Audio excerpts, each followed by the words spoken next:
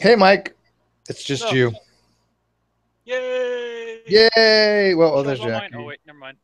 And I'm sharing the link around. You guys want to come in? I got some stuff I want to do. I just want to do a test. Um, so, so if oops, we can turn that off. So, anyways, I'll share the link around. You guys do what the hell you want with it. May run it for an hour or two. I just want to do it. I want to see if my computer can handle something while I'm doing this in the background. So, okay, guys, enjoy. I'll give you guys controls and have fun. Oh, hi there. How's it going? Okay. What's up? You guys are not very exciting without me, are you? Eh, Uh, we just got here. yeah, I just got here. I'm about to leave. I'm packing up a bit. What are you backing up for?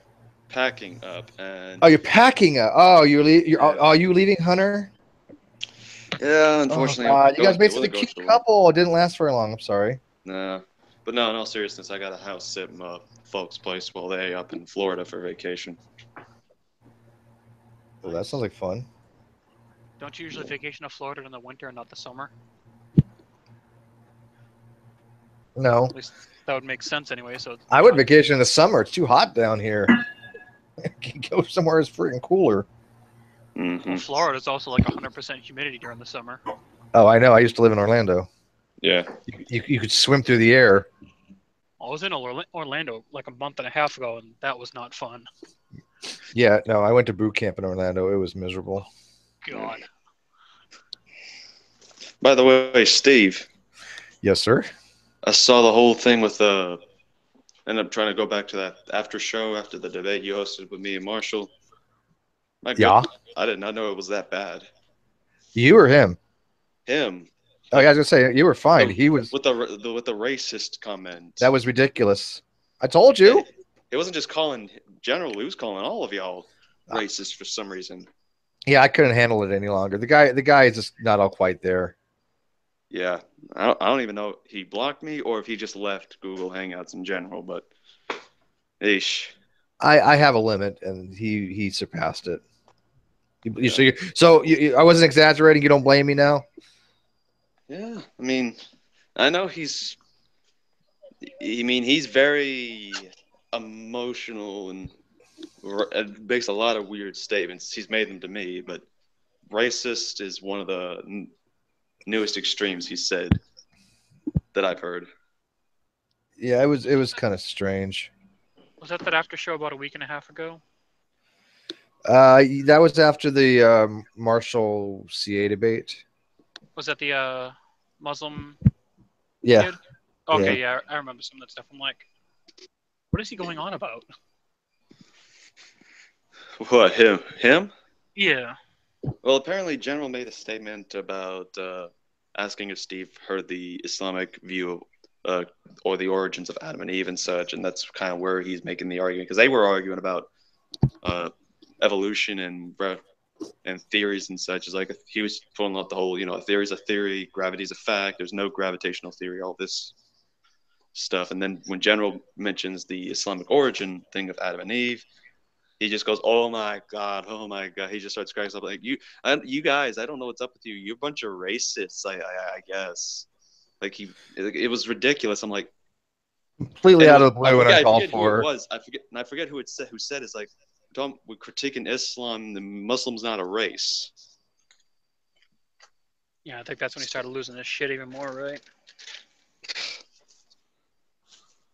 That's a that's the thing. Normally you hear like very ignorant rednecks say uh, things about Muslim being a race. Never would I've heard of another Muslim say go to that standard. I've heard it. I've heard him say it. I mean, remember when Sam Harris was on Bill Maher, and even Ben Affleck said criticizing Islam was racist. Yeah, that. Oh my goodness. Do these people not realize religious ideologies does not equate to race? Yeah, Especially because you could given be. the fact that a majority of Muslims are actually of Asian descent? Unless you're Jewish. Hmm.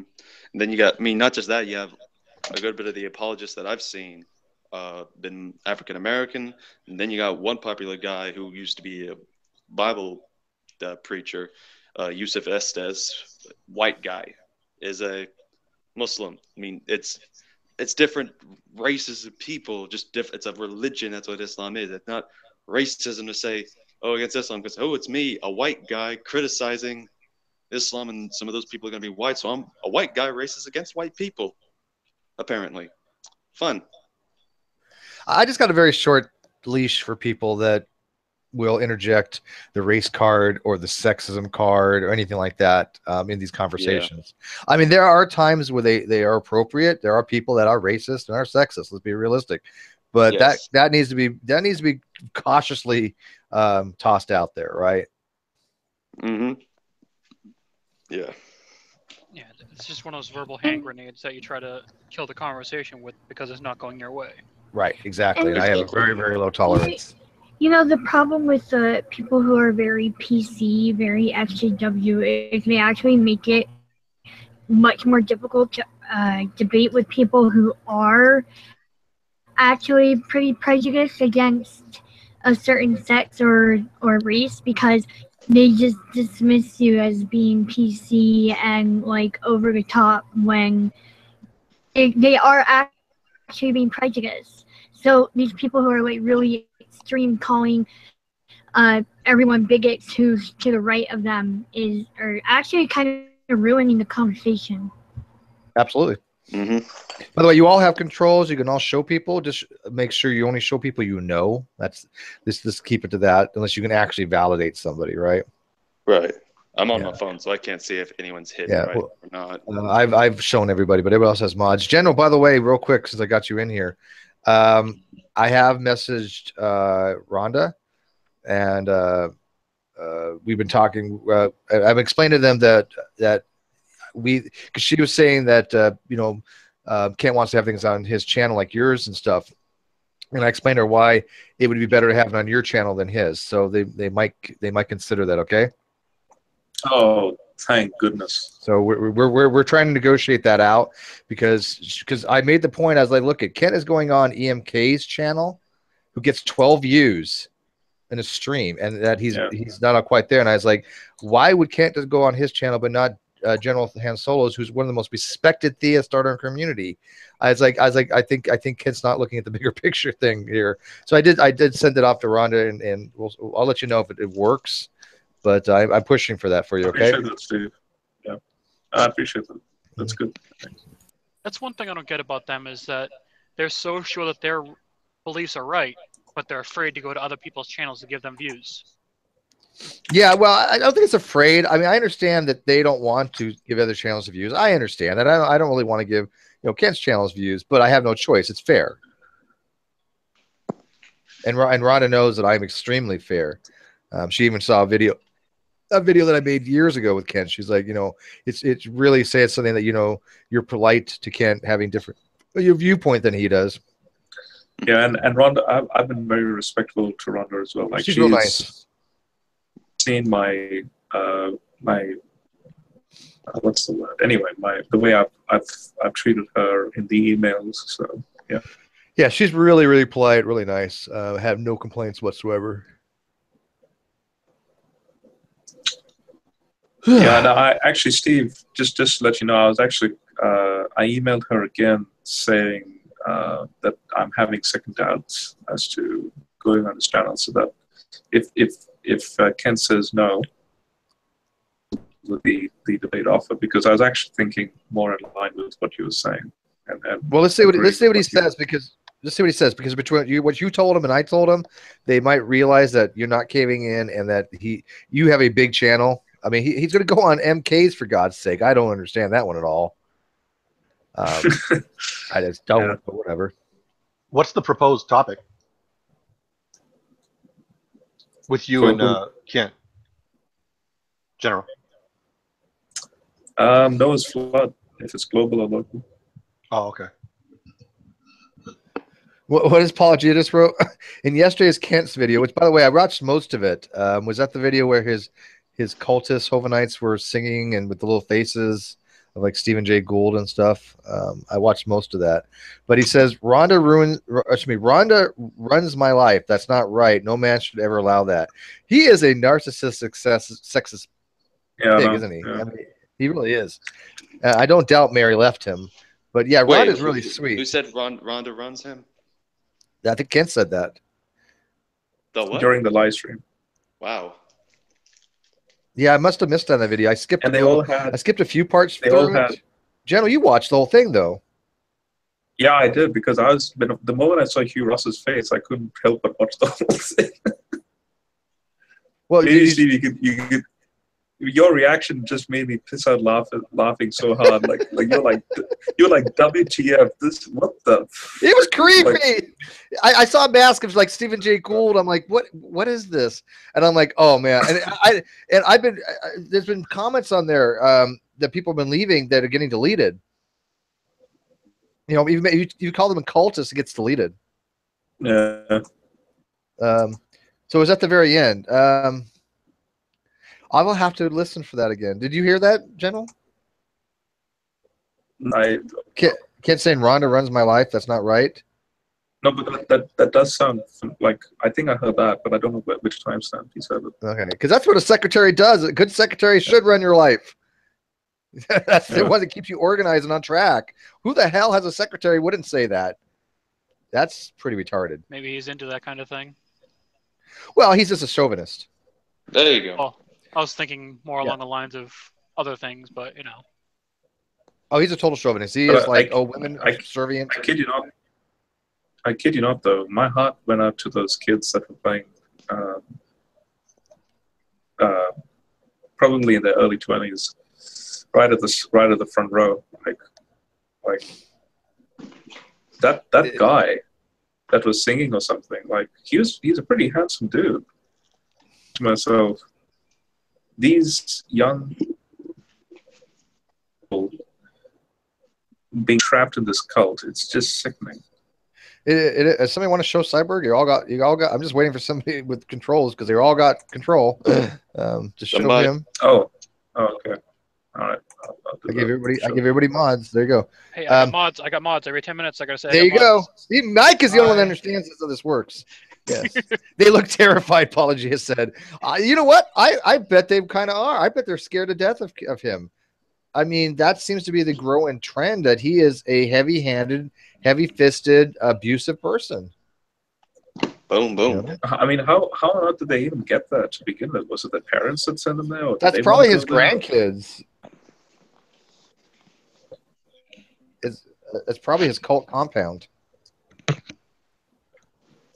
Has there been any sort of talk between him and Eric to try to patch things up, or is that you think never going to happen? I think it's never going to happen. Now, we've been reaching out to Eric lately. Both Paul and myself have been politely goading him a little bit. We'll see if he responds on that. Yeah, I seen you earlier on Facebook. Yeah, on Facebook and on Twitter, yeah. Christina asked, didn't Kent just get married to Mary? Yeah. Word is on the street that she's left. Oh, I was about to say good for Kent. So we'll see what happens. She was supposedly saying that he had mental disorders and was abusive. Now again, this is hearsay, so I don't know. I wouldn't be surprised, but I don't go with hearsay. Yeah, no, I understand that. That's why I'm putting it out there. It is hearsay at the moment. Nothing's been confirmed, and I want to reiterate that. Without mentioning that, you know, those two breaking up, who actually made out in the deal, him or her? Because she's got full anti-vax woo nonsense while he's got the whole young Arthur stuff. Yeah, but come on. Okay, if an anti-vaxxer says that you're too crazy for them, what does that tell you? I mean, yeah. I was on July 19th video at the 25:52 mark. Thank you, Paul. I will definitely check that out. Well, Steve, have you surveyed the Robert Beatty Ken Hovind page on Facebook? I don't know. Which one was that? Some guy that's like totally fixated on Kent, but he's basically been keeping track on literally every minor detail on the whole Mary thing. No, I don't think so. Changed his profile photo, and he's removed Mary Tucker's products of his store. Okay, so there is confirmation of some kind. Well, so So this is what I was able to find. So apparently, on the website, the secondpeter3.com site, all of Mary's products have been removed. Kent has changed his main profile photo from the photo he had of her and himself to just his own photo. Actually, the last time she hasn't been in the compound for over a month now. Wow. Really? And so apparently she saying, like, I think this is the 11th of July, she messaged him saying, "Oh, how dare you pass this rumor that Kent and I have divorced?" But that's the only message she sent. And Robert Beatty has the last 5 videos on Kent's channel is very cryptic, because constantly making, like, he starts off his videos by saying, or by showcasing parables of marriages and how women stick to their husbands and so on. And then the one with the Hugh Ross face, about, I think it was like 6 minutes in, he's like, "You'll become alone in life. Like everyone will leave you." Messages. Yeah, no, I saw that. You know, Yeah. yeah. But that makes no sense, because that means that, well, if his wives were Christian, why didn't people leave them? I mean, this persecution stuff, it's not just one-sided. I mean, if it was all Christians, wouldn't they receive the equal amount of persecution as Kent's getting? Exactly, yeah.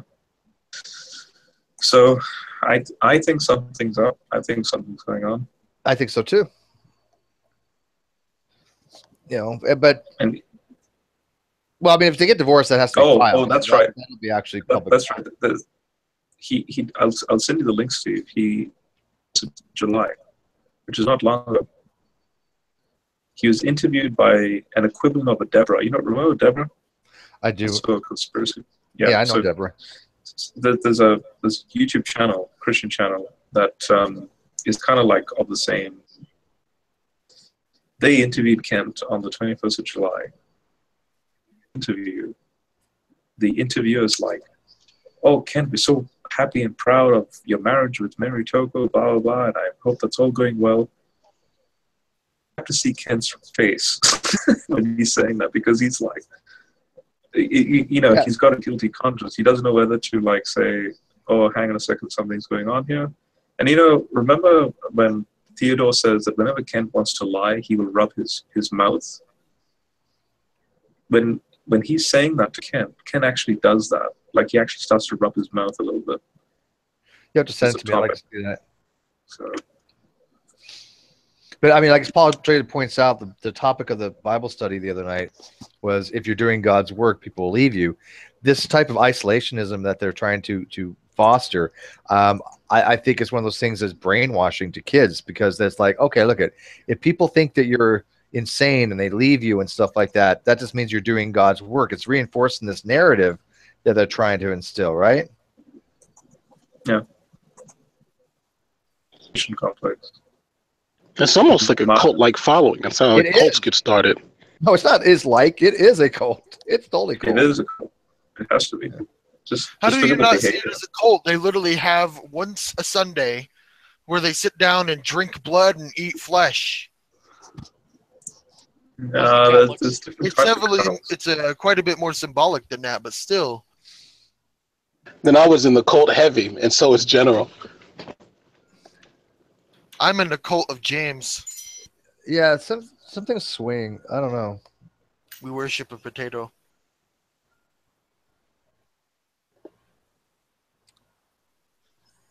Jackie, my bag's swaying a little bit. I have a bag here that's kind of like what I keep. Yeah, I thought swaying, but it could be just wind. I don't know. No, but I thought I just felt something move, so I'm gonna go take a look at an earthquake map. And yeah, me too. Hold on. It's shaking over there in California again, huh? We get earthquakes all the time. I don't even get out of bed if it's not even a 6 or 7. You know how scary that is for somebody on the East Coast to hear. It's like I've never experienced any type of earth moving. Well, except when I'm in bed with the wife. But other than that, it's just like Yeah, you call you it guys it's an everyday thing. I think they're cool. They're a little unsettling sometimes. You get that rolling, and it's like everything's just shaking, but it's just I don't know. Am I getting feedback? Who's got a mic open? I mean, I have a manual mute on my mic, so I just mute it like that. I don't know what's you. Hang on. But nope, it's gone now. Okay, false alarm. I probably just random coincidence. Yeah, I don't see anything. My bag is moving, but I think it's just from the. Yeah. It might be from the air conditioning. Okay. Yeah. I've experienced several earthquakes. My very earliest memory ever, when I was a baby, I felt a large amount of violent shaking because my family was living in Redondo Beach during the Northridge earthquake in '94. That's actually my first memory. I remember some big ones. I mean, I remember Winnekas. The San Francisco earthquake, 1925. Yeah, not that one. What about that one that caused the highway to collapse? My uncle was trapped in that. What about the ones during the What about the ones during the global flood? And that was Northridge. The highway. No, the highway collapse. That was Northridge, I think, in 1994. Yeah, I remember that one. Yeah, it was pretty bad. Why do I just see something? Are they still proposing the big one's going to hit? Because I know that when I was a kid, they used to always say the big one, it's going to change everything. California's going to become an island after the big one hits. I actually grew up in Northridge. That was my first hometown. Was Northridge. So I definitely know the earth. I definitely remember the earthquake in 1994 on that one. Although I wasn't living there at the time, I was living in Indio, but we still felt it. But yeah, I lived on Acre Street in Northridge, so it was like downtown Northridge. But as far as the big one, yeah, every year there's supposed to be more and more towards like this 95% chance that the next 30 years are going to be a 7 point or higher or something. I mean, it's not a matter of if, it is a matter of when. There's plate tectonic stress down there, right? That stress has to be relieved at some point. Yeah, that's true. I'm less, I'm less worried about the big one here in Southern California because we have building codes that have been around for several decades, and most structures here in Southern California are on the newer side, so they can withstand earthquakes. We've done a really good job at rehauling the highway system. The one earthquake that I am worried about is the one that's supposed to happen in the Pacific Northwest. Have you read the article about that? It came out like a year or so ago. There's no like early warning system up there in Washington or Oregon. The building codes, they don't have earthquake building codes, and if that hits, it's gonna be actually way more devastating than anything that could hit Southern California. What number on the scale can the buildings take? Can they take like a 7 or an 8, or can they only take up to like a 5 or a 6? I think most newer buildings are designed to take up to 7. There are some of the more there's a building on the UCLA campus that I've been in. It's supposed to be like the most withstanding building against earthquakes in the entire world. So that building could take like 10 theoretically. There's a lot of buildings that can do 7 or higher. Houses, like just regular older houses maybe could take 6s. A lot of apartment complexes in Southern California are Steve knows what I'm talking about. They're not like rundown older built apartments. They're like newer developments, so they should be able to hold. The only reason why I was asking because I know in New Orleans, all of their population was for like a Category 3 storm, and then a Category 4 storm hits. Your mic is crazy, Paul. Your mic is awful. Oh my God, your game went through the roof. Woo, boy! Like heavy duty. I'm awake. Can you guys hear me better now? It's still pretty bad. Yeah. A friend of mine that I grew up with that I've known since like I was 6 or 7. He actually is the president and CEO of a company called SidePlate Systems, SidePlate Technologies, or SidePlate Systems. It's a structural engineering firm in Mission Viejo, and he actually is the one that actually goes in and retrofits these buildings. And this project is funded by Warren Buffett. His name's Henry. Like I said, I've known him all my life. He's one of my closest friends growing up. So maybe if you guys want to know more about this, I can get a hold of him one day, and he'll come in and kind of tell us the technical detail. I only say hi to him on his birthday. I mean, because but yeah, it's pretty cool. Yeah, check it out. It's like his name is Henry Gallart. He's the president of SidePlate Systems. So. Well, the quakes in California is not what's got me concerned. Is in the past 5 or 10 years or so, there's been some rumblings out in Yellowstone. Oh. Yeah, but they could actually look at the bulge, and the bulge is nowhere near where it would need to be. I'm just saying, in the grand scheme of things, it's also a little bit easier to predict when a volcano is going to erupt than when an earthquake is going to hit. Who's Neil? He's cool. Someone. Yeah, email's fine. Okay. Doesn't look like he's been accepted in yet. Oh, you guys are slow on the uptake. Hey. No, I just don't I'm on mobile. I'm excused.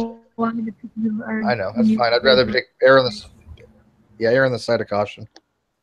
Yeah, no worries. Can y'all hear me? Yeah, I mean, email's a dick, but no, he's fine. None of us can hear you eat. Are you serious? Yep. We can hear you. None of us can hear you whatsoever. Oh, We're dude. having a full conversation with you, even though we can't hear you. Man, you guys are really good at predicting. No, I've been working on my sound card in my computer. I haven't been able to get my mic to work for a while. If only you idiots had gone with me, damn it.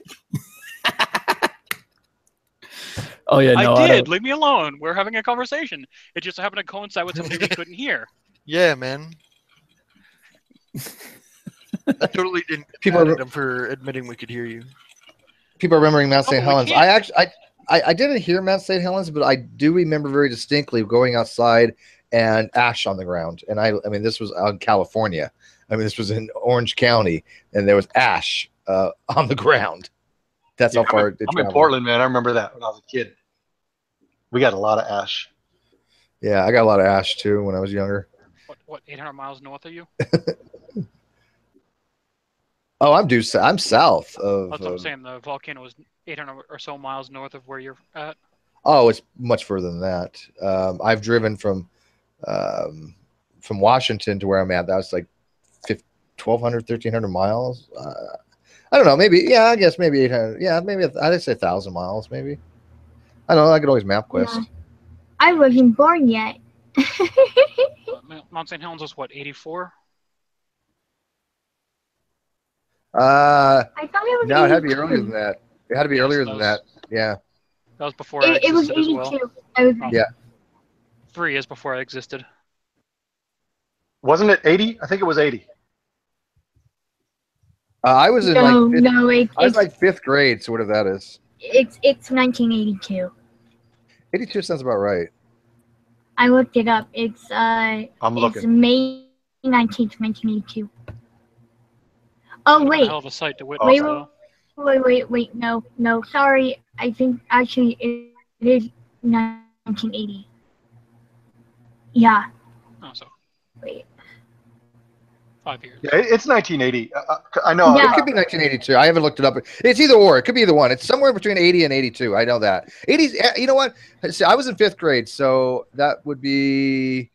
So I was 10, I think. So 1980. Does that sound about right? Yeah. Yeah. Yeah. March 20th, 1980, Mount St. Helens experienced a magnitude 4.2 earthquake, and on March 22nd, 7th, steam venting started. By the end of April, the north side of the mountain had started to bulge. On May 18th, set the plate. Yeah. It's 1980. Wow. We're losing everybody. That was a long Going to the time science, ago. we're starting to lose people again. Still talking about the science. How about we talk about geography instead? Because I probably know several video game geographies better than world geography. Same here. Oh, dude, I'm right there with you. I can play Saints Row 2 without ever having to hit the map, but I get lost on my way to work in the morning. I mean, fucking hell, I don't even know my own country's geography. I got the Legend of Zelda Ocarina of Time map burned into my brain forever. Dude, Legend of Zelda fucking Twilight Princess. I have all the secret locations memorized. Hell, I could get around Skyrim without my map. I'm the opposite. I'm pretty well aware of the geography of the world. I can place several obscure countries on the map and all that. I mean, I have a great sense of direction, honestly. If I'm standing in my school, I can tell where my house is by looking at which wall I'm looking at. And that it's from like a decade of Minecraft. All that puzzling and getting lost in caves and shit. I give all my credit to Minecraft. Oh my god. I mean, I had a good sense of direction before Minecraft, but yeah, I guess Minecraft did kind of strengthen it just a little bit. Can you point out Iraq on a map? Yeah. Is it on a flat 2D plane? Then I can figure it out. No, I saw somebody circle out, like on a world map, all of where the Bible was supposed to have taken place, and it's like, if you got like an actual map that would cover like a table, you could like set a dime on it, and that would cover where the Bible took place. Yeah, it's got that small red circle around the thing. Yeah. I think I've seen that before. That's tiny as hell. Like when I first seen that map before, I'm like, why are you showing an entire map of the world? I'm like, oh yeah, there's that small red circle. That was the known world, apparently, and that flooded. Yeah. Flood, sure. Localized, yes. Worldwide, where'd all the water go?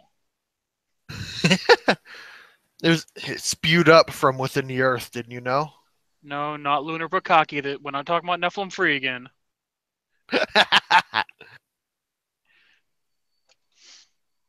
Has anyone noticed how the Australian Opera House looks a bit like Goku's hairline?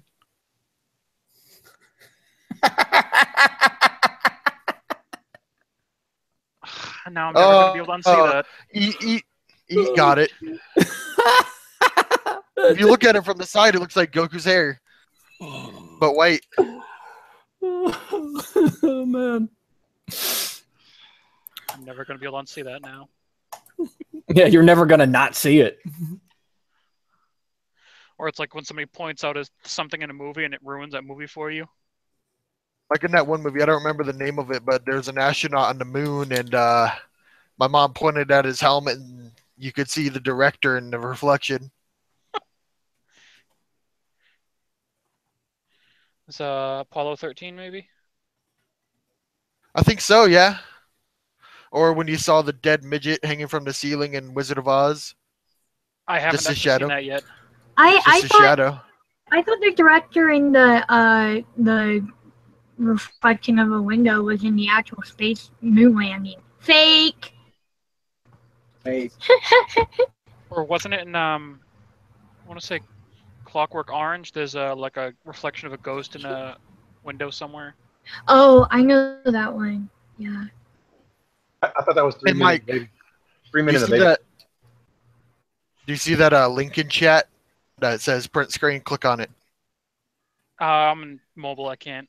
Oh. How about you click on it, Eat? And tell me what you think. Oh, God. It's Goku's hair next to the Opera House. I could probably just Google that real quick. You could. Oh, that's so versus Yeah, Opera House. I see the resemblance. I saw one where they literally just lined up Goku's hair with it and it matched perfectly.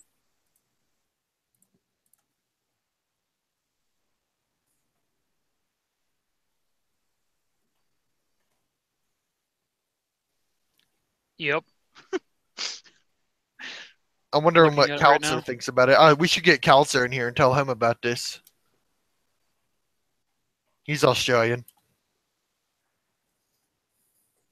Let me just go through my images archive. I have an entire folder filled with at least 3,000 images that are just idiocracy.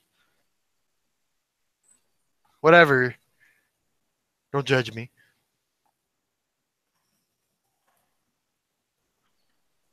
There's Donald Trump with Donald Duck's face. Ugh. Try and think of a way to mix Donald Trump and Donald Duck's name. You can't.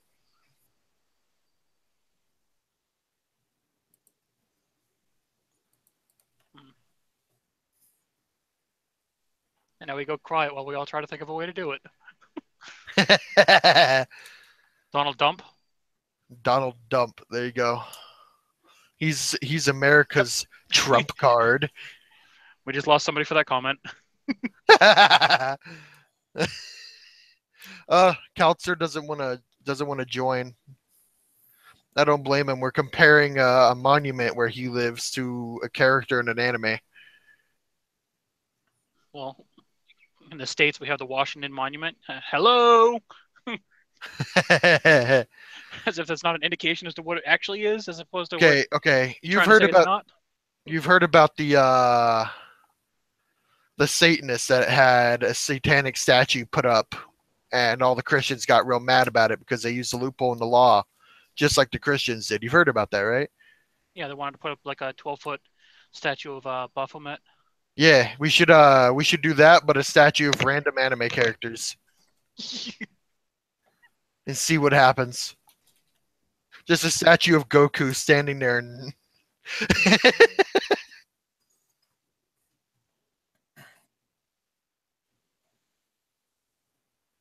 I have a picture of the Last Supper, but it's Ed, and Eddie characters.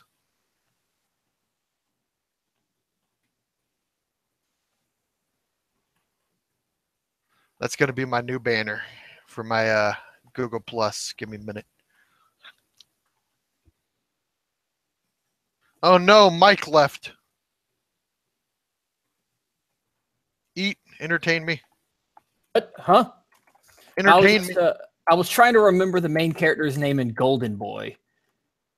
I haven't seen that. It's like this 6-episode anime. It's just a laugh riot from start to finish. And you were talking about making statues, and that was the first place I went. There we go.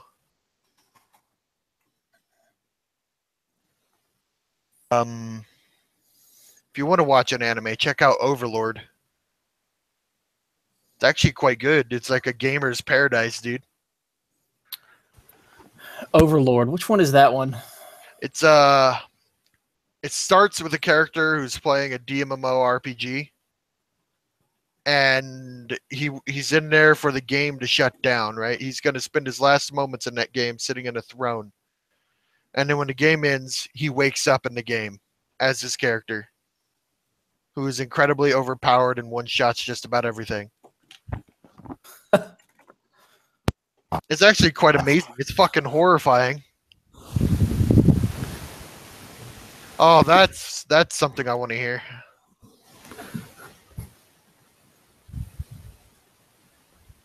Albade, how's your day? Well, I've just woken up. Where do you live? Well, I'm your Australian who lives in fake Newsville. Yo, do you think the Australian Opera House looks like Goku's hair? Well, speaking of that, how about if I give you guys an image that I took a few years back? Let me just screen share this. Give me a sec.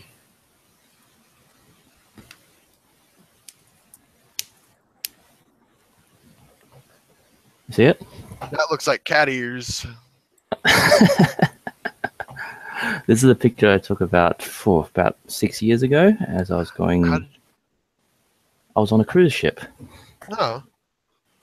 So That's quite amazing. Yeah, it's easy to actually take one when you're about 10 stories up on that ship. So Have you been inside of it? inside the opera house? Yeah. I've actually performed in there once. Oh my God, is it very high class? It's a pity they don't actually allow pictures to be taken inside there, though, unless you're like media. That's if it was, I would have taken pictures a long time ago. It is world class. Let's put it that way. And it's pretty roomy down in there too. I mean, there's Roomy? like 5. Yeah, pretty roomy. You think Does it about have a smell? Sorry? Does it have a smell? Does it smell like kangaroo or something? Contrary to popular opinion, we don't really have like kangaroos bouncing along our streets. I Dude, know that would be awesome. I know it's a bit of a shock to you guys, isn't it? No, I know. I just expect an Australian street to be like a normal street, but hello, mate, and that's it. Wait, you mean to tell me your entirety of your country isn't as displayed in Crocodile Dundee? Yes, a shocker, real shocker. I mean, Wow. like we're not always just chewing down on kangaroo tail all day long. You want another shocker? I literally There's have actually no idea what to do with my life now. another shocker. Parts of Africa are actually quite civilized. They aren't all like the commercials. That is very true. Oh god. The thing is, you get that on Goku's hair. Where the hell did Mike go anyway? I don't know where Mike went. Oh, god. Put that on his hair. Oh, someone just dropped his one. Oh, Jackie left. Let me see if I can find that Goku with the opera house above his head. I found it. It was that easy. Wait, someone's already made a pic with that? Yeah, somebody lifted up their phone with a picture of Goku on it and held it under the opera house and took a picture. Here's a print screen, unless you just want me to share screens. No, go ahead. Yeah. Okay. Because I don't think it would be smart for me to share screens in my image folder. There's a whole lot of weird shit in here. And I'm not talking about like porn or gore or anything. There's just weird shit in here. This is what happened to Neffy, I guess. Do you see the image? Was it call girls? Escorts? It works though, that image. It does. It's a little... Yeah, I mean, that's a side-on shot of the opera house. So... Yeah, a sidelong, and yeah, it looks like Goku's hair from the side. You know, there's some crazy places in this world. There's this, the Emperor's Corridor in the Czech Republic. Looks like a real-life Skyrim area. Nice. Well, didn't they, like... Would they not have, like, pulled real-life locations to make those in the game? I would think there's a whole lot of very pretty areas in the world that they might have drawn inspiration from, but I don't think they would have directly copied anything. I mean, look at this and tell me you don't think of Skyrim and like a Draugr's thing up there. Well, you're not exactly talking to a Skyrim gamer here, though, so I'm not really sure. I can imagine. You need to get into Skyrim. And I can imagine it will be in those kind of MMORPG kind of things. But yeah, I've never played the game before, so I'm not sure. Hi, Carrie. Can somebody on whatever Carrie so that they can talk? Okay. There we go. Hi, Carrie. Hello. What's up? We're talking about the most random shit to keep things going. Cool. Like what? How the Australian Opera House from the side looks like Goku's hair. Okay. You got me. Wasn't expecting that one. Yo, I have a picture here. It's obviously photoshopped. It's an alien on a beach getting a selfie done, and in the background you see the shadow of a plane in the clouds. The joke is that on alien worlds you see American airplanes instead of like on America you see UFOs. Like it. Got real quiet and judgmental. No, dude, I've got the most vicious cold, so I'm not even sure I should be in a hangout, but I'm going to keep myself muted periodically, make sure I don't cough you all out. This is going to be hilarious. Come on. It was actually kind of interesting today on my YouTube feed. There was this guy from Australia, Chaka. You heard this guy? He was apparently on one of the talent shows there. He Chaka, just makes the pianist. The yeah, pianist. he just makes stuff up as he goes along. It's amazing.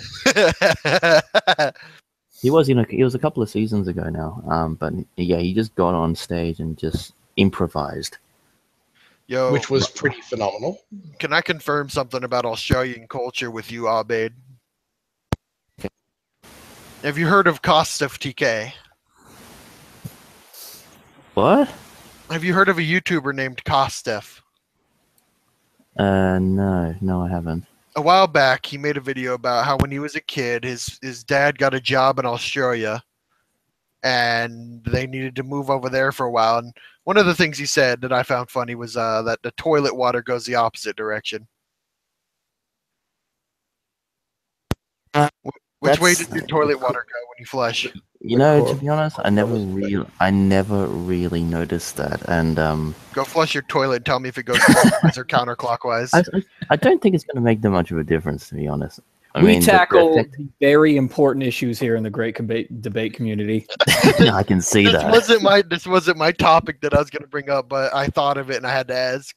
Nah, he said that when he was a kid, graffiti was the shit. Yeah, you gotta play flyers. That everybody, when he was a kid, was going around and tagging everything. Is that true? About 20 years ago. It could have been. When was this? He was off in Sydney. He was off in Sydney. What? He was in like one of the I don't know. There's a bit of segregation around here. I mean, like usually it's the north and the east are a little bit more affluent, and then you're out west and down south is a little less. So I know that his dad's work set him up in a pretty decent, one of the schools that they have, one of the nice schools. And everybody would just go off and spray paint the fuck out of shit for no reason. That could be true, though. I mean, like there was a lot of there's a lot of governmental buildings over there that just used to get trashed. You had like your public schools, you got your public libraries, and hell, even some of your public toilets just get absolutely spray painted to all hell and back. But that culture has kind of started to disappear. I mean, yeah, occasionally you still get the morons who actually come along and just start spray painting the sides of the trains as they stop in the stations, but they're really, really rare now. Yeah, I just wondered about that.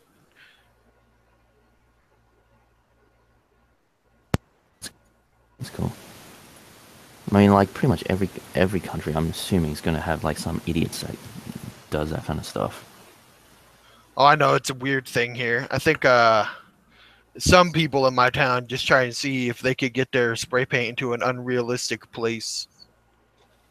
I'm gonna go spray paint the top of that bridge. No one's gonna know how I did that. Maybe my friends tied me to a rope and held me there while I spray painted. No one knows.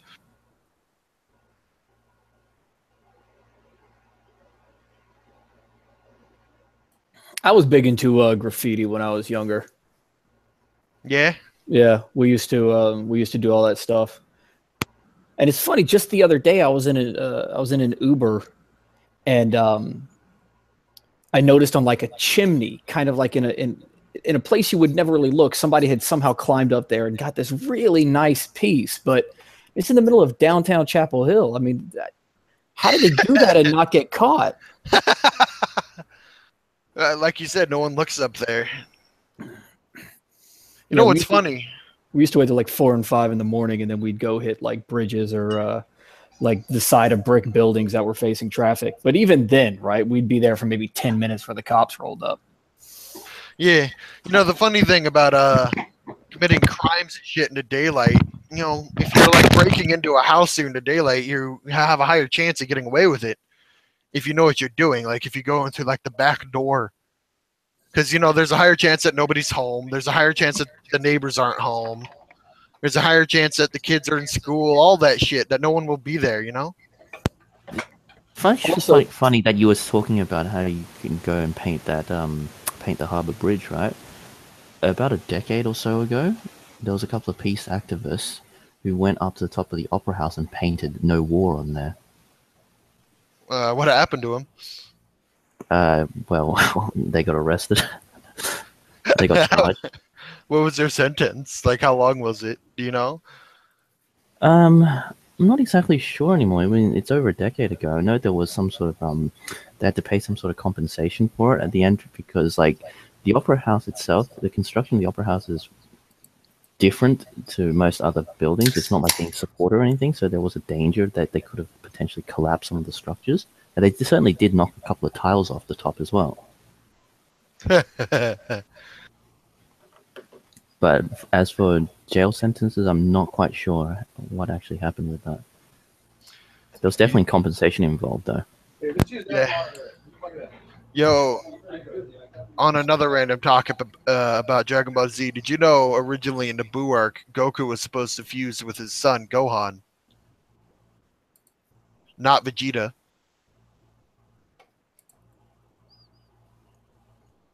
Oh, Mike's not here. No one cares. Yeah, I was about to say, that was silent judging. Over my head there. Whoops.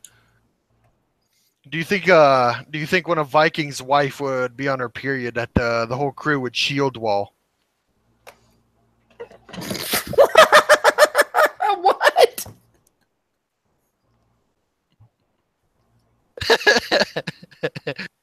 The fuck? Guys, my wife's on her period. Get your shields. They're angry month. Holy shit. They build them differently over there? What?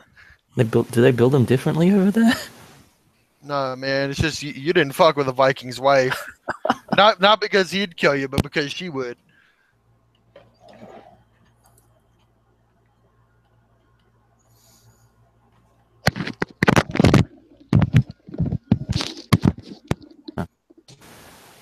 I really have to ask, like, I really, really want to have a go at that Tex fella. There was a couple of days ago. Were you guys, any of you guys there? Were you watching last night? What happened last night? No, I was out drinking last night. God So damn, that motherfucker got on here.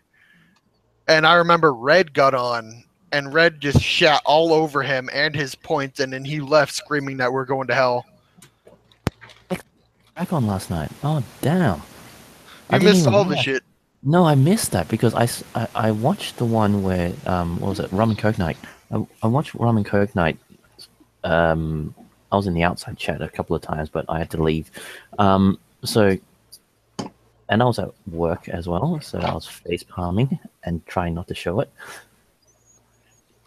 It was horrific, but now to think about it, I really have to go back and watch the rest of the clusterfuck that was yesterday's hangout. Dude, if you honestly want to hear about the bullshit with Tex last night, ask Steve when he gets back. Is that the bowl where he was shining a little pen light on?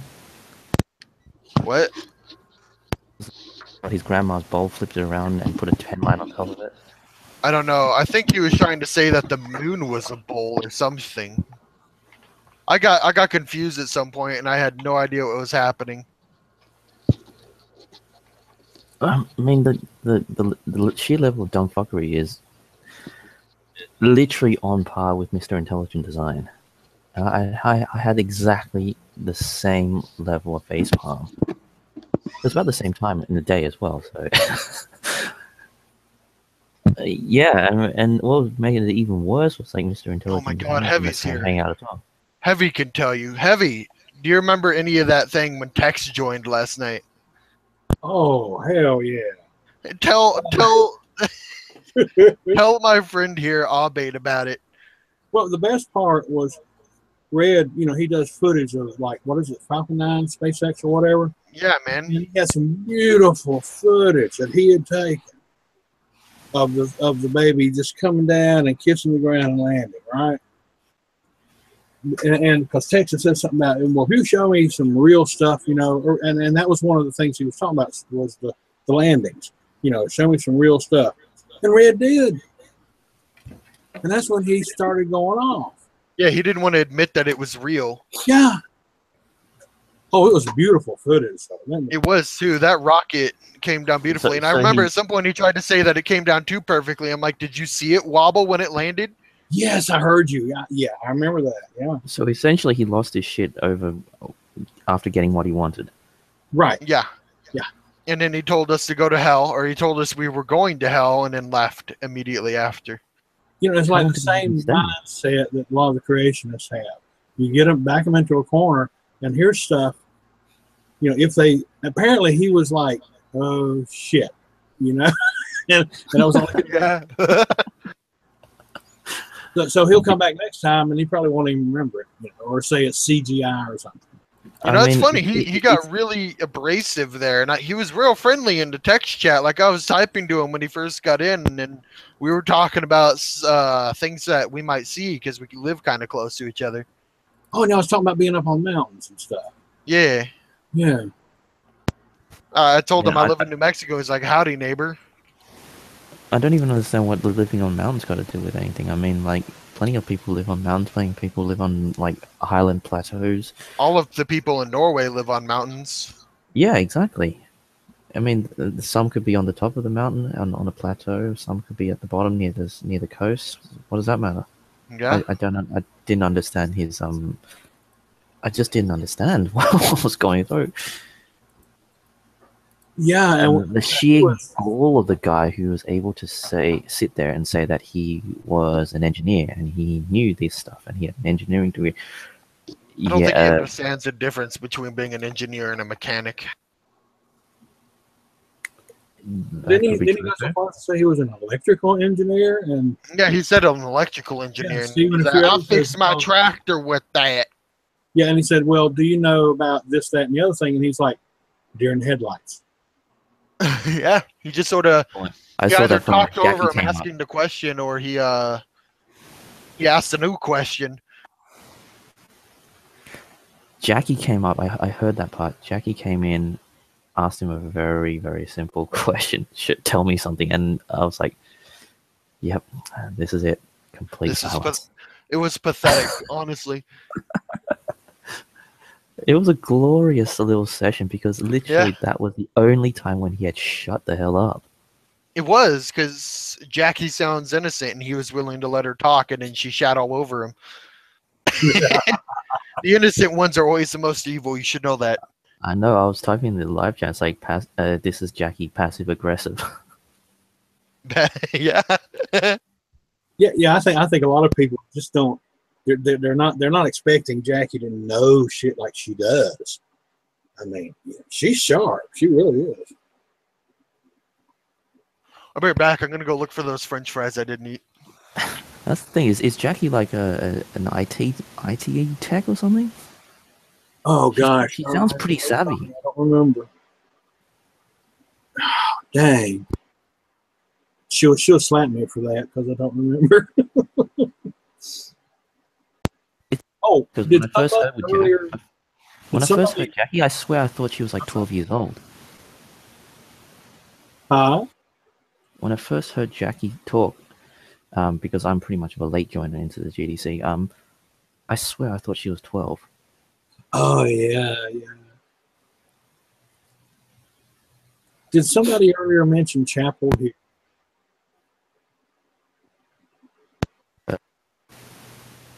Well, I just woke up from a nap, and I could have swore I heard someone say something about Chapel Hill, and I was going to come in and ask, are they talking about in North Carolina?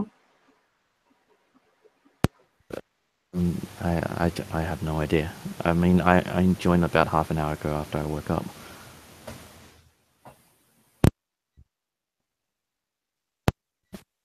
I guess it's pretty much a pretty bad time. What time is it over there right now? You see everybody getting all happy that Heavy Hauler joined. You're Loki, the favorite person here. Uh-oh. No, you can't play with my toys. Invite text. What's even his name? In it, not of it. In it off. Okay. It's him talking about living in the world but not being a part of the world. You know, like they see the world as evil. Is this one of the unsnipeable hangouts though? Yeah.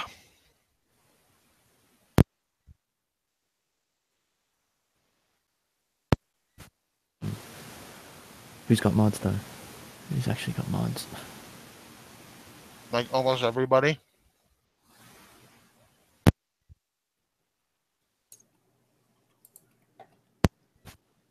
Steve is back but not talking. You all have mods that is snipeable, but who cares? This isn't an actual debate or anything. I know I'm going to sound like an old man, but what is sniping again? Is that where you join a debate and then kick everybody out of it? It's when somebody touches you inappropriately when you're in your childhood. We've all had that, haven't you? No? Oh. Okay. No, sniping. I was touching people inappropriately when I was a child. So.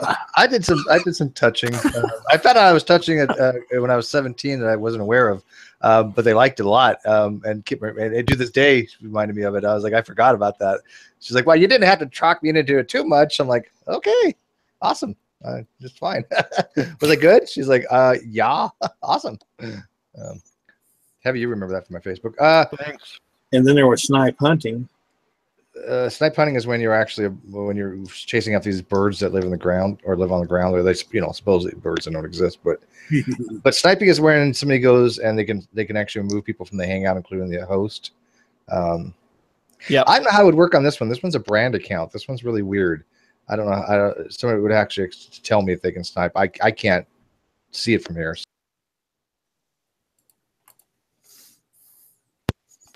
The fuck happened? I don't know. That's not sniping. Yeah, why are you trying to hide me? Yes. You trying to shut me down? Trying to like silence me? He just sniped himself. That's what he did. That's not sniping. Sniped himself. Yeah. Like I said, I don't care if this gets sniped. Who the hell cares? This isn't a my channel. You know, I honestly tried to join a chat with Darth Dawkins and hear him out. Seriously? I couldn't. I sat there, I made one joke like I have in every single show, every single hangout I've been in with Steve. I make a joke. At least one. I made one, I was labeled a troll and then muted. And hidden. Was there anyone else in the hangout? Yeah, his impartial moderator. Some dude with a black person avatar. Wait, that doesn't even make any sense. His impartial moderator. I mean, like, so what is he doing moderating then? I don't know. Oh my god, they have Muslim things for symbols. They're gonna kill us. Hi, Thomas. Wow. Hebrew for Yeshua, so it's Jesus. But if I don't say Jesus, then I'm not saved in Christianity. That's how they feel. So. Oh, he has Hebrew. He's a Jew. He's gonna take your money instead. No, it's interesting. I was on a hangout with G-Man, and it was funny. Yeah. He was like, if you don't say Jesus, then you're not saved. You must confess the name. And I was like, well, yeah. When I was baptized, I confessed in Jesus Christ, but it's still the same guy. If you want to be a part, and I called him a sacred nameite because there's a sacred name movement that people adhere to. I don't. I just kind of say Yeshua in terms of kind of like out of respect of his, that's what they called him Hebrew-wise. And it's funny, too. I was trying to tell him, I'm like, scholars know that he most likely spoke, he probably spoke a little bit of Greek, but he primarily spoke Aramaic and Hebrew. And he was just like, no, you have to say Jesus. And I'm like, well, are you insinuating that he spoke like Old English in terms of like King James era? Is that why you want to adhere to that? And he got mad about it. And, you know how G-Man gets. Wasn't there something? It was Yeshua Hamashiach, and I'm pronouncing. Yeah. So it's like Yeshua Hamashiach. So it means just Jesus the Messiah. It's just the Messiah. Oh, and then, for Holy Spirit, you say Ruach HaKodesh. Yeah. So I mean, it's funny because when I think for me it's primarily, and it's funny you were talking about Didi earlier. Ironically enough, Didi is part of the reason why I picked up my faith again. And it was sad because I may be the only person that he's ever helped pick up their faith, but it was before he went into his precept argument. We were just having a normal conversation about like historical, like the pretty much from, people always talk about when were the Gospels dated and how do we know if it's real? And I was kind of asking him in such a way that it was like, I wanted exact details of like how come nobody wrote as he was teaching his message, and he was like, you're thinking of it in the 21st century kind of view. It wasn't like they had TMZ. And I started to like look at things historically, and I kind of like was looking at other. Oh, what's up? Sorry. If God was writing it so that we in the 21st century could see it, wouldn't he write it in a way that the 21st century people could understand too? Well, that's the thing too, right? Well, part of it is I think people don't look at the timeline properly because there's certain different types of timelines. The biggest issue is that Paul's epistles, he started writing them around 53 AD. So some people say that Paul's epistles probably influenced how people, or some people think that his epistles may have influenced how people added or took away from the synoptic gospels. So Matthew, Mark, Luke, and John. Some people think that. I mean, I don't know if that's true or not. That's for me to kind of look into. But I think the issue is too. There seems to be what I've noticed with Christianity now, especially with the Hebrew roots movement kind of coming. It seems to be like everybody's still arguing over semantics of like what kind of salvation you're about, rather than listening to like what Jesus said or what Yeshua said. Like it seems like everybody's still arguing over the same kind of thing, and it's like just follow what the guy said. Like Jesus's messages aren't very difficult to comprehend, but once Paul's letters are thrown into a discussion, it becomes a heated debate over like sola fide, justification, sanctification, all these things. And it sometimes for me, that's the only reason why I join religious chats or theist chats, is to kind of like make sure everybody remembers who we follow. That's typically what I end up doing whenever I go on those hangouts. But I mean, if Didi's around, then I kind of go mute because I don't know precept. But EET. Okay, I know I know the name, but I can't think of what it is. Did you say something about Chapel Hill, North Carolina? Yeah. I was heading into Carborough, and to get to Carborough, you drive through Chapel Hill. Oh, because I grew up. I was born and raised in Charlotte, and now I live in Indian Trail. Oh, word up! Oh, really? Yeah. I was just in Winston-Salem. My mom lives in Thomasville. Yeah. I'm moving there in a year, so it's gonna be interesting. We got Mary Schweitzer here, and then I realized we have Bert Ehrman. Bart Ehrman, yeah. Bart Ehrman, yeah. I don't know that much about him, but he's here in North Carolina too. Wow. I'm like, wow. Yeah. Yeah, Bart Ehrman's an interesting guy. I've never read any of his books. I've seen some of his speeches and stuff online, but it's weird. He's I mean, I guess he's considered himself an agnostic, but he's done really, really good, thorough work on the Gospels and translations and how scribes may have added or mistranslated things, and that's always up for a debate. It's always interesting. Yeah, he does a really good job of of kind of leaving his position, like his personal belief in it, kind of out of it, and making this really cool case for like how things were translated and how easy a mistranslation can then become the new line, which then in and of itself gets mistranslated. Is a very interesting. Oh, exactly. Well, actually, it's funny you said it. So one of the things that I've been looking into, or not, I wouldn't say lost gospels, or not really any of the Gnostic stuff, but there's documents that is like around, I would say, I guess if you went Bible timeline, like when Acts is being written, there's a lot of stuff that was kind of like as the church is starting to grow and people are kind of making their own little sects and stuff. There's certain documents that are like in the 1st century that kind of show you how churches were formed. Like if you look at the document called the Didache, a lot of people don't know about it, but the Didache it's not like a Gnostic gospel. It's just the teaching of the 12. That's what it's called, and it's anonymous. But in this particular document, it specifically shows you the Eucharist and communion. And I've never heard of it until a few months ago. But when I was reading through the Eucharist side of it, I mean, it's almost like word for word how the Catholic Church does it. And I thought it was very intriguing because it's like, how come this isn't really known? And I Wikipedia'd it, and it's purely factual. They don't know who wrote it, but it's specifically geared towards Jew converts kind of becoming Christians, or I guess Jewish Christians as they called themselves in the 2nd century, stuff like that. But it's intriguing because a lot of people don't know about those documents, and it's not like they talk about salvation. They just talk about this is what the new way is because of Yeshua.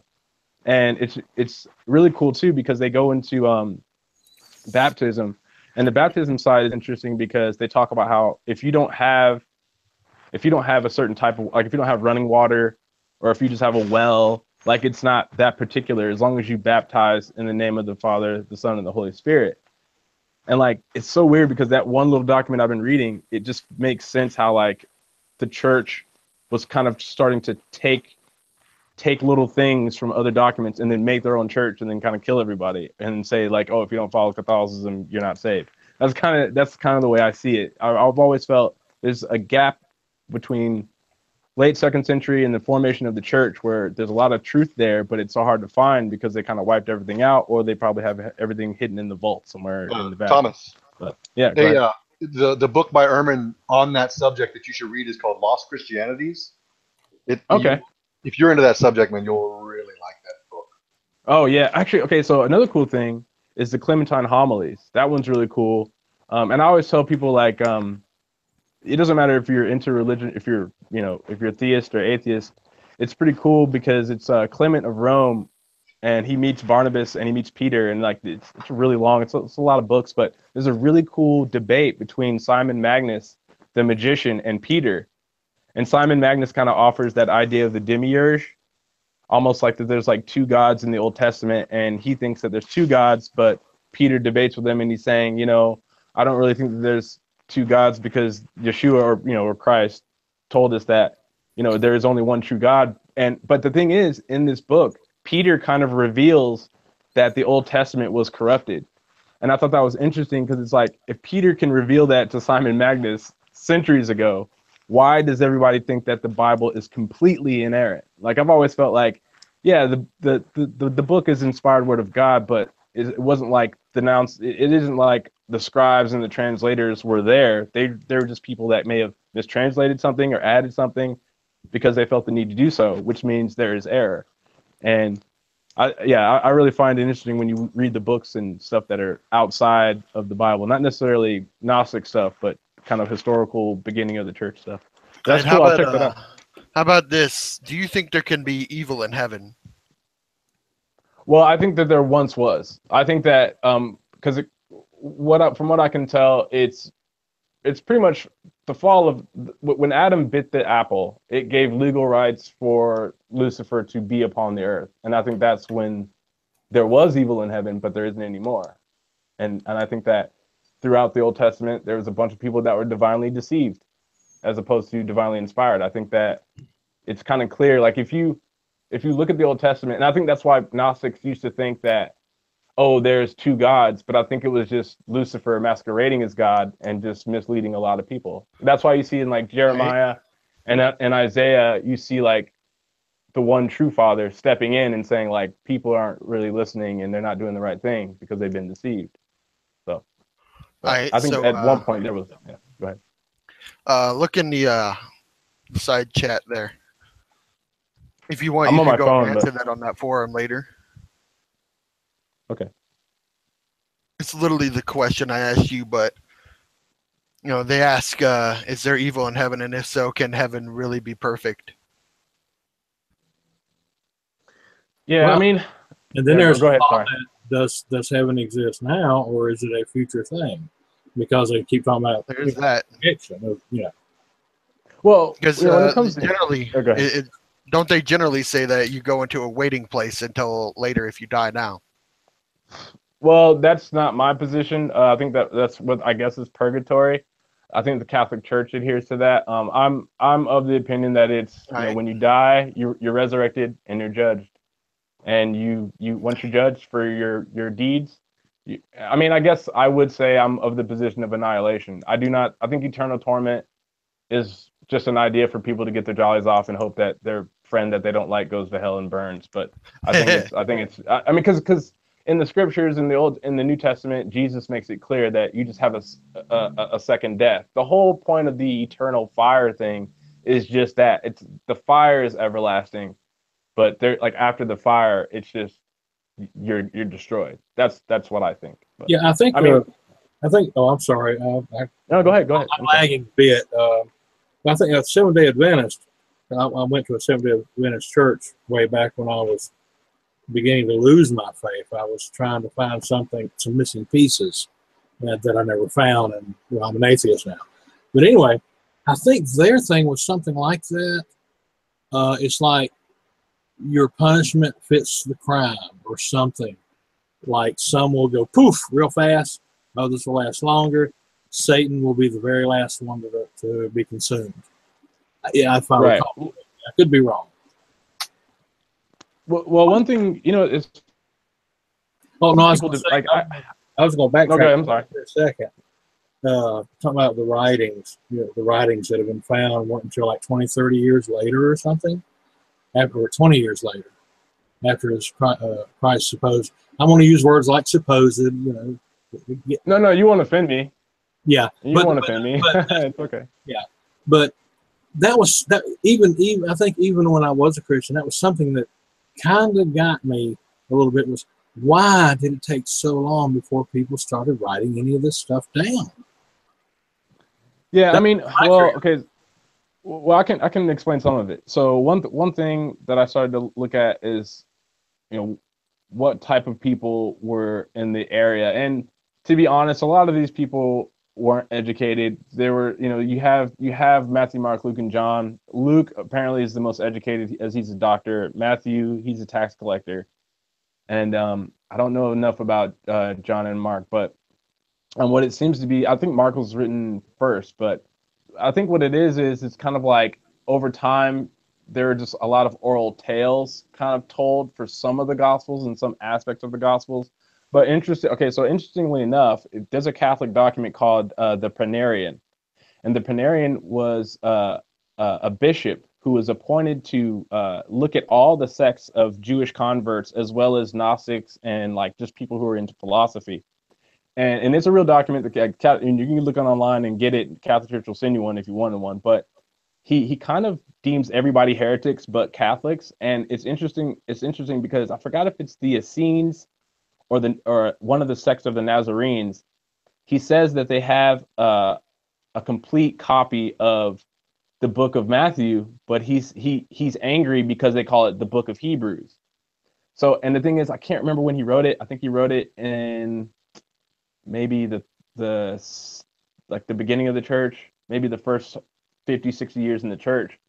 And so it's almost like maybe the Gospels were compiled from, I would say, 60 to 70 AD, and they started, and whoever got their hands on it. But you're right, it's difficult to say because a lot of people weren't educated. They didn't have skills in reading or writing. It appears that a lot of the Gospels were just oral tales that people had to memorize over time, and then they were compiled together. But I'm not, I don't know exactly, but that's what it seems to be. Oh, yeah. And it's difficult. It's difficult. And then there were like 4 Gospels were accepted and about 16 or something were rejected when they were compiling all this. What was that? The Nicaea thing? Yeah, well, the Nicaea Creed. Yeah, well, the Nicaea Creed is primarily for the divinity of Christ, so that's I think that's a one misnomer. Like I used to think it was like purely the Nicene Council decided like all the Gospels. I mean, I think some of those guys had a big part in it, but I think the majority of the Council of Nicaea is about the divinity of Christ, and then that's where you get the Trinity. And then after the Trinity, that's where you have all these lists of heresies and people going against each other. I mean, that's one interesting thing too about Christianity. It's like you have like most of the faiths, they all believe in the Trinity, and then some don't. But then like you may have like 4 groups that believe in the Trinity, but then within their core beliefs, they're all pointing the finger at each other, talking about heresy and certain things. And I mean, one thing too is the sin nature and like original sin. You know, a lot of people don't know. One of the people that had a big part to play is Augustine of Hippo. And Augustine of Hippo was originally a Manichaean for about like 9 years, and this is during like the early church beginnings. And he believed that, and he kind of played a big part on original sin by saying that we can't stop sinning, and we have free will, but we really don't have free will, and we have, you know, a dark force in our souls that makes us sin. I mean, I disagree. I think you just have free will. You know, you make a choice. Either you do something or you don't. And, you know, according to your beliefs, you choose righteousness or you choose unrighteousness. But I mean, things like that, things like hell, the hell doctrine, people point the finger and say heresy. But all that really stems from, a lot of that started to stem from the Council of Nicaea. And I think the Bible is kind of formed maybe 399 AD. I think that's when they started to say this is what is canon and what isn't. But the thing about the Gospels is, when you get to the ones that are lost, or like the Nag Hammadi manuscripts, or anything that's like Dead Sea Scrolls or considered apocrypha, the biggest thing is they base a lot of it off of what Paul says, and not too much of what the Synoptic Gospels say. So like the Gospel of Thomas, they say it's Gnostic because of how he says like all these hidden sayings of Jesus, and people say it's bad. But I've read it before, and not really too much of it is bad. There's the one thing that people get their gears grinded on is there's a section where Jesus supposedly tells him that there has to be a time where the male and the female, like the masculine and feminine come together. But I don't think it's a like a Baphomet kind of thing. Some people think it's like, oh, it's the beginning of like Baphomet and one kind of sex. And it's like, I don't think it's that. I think it's more like a unison of like females and males treating each other perfectly equally because we were made for each other kind of thing, as like one flesh. I don't think it means, you know, create one kind of super race. But then some people get mad about, there's like the Gospel of Sophia. That's kind of weird.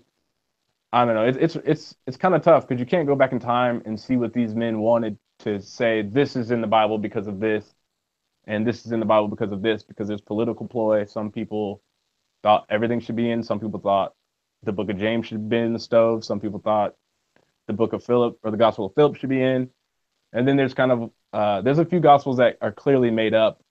There's like there's a Gospel called the Gospel of the Holy 12, where like Jesus like sticks up for people who like, or like Jesus like attacks people who like kill cats, and he tells people that like if you aren't a vegetarian, then you can't be saved, and like stuff like that. So I mean, it gets out of control sometimes, but I think there's some truth to some of them. If you eat pork or if you eat shrimp. Oh yeah, right. Well, see, right. Well, it's funny when it comes to dietary laws. It's pretty interesting. The Didache is pretty cool. It's like they're actually very, very like laid back. It's like try not to eat meat sacrificed to idols, but just do the best you can. It's not like a forced thing. And I think a lot of that similar. Oh, go ahead. I'm sorry. I was going to say, what about that newer supposed gospel that was found a couple of years ago that claimed that Jesus had a family and children? Has that been validated or vindicated in any way? I mean, most people. That's been debunked. That's yeah, that's been debunked. Quite. Yeah, it's been debunked. A lot of people say that was like Gnostics making up stuff that are like they tried to write an extra story in, and some people will say that there was that theory that it was a forgery. Yeah, it was a forgery. Right. Yeah. I mean, I don't know. It's interesting. I take those lost gospels with a grain of salt. I mean, I do think the Gospel of Thomas has some truth to some of the sayings because they're very, very similar to like the Sermon on the Mount and stuff. And the Gospel of Philip actually isn't really. I don't know why the Gospel of Philip isn't in the Gospels, because it's very like bland. Like he's like Philip is more intrigued about why people like the mystery of like marriage, and he's like, you know, he talks a lot about like the bridegroom parables and like stuff like that. I mean, he doesn't really go into anything Gnostic. I think one thing too that people have done is put that word Gnostic under one umbrella term, and people forget Gnosticism is just seeking hidden knowledge. It doesn't mean that like there weren't Gnostics in Catholicism or Protestantism or Protestants and stuff like that, but it just, you know, people get picky because the church has so much power, and they, you know, it wasn't until Martin Luther broke off. So And then here we are, so many, thousands and thousands of denominations. So I think it's pushing like 42,000 denominations right now. With yeah, 3,000 different versions. right. It's funny. Like, the one new that's coming about. They're called. I guess they're called. Just I don't know if it's that new, but they're called Red Letter. So they primarily focus their entire doctrine off of what Jesus said. Like they don't really adhere to what Paul's saying. They don't adhere to even the Old Testament very much. They just red letters. I don't know if that's a big thing, but besides that, it's just the Hebrew Israelite movement kind of getting bigger and the Hebrew roots kind of thing. So, sorry to take over. If you guys want to talk about something else, I didn't mean to. That's all right. I joined mid conversation, so I didn't know what the beginning of it was, and I just added my 2 cents asking about that one that they discovered. Yeah, no, it's funny. I will say this: the one thing I tell people to read, even if it doesn't matter what you believe or don't believe. The Clementine homilies are probably my favorite thing to read right now because it's so interesting to see a side of Peter that people don't think of. Like I've always felt Peter is kind of like, yeah, he's the rock of the church, but most people are like, oh yeah, rock of the church, get behind me, Satan, and he was crucified upside down. And it was like he didn't just disappear into the dust. Like he's the church, he's the rock of the church. So I think I always tell people, it's cool to read something on an apostle's life besides just what you see in the Gospels and stuff like Thomas, that. So yeah. If you're interested, I have a couple more suggestions if you're into that. If you're into that. Oh, sure.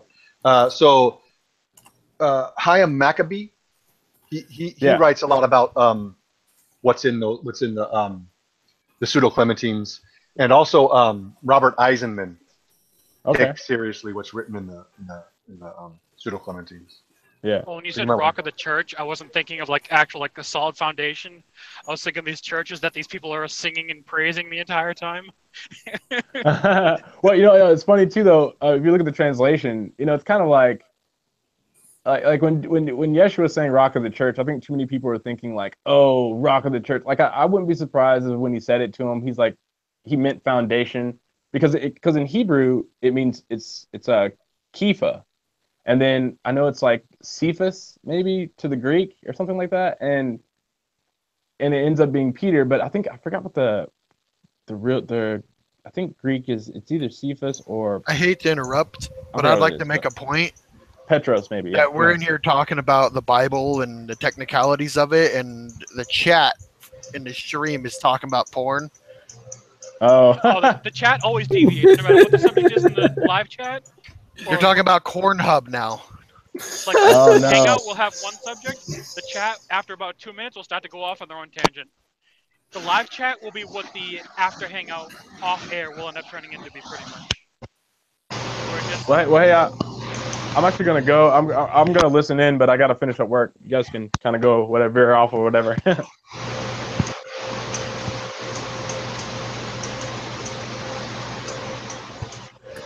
When is that?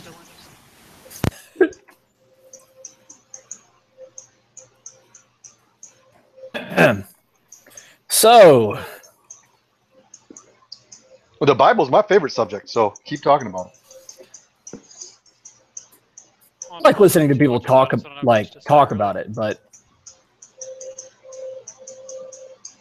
yeah, there's talking about it, and then there's talking about it. Yeah. I mean, one of the coolest things I ever heard or saw, I suppose, was a list of books of the Bible that the Bible actually mentions that we don't have in the Bible.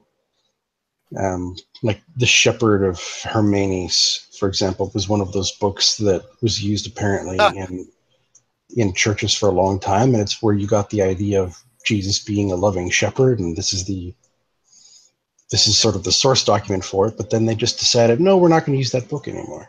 I don't think it's mentioned in the Bible, though. Well, if I'm not mistaken, the Bible mentions not the shepherd of three Hermes. creatures.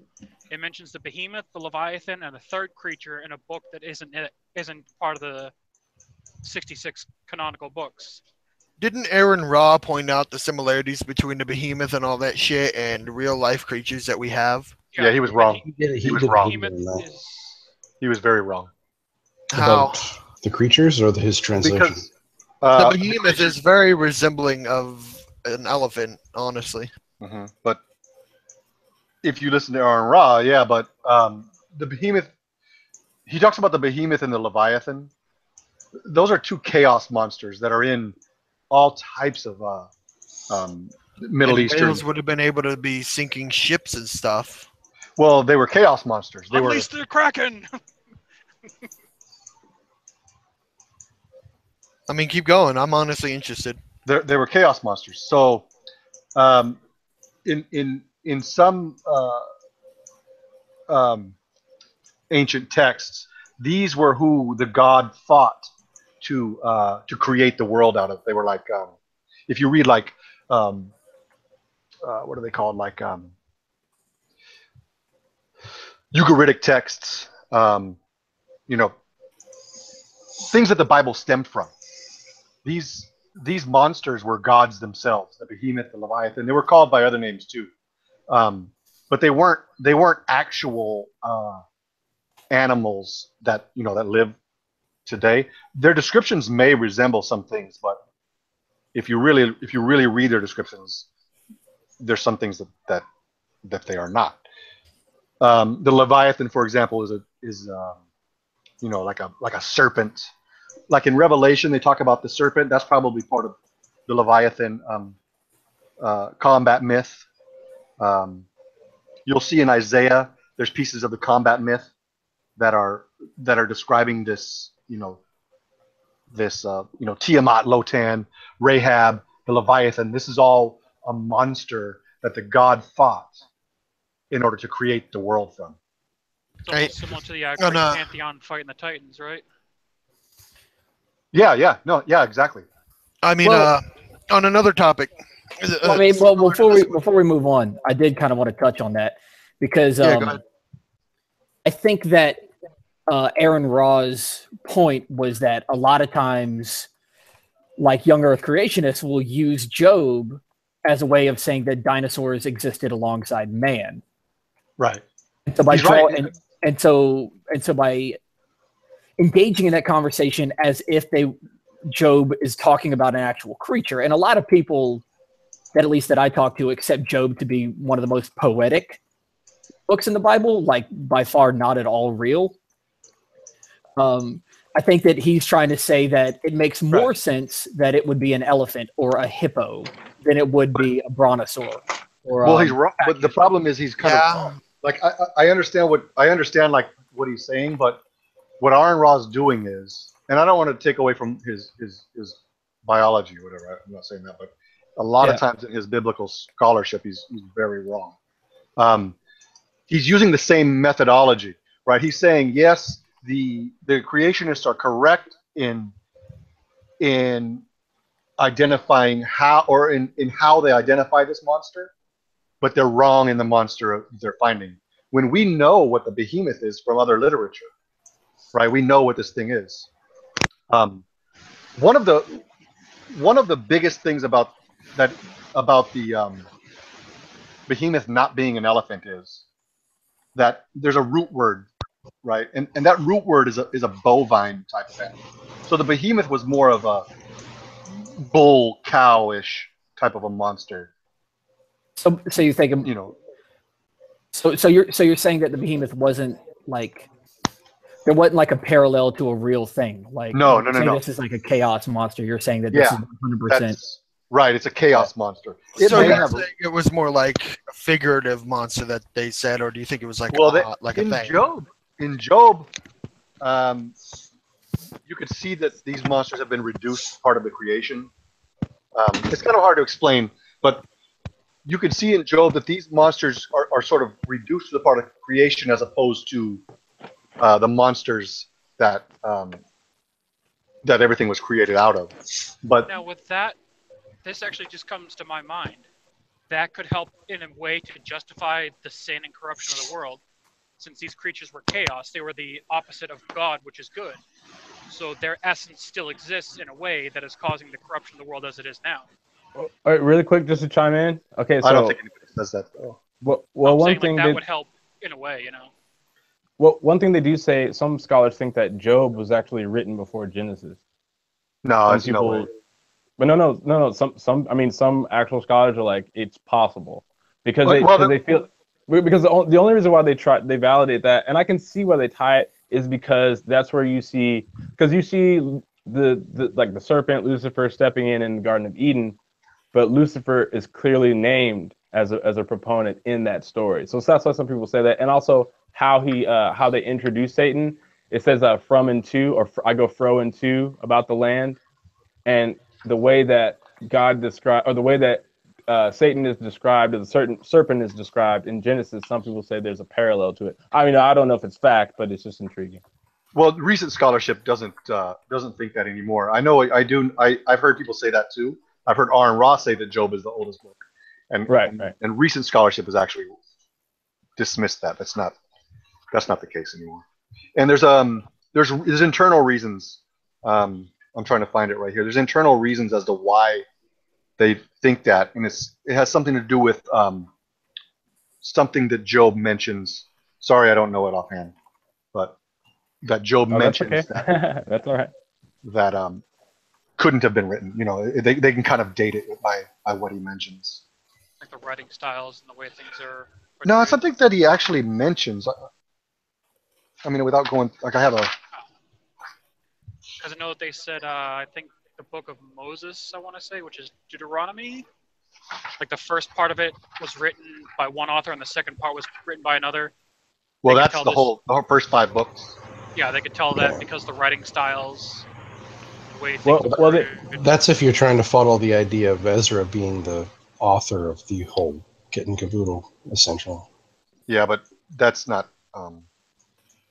I've heard that. Yeah, you know who says that? An actual scholar says that. What's his name? Who wrote the Bible?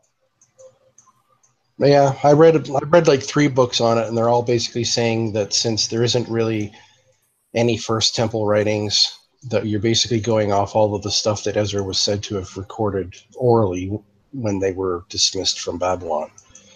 And yeah, but we're assuming. Oh, it's you probably read it. Was it Friedman that you read? Was it Friedman?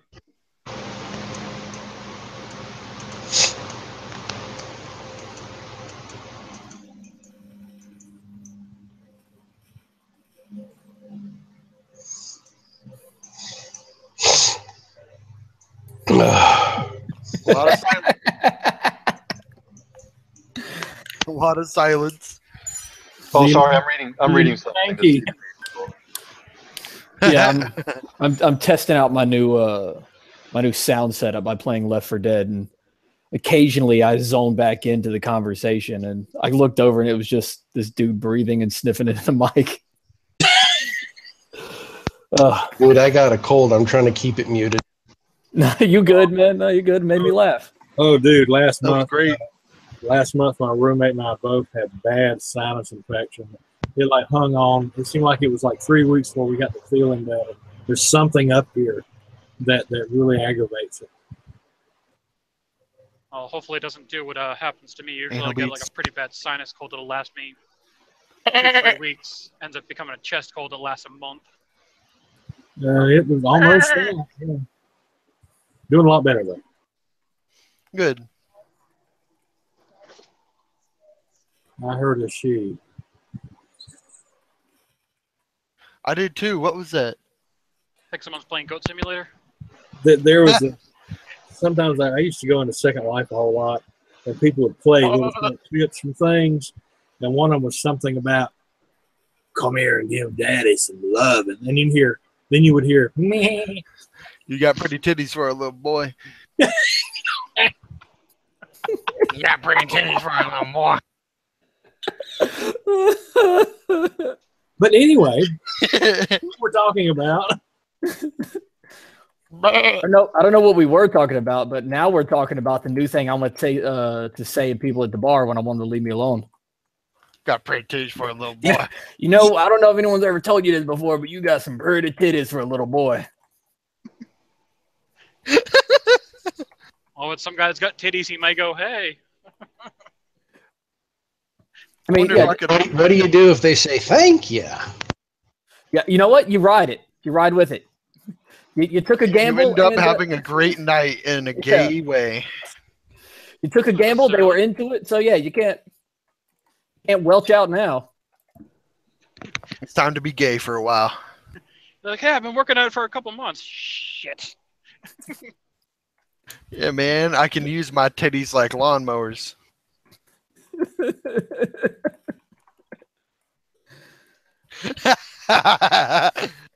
See, well, we're still on air, but this is where subject in the hangout is now turned into what the live chat was on. Pretty titties? Pretty much the same Oh, subject. porn. Getting there. Got pretty titties for a little more.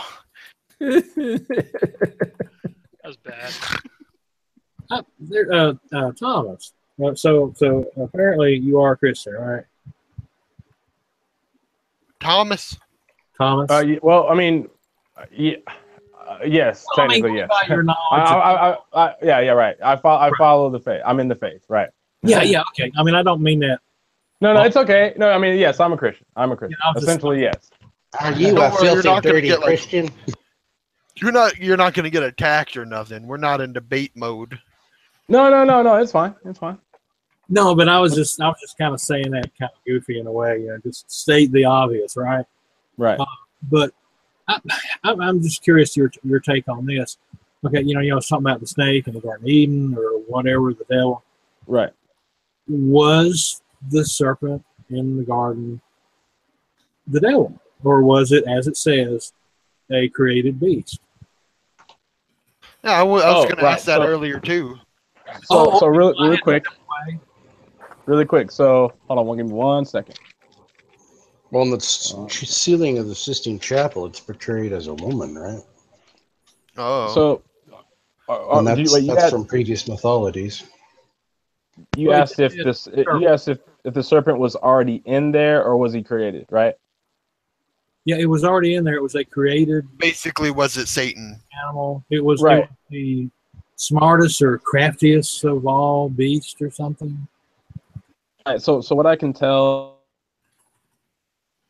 is this. Well, I have some Bibles right now. I complete. Not for anybody else.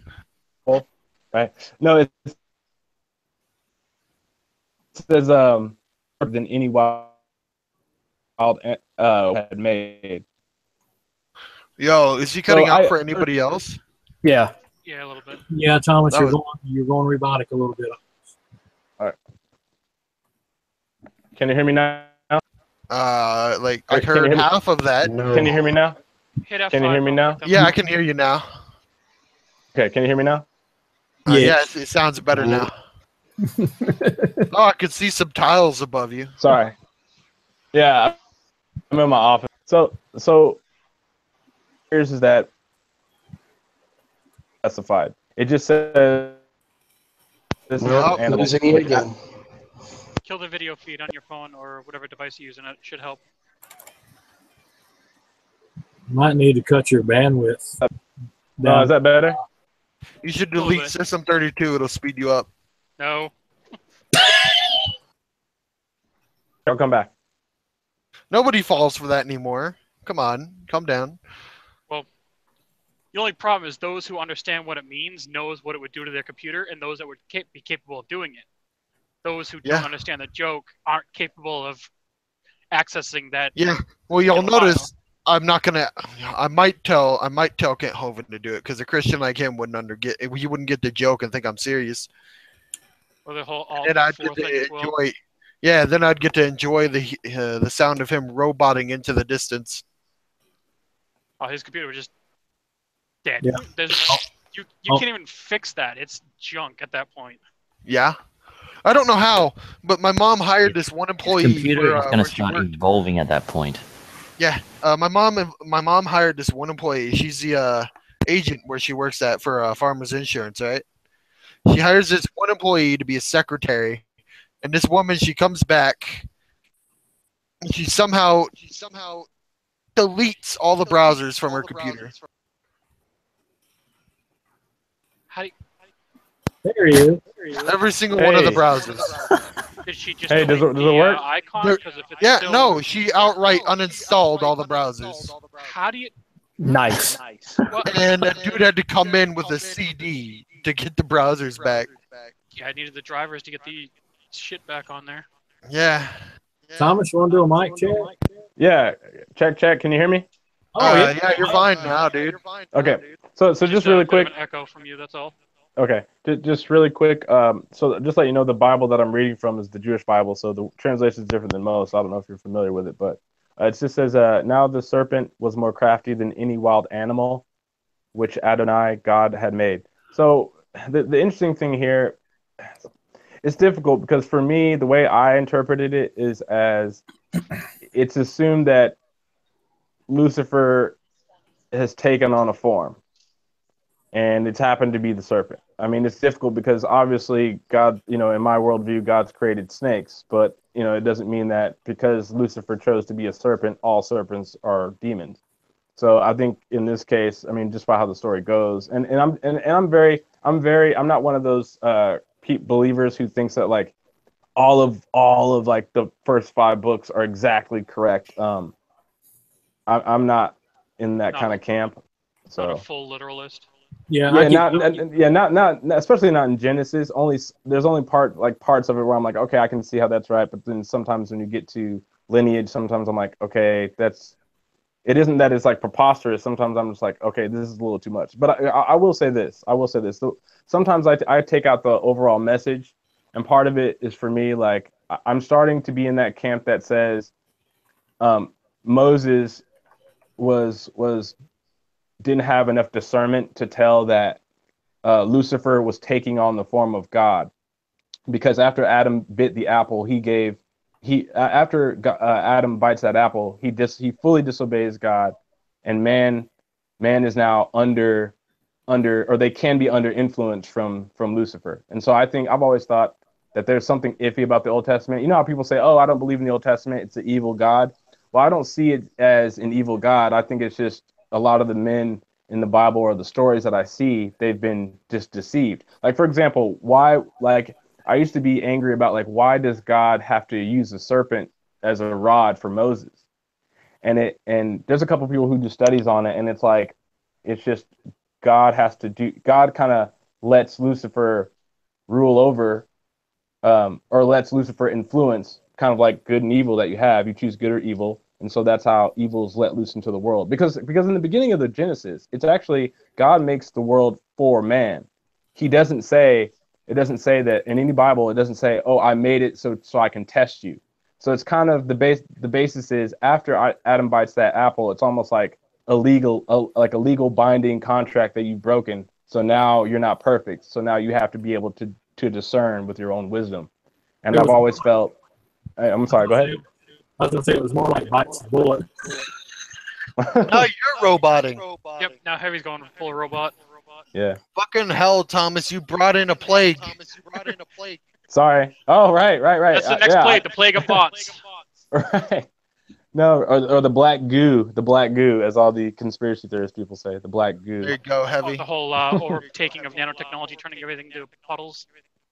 Right. No, I can't wait to take my microchip so I can go to the airport and it'll scan me and say, "Hey, Thomas Shelley," and I'm like, "Oh yeah, cool." Yeah, you seen that news article about that where some companies thinking of installing chips in people for like key cards and vending machines and things like that. Well, right, but see, the thing is, I would never do that. And the funny thing with believers, anything that is made technologically, they just the beast, and I can see why they have that correlation. But for me, I just see it as whoever the ruling group is that is underneath everything. I don't know who they are, but they're just big fans of transhumanism. That's all I see. I just see whoever the governing rulers are.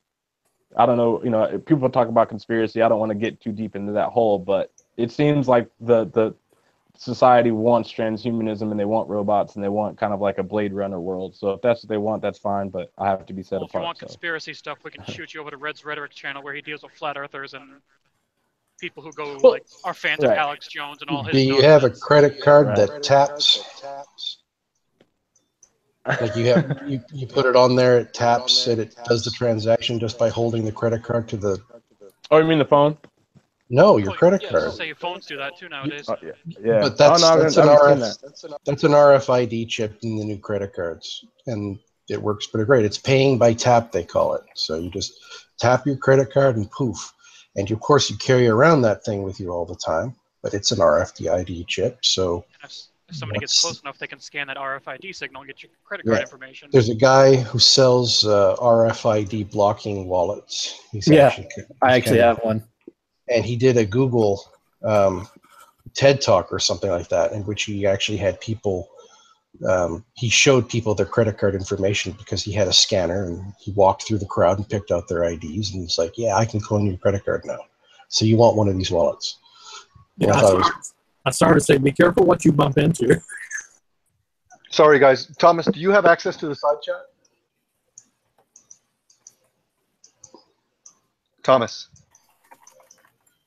No, not right now. Oh, okay. Well, I think just a regular aluminum wallet should block most of the signal sufficiently, shouldn't it? I think so. It's the idea of creating some sort of Faraday cage around it so it mutes the signal. Those are fun to see when you see people putting on those shows using Tesla coils, staying inside the cage, and the cage gets hit and they're perfectly fine. That's what Tesla used to do, freak people out. Because they all thought that the electricity could run around like water and pour out of the plugins in the walls and stuff like that. Hell, that was what, 120 years ago, give or take? Tesla was only about 100, I thought. Was he longer than that? Because I was trying to think of roughly when the light bulb was invented, and that was about the time. I want to say it was about a century. Sounds about right. Actually, no, a little more than that, because I want to say the incandescent bulb was before flight. I want to say. I'm pretty sure it was. Yeah, so 110, 120-ish, give or take. You even do that nowadays, and it freaks people out doing those kinds of shows.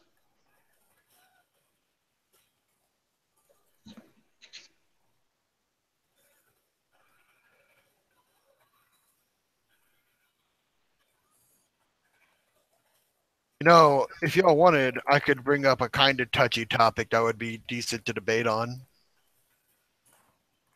Why am I thinking of a song from Rocky Horror? No. Touch me. No, I mean like a real life thing that I was just sort of arguing with somebody on, with somebody on Facebook about. Go ahead. Should they ban circumcision in America? Well, yeah. Yes. Because at this point, you know, they've banned FGM, which is female genital mutilation. I see circumcision as the same, unless, of course, a kid has a medical history that could result in the lack of circumcision, giving him like penile cancer or something. I would say ban it for minors, regardless of whether they're and that's what I'm saying. Somebody's like, child. okay, treat it like a tattoo. Treat it like a tattoo. Like you're 16, parent permission. Go for it. Yeah. You're 16, parent permission. 18, you can do it on your own. You're making a decision for somebody else that you don't know whether they would want that done or not. It's decoration most of the time. And it can go horribly, horribly wrong. And yeah, dude, my friend, don't ask me why my friend told me this. I will willingly confess that I am one of those poor bastards that was circumcised as a kid who had problems because of it. And it took a great deal of time and money to fix it. So yeah, there are people out there, like, they'll get an erection and their skin will tear.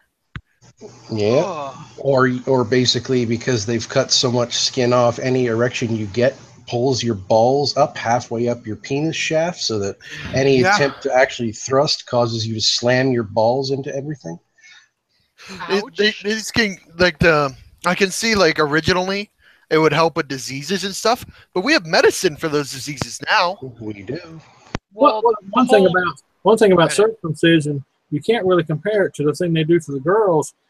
The only way that would work. Now, wait a minute. The only way that would work is if they cut the head off. Let's put it that way. Yeah. I mean, they mutilate girls. Have you seen how much skin they remove from a penis? Have you seen that? Yeah, all of the skin that's involved in that foreskin is all sexually. It's all an erogenous zone. So you essentially have just cut off a whole lot of sensitivity. And I've had several discussions with people who've weren't circumcised, but they got circumcised because they converted to a faith in which they need to be circumcised. And they said it's like, yeah, it still feels like you're having sex, but it's more or less like you're now looking at a picture in black and white instead of something that used to be colored.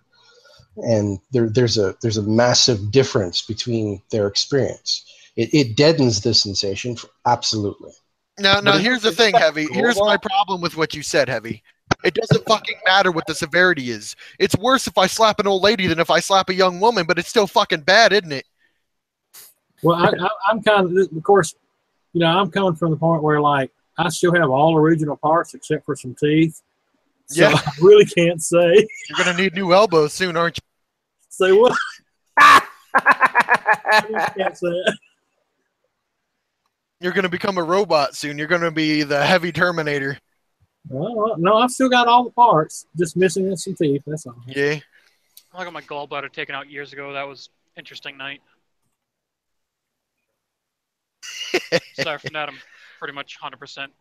No, but honestly, they should treat it like a tattoo. 16 parent permission, Yeah, I think the way it's done it doesn't give the boy a choice at all. They just do it. It doesn't. And my parents did it to me. Let them grow up and then make a decision if they decide or not. But that's the thing. Like, if it's a medical issue that it's safer to remove their foreskin, then yeah, circumcise them. But like what my parents did to me was decoration. Well, I know some years ago, some people were trying to say that it was medically necessary. But it's like, not, no. though. I'm saying before, because you could have a buildup of, yeah, I know, fluids and things like that. But it's like, well, that's just called cleaning your penis. Yeah, it's like if you have proper hygiene, it's not a problem. Yeah, once you got soap invented, that wasn't really an issue anymore. Yeah, it's like those were all things that people started. Maybe it was necessary, but nowadays, Those were all rationalizations people made after the fact. Its initial creation was the same was to fight. Well, I mean, it was created to help prevent like adultery.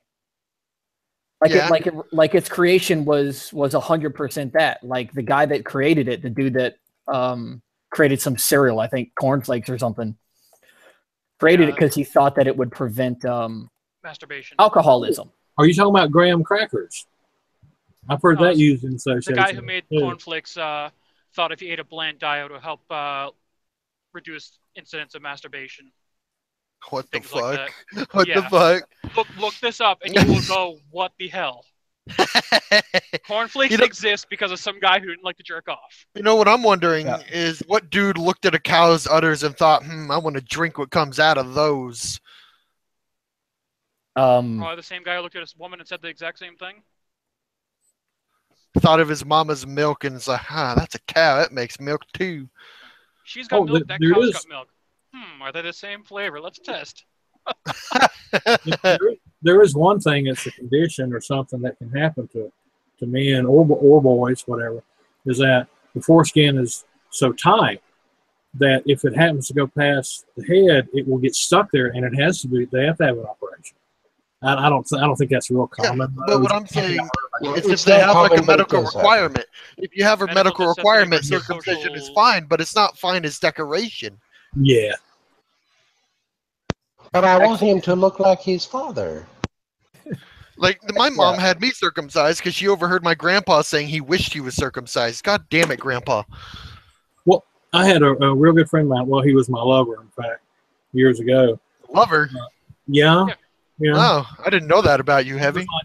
He was like this real big black guy, real big. That makes sense. Yeah, you told us the story, and that was. Does the stereotype hold up, Heavy? Oh, he was a hunk. Yes. Anyway, he used to be very active in school and sports, like wrestling, football, stuff like that. Well, something happened. He had to have an operation. A gay black dude into wrestling. Yeah. Well, he did. He wasn't quite sure back then. That came a little later. Okay. Anyway, but he said he had an operation and he wasn't circumcised.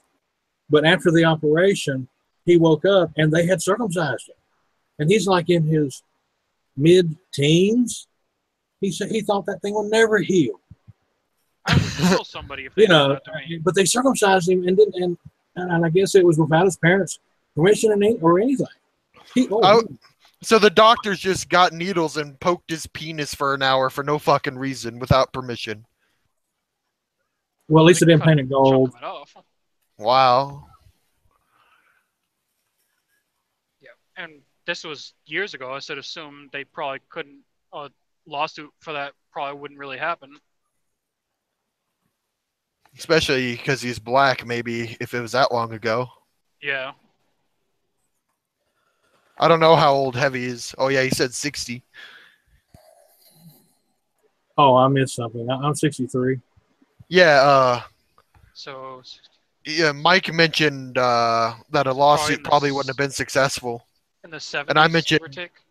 yeah, like it might not have been successful for multiple reasons, his color being one of them back then. Yeah.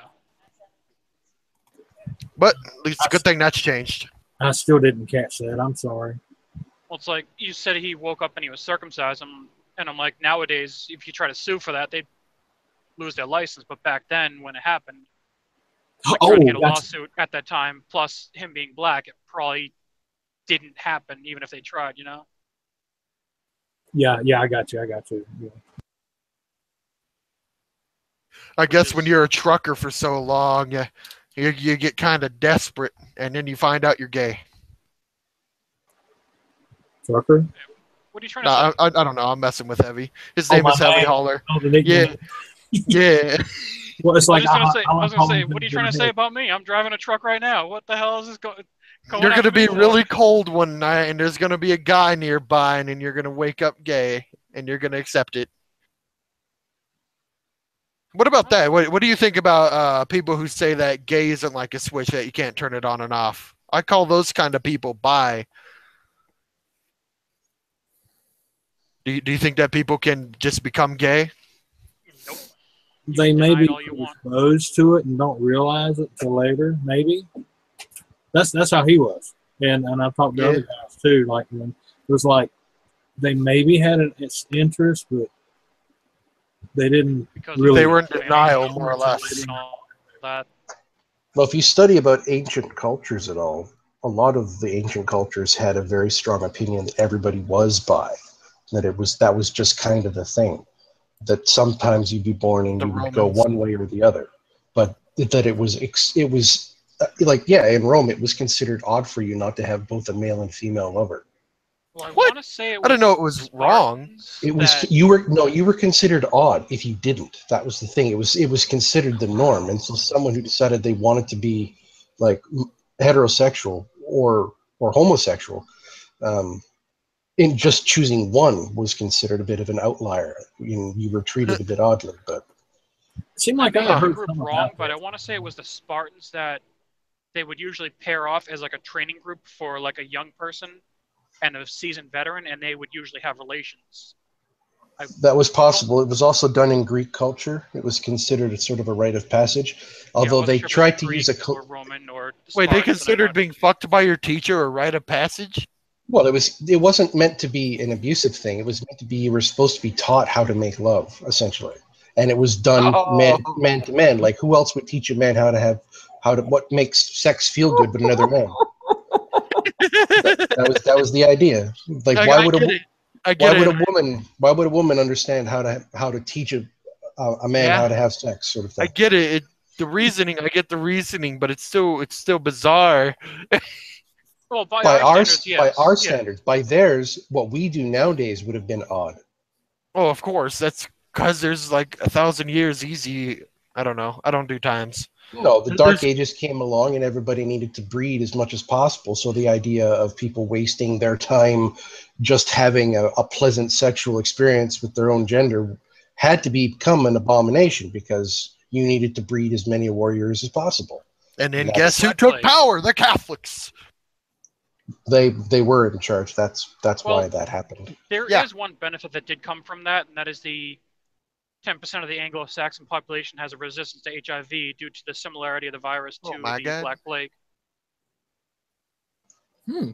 I heard something about that. Yeah. Yeah, the Black Plague, or I don't know the exact name, has a very similar protein structure to HIV, and as a result, those who became immune to it at the time, passed on their lineage. And if you have any heritage from Europe, you have about a 10% chance of being immune to it. Yeah, I'd heard something about that from Ari Ra too. He was talking about beneficial mutations. Yeah. Yep. I'd heard that was one of them he had mentioned. I really thought that that's kind of cool. That beneficial mutation that makes that one family in Italy have almost no heart disease whatsoever. The one that makes those guys in Germany like he's a bodybuilder now, but he's super strong. The guys in the US that have super dense bones. It's like that's just awesome. They need to stay away from water. I used to know this one dude he didn't need to brush his teeth, and he didn't because they made their own germ that cleaned them for him or something. That's pretty cool. It was so fucking gross. Well, if you apparently have dry earwax, like the dry, the flaky kind of earwax, it means you have a gene that also makes you not sweat. Well, you sweat, but you don't have the bacteria on your skin that produces the odor. So you can sweat and not stink, but you also have, and the marker is typically, you have the dry earwax thing going on. Well, here's the thing about sweating and not stinking. There have been studies done that if you go like several months without bathing, and I don't recommend doing this anyways, like if you go several months without bathing, your skin will create a germ anyways. It keeps you clean, it keeps you kind of moisturized, and you don't really smell dirty, you just smell like a person. Well, part of the problem of your body secreting sebum to keep the skin moisturized is that if you've got the right consistency of sebum, it acts more like a thin coating of Pam, than body oil. But that's another thing is like some people have description of that I've ever heard in my life. Yeah, your body has this sort of thin coating of PEM that is basically ordinary sebum that your body creates to keep your skin moisturized, but it's super, super thin and liquidy. So and why is it when you're talking about moisturizing, I'm thinking of that episode of Doctor Who? Good question. I don't remember. It's where somebody ended up having like so many augmentations. She's just like this giant piece of flesh strapped to a metal frame. Yes. Moisturize me. Speaking of Doctor Who, what do you think of the new female Doctor Who that they're coming up with? It was inevitable. Yeah. She looks okay. I mean, I can go ahead and say it because I do recognize pretty ladies when I see them. She looks hot. I mean, the way they've got her hair and everything, I could just see her, as a doctor. But I'm wondering is what her eccentricities are. How's she going to be, her little quirks and stuff like that. The writers can make or break this. The actors, amazing, but the writers will have lots. See, that's the thing. You don't fuck with a series, but this isn't fucking with the series. This isn't like the female Ghostbusters thing. This is just a continuation. I would have been okay with female Ghostbusters if maybe they're like these three women that are like, look at these old geezers. Look at these old crusty white men. They can do it. Why can't we? Yeah, and then it was a continuation, but I don't like the fact that they rebooted it. This isn't a reboot, and I don't have a problem with it. I just hope that it's well done. Is all. Yeah, because I thought Missy was, the actress and the writer. Yes, Missy was freaking awesome. I love it. Yes, it was great. And I love the idea that they sort of introduced the idea of a doctor going female. And everybody was like, what is this madness? And then all of a sudden everybody was okay with it. So once they did that, I kind of suspected that was what was going to happen. Well, that's the thing. A lot of fans do that. Sorry, Heavy. Oh, no, I was just going to say real quick, wasn't there a radio show that they did have a female doctor? I forget I don't know what the name of it is, but there was a radio show. It was like one of the doctors that had a U.S. movie. ILM did the effects or whatever, and he had a little run as a doctor, but it didn't last that long. But then he went over to radio and did real good as on the radio as doctor, and then they had a lady playing the doctor later. Well, I'm not sure about that, but I know one of his big adversaries, the Master, who was another Time Lord, did switch to a female character. Plus, and I think David Cabaldi is his name, the current doctor, even said in an episode that Time Lords will switch between male and female between regenerations. But she's not ginger. I remember that. Oh yeah, David Tennant is like, I want to be a ginger. Yeah. I know a lot of people identify him as like the best Doctor that has existed in the newer versions. I personally think he was the best. I didn't care much for Matt Smith. He wasn't bad, but Tennant just had this. I think, who was it that said that essentially Tennant was the great doctor with a horrible storyline, and Smith was an average doctor with a great storyline. So it's sort of like they missed the mark. What Tennant would have done with Smith's storyline, I think, would have been epic. You know how you said, everybody was freaking out about her being a female doctor, and then everybody calmed down. That's a thing when something like that will come out about any character. Like whenever something a fan might see is important to the show's line comes out, they're like, "Holy shit!" for a month, and then, Mm-hmm. Well, that's just cognitive dissonance in function. You get used to things. Or a perfect example is the Alamo Drafthouse in Austin, Texas. I forget exactly which one. Had an all-female screening of Wonder Woman. And that blew the fuck up on the internet with guys going, "Oh, no, it's all girls. Why can't I go to that one?" It's like, dude, shut up. It's one showing in one theater. Besides, all the Amazons were women anyways. Why do you care? Yeah. You should be mad. Why aren't there male Amazons? Well, okay. By the very description of what they are in mythology, there were no men. Yeah. Let's just rewrite history. These are just idiots on the internet. Just ignore them.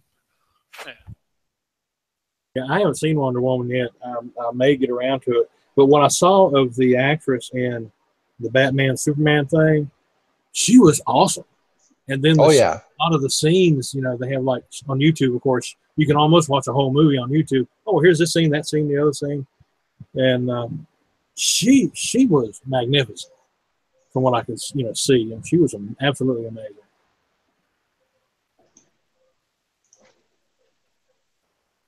Unfortunately, I haven't seen, aside from Superman, I haven't seen any of the current DC canon movies. Not too many chances I get to go out. There's a couple streaming sites that you can use to see that stuff online. Let me recommend that you do not watch Batman versus Superman. It had like no direction. Just watch the end. I don't know, man. I think. Hey, at some point halfway through the fight, they just stopped fighting. In comes big enemy, and they team up, and it's like, what the fuck? Kill each other, damn it! The worst part about that was the fact that was a clip that was used in the preview for the movie. Basically, there was no surprise left once the movie actually showed up. And you knew exactly how the fight was going to go. And you could tell they cut at least 12 hours of footage out of most of the scenes. It was like, what the fuck?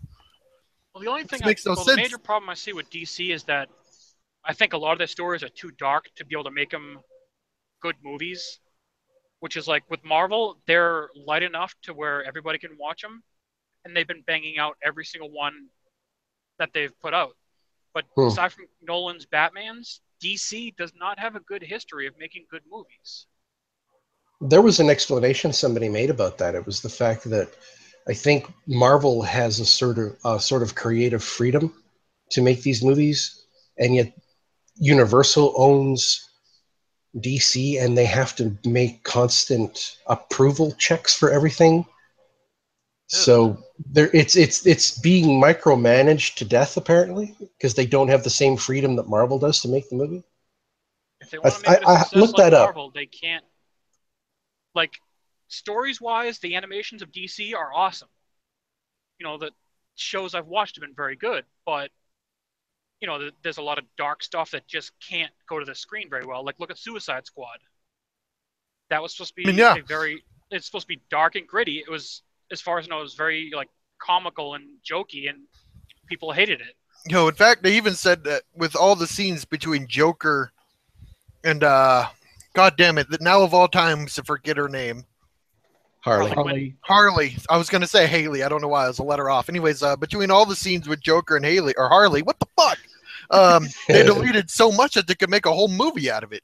Yeah, because he's supposed to be a psychotic schizophrenic, and she's supposed to be suffering from Stockholm syndrome, and they're just jumping around like they're buddy. No. Well, also there's this amazing scene because I hated the movie up until that scene where he is like, "Will you kill yourself for me?" And she's like, "Yeah, of course." And he's like, "Prove it." So she falls backwards off of that thing into that vat, and he turns around and walks away. And I was like, that is genius. Then he changes his mind and goes saves her. And then I was like, well, I am now hating this movie again. But for that one moment, the movie was just, God, it had me. If he'd have just turned around and just left and didn't save her and she had to save herself. Yeah, it was heading that towards a been dark beautiful. path that DC is known for and not going against it. You know, honestly, if they had stuck to the dark path that DC is known for, many more people would have enjoyed that shit. Absolutely, which is why Deadpool was so friggin' popular, because everybody for years was saying, no, you can't do an R-rated Deadpool. This wouldn't work. And it's what, the most successful movie? And it's like it's one of the most successful R-rated movies of all time, I think. Yeah. Can we take a moment? Can we take a moment to stop and talk about the fuck is his name? Ryan Reynolds? Quicksilver. Oh. Ugh. Can we take a moment to stop and talk about this reject? Isn't he in both franchises? I heard that somewhere. No idea. Technically, Quicksilver? Yes, but he's not named Avengers. He's, in X-Men, he's Quicksilver, or in X-Men, they're mutants. In Marvel, they're enhanced humans. Yeah, and does he have a different name in X-Men? Well, in X-Men, he's Quicksilver. In Marvel, I don't think he was mentioned in the Avengers movie. Huh. He did die that one movie. Well, like, his actual name was mentioned, but I don't think his superhuman or superhero name was mentioned. I don't think he had one, because neither did his sister at that exact moment. Well, she's I think she was mentioned as Scarlet Witch. Yeah, but at the end. At the end, but like during the movie, before he died, they didn't really have identities to go with their powers. No. They were just superhumans. Wasn't Quicksilver, didn't he have that really awesome scene where he's running, not in the Avenger movie, but in, I think, one of the Wolverine movies? He's running around the room really quick. And beautiful. Are you talking about the, First Class. I like fire that all the bullets and he just the X-Men. triggers it. I liked it. I liked it more when he came in and he saved everybody from the blowing up. You know. Well, it wasn't First Class, because I hated First Class. It was It was the second one in the series. Where they broke Magneto out of jail. Yeah, it was like Apocalypse or something, right? It was the one where they were messing with the time. He was stuff. in that one too. Yeah. He's been in two of them, so yeah. Okay. But here's one thing that I pick out that kind of drives me nuts, and I need to separate what I understand about physics and the universe around me. Is that he puts his headphones on and can listen to music while he's using his powers. No, what pisses me off is music Ant-Man. is playing in time to him. I can't look at Ant-Man and physics. Yeah. Oh, screw the God physics. damn. It's a beautiful scene. That's my problem. Like, I enjoy these movies, but I have to stop thinking too much about these things and realize you have to lose yourself. Entertainment. Yes, this is entertainment. Because stop being so critical. Yeah, and it really infuriated me for a while that they cited a legitimate scientific theory for how Ant-Man's fucking suit works. And then they broke all the laws of that immediately. Like him weighing the same when he was like a little dude. He would weigh 250 pounds but be the size of a pen tip. And that's not how that would work. And then in the later movie, he would be a balloon. He would be able to pick up the weigh that much, how do you ride the ants? Maybe that doesn't make sense. That's it. His suit, the way it works. Mass or something. I don't know. All right. So the way his suit works is it takes all the extra space out of an atom, and that extra space already has no weight. So the atom weighs the same. It's just more compact. Except that it's not completely empty space. It still interacts with space on a certain level, specifically with what is supposed to be the Higgs field, creating mass. So it has a weight. It's just it's a difficult concept. Weight as well, because as you compress material, it increases the mass, does it not? No, because like if you've ever seen mass in a smaller area, basically. There is a significant amount of virtual particle interactions between the space of a nucleus and the electron. And that interacts with our reality to the point of that is the majority of what you're detecting as energy from an atom. Right. And they can construct a mathematical model showing you what it looks like all the time, the fluctuations that occur. And it's very easy to see that it's just a seething mass of virtual particles that are almost interacting with our universe and then disappearing. So they're not violating any laws. What ultimately pisses me off about what Ant-Man did in his movie, he shrinks down smaller than anything we've ever observed, right? Which theoretically, if he did that and he didn't lose all that much weight, and all that weight was centered in one teeny, tiny, infinitesimally small spot, it could have started a black hole right then and there. That's true. Yeah. In fact, when he's running around on people's arms and shit, he should be going through their arms because that's like the pressure of a knife easily.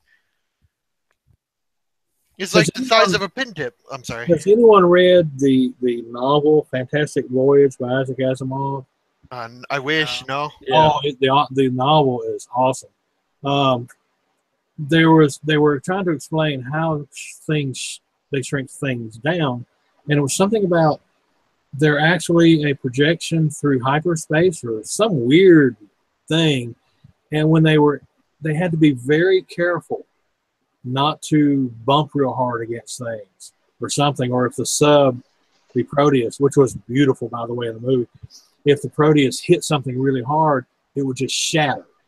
There was something about the smaller you go, the more delicate you are, because they use the example of they enlarged an ant, and it was hard for them to contain it because something about it was so incredibly strong and durable. But anyway, if you know, sometimes if you have some time, it's a great book to read. I think we can all agree that Ant-Man is by far the lamest of the Avengers. Oh, definitely. Sure.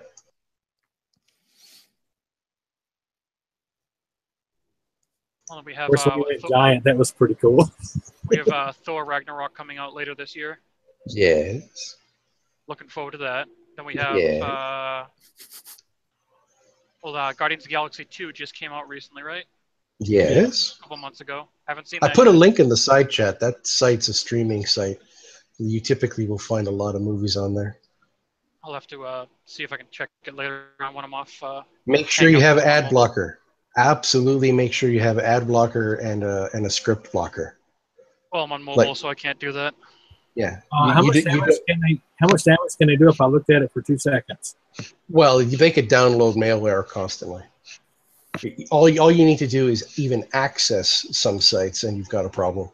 You don't have to download anything. What Heavy just asked is exactly how badly did he just fuck up his computer by clicking on the thing without ad blocker? You're probably fine.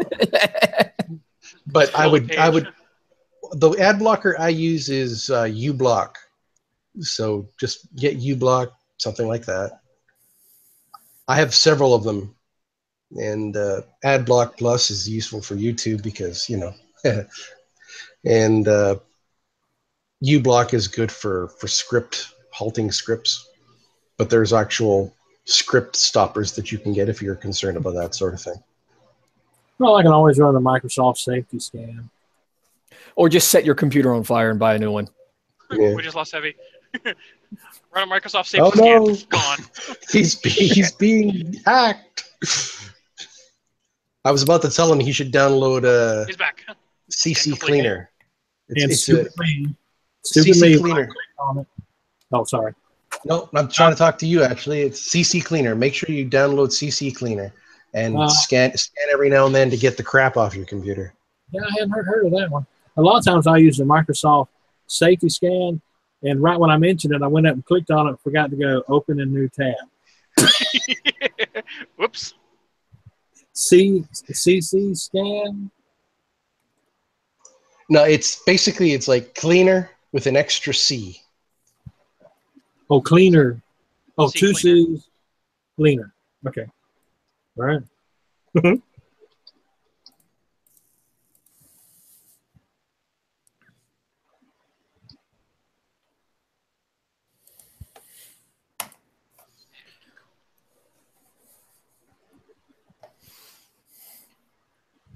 All right, gents. I'm gonna kick off here and go make some food. Okay. All right. Pleasure Yeah, talking thinking with the y'all. same. It was good. Likewise. Talk to you later. No, don't leave. I just got Okay. back. Okay, I'll stay. Nah, I'm leaving. I gotta eat, and Get the hell out of here. Just eat later. Come on. I have to get drunk for the Science Strike Force movie night tonight. Oh, let's see if I can reach my soda without taking my headphones off. Ooh, I did it. I left it across the room. I've heard the movies he previews are pretty bad. Oh, dude, they're Just ignore the movie. Stay here with us. Eat with us. they are deeply terrible. I mean, like troublesome on a real. Like I've heard all these arguments before, but then they somehow find people that are making them even worse. Like several of them are people that just type a script into like a text to voice thing, and then put that up on YouTube. I'm gonna kill myself. Be right back. Yeah, I think that was my very first show with them. Are these people that make G-Man look smart? You know, he doesn't want to say. When there's a hesitation, you know it's kind of bad. They make G-Man look likable. I would gladly watch a G-Man thing because he at least talks like a human being and occasionally makes me laugh. Oh boy, that's They do. They fuck a lot with Jeranism too. Like Red's rhetoric slides through, and they'll watch a Jeranism video. Jeranism is just a friggin'. He's in it for the money. He's admitted that multiple times.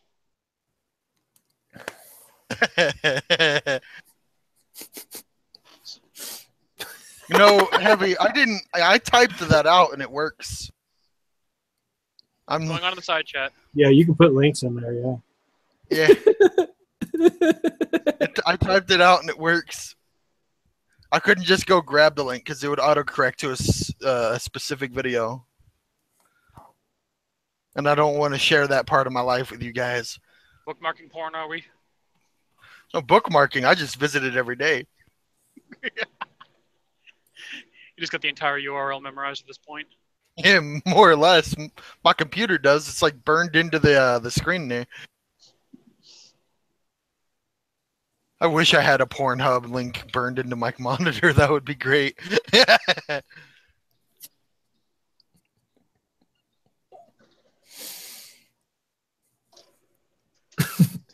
All right. Anyway, no, I'm out. I'll catch you gents next time. Yeah, take care. See you later. Gents, who the hell is he insulting? We are not gentlemen. We are the scum of the earth, sir. Hey, we're not complete scum. We're not flat earthers. Oh, I'm scum. I'm just below flat earthers, but smarter than them at the same time. So if you're below flat earther, that makes you a turtle? Yeah. You just blow the flat I'm earth a potato, sir. Oh, you're an angel potato. I am no. I'm a potato. That angel potato is James, the holy potato. The potato we worship. I'm honestly starting a religion around a potato. I will, and it will be a thing. Hey, some people made a satire religion about spaghetti. And as far as I'm aware, has actually gotten legal status in a few countries. I'm going to get my potato religion to legal status by the time I'm really old, and I'm going to be like 70, and I'm going to say to the congregation, I am your prophet, and I'd like to say this whole religion is fake. I just wanted to see who would worship a potato with me. So a newer version of L. Ron Hubbard? Yeah, except I might just leave it as a giant troll and just leave the religion, you know? And just die happy. And your Holy Writ consists of a big book of millions of or thousands of recipes for potatoes.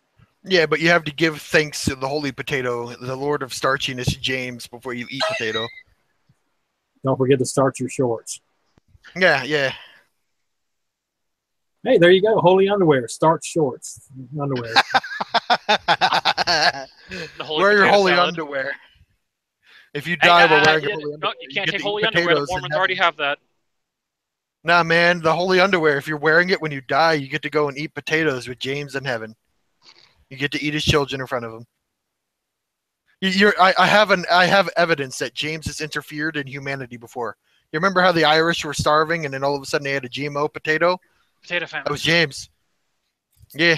Well, all of a sudden they had potatoes they could eat, and that was James. You know about the Mormons and their magic underwear, right?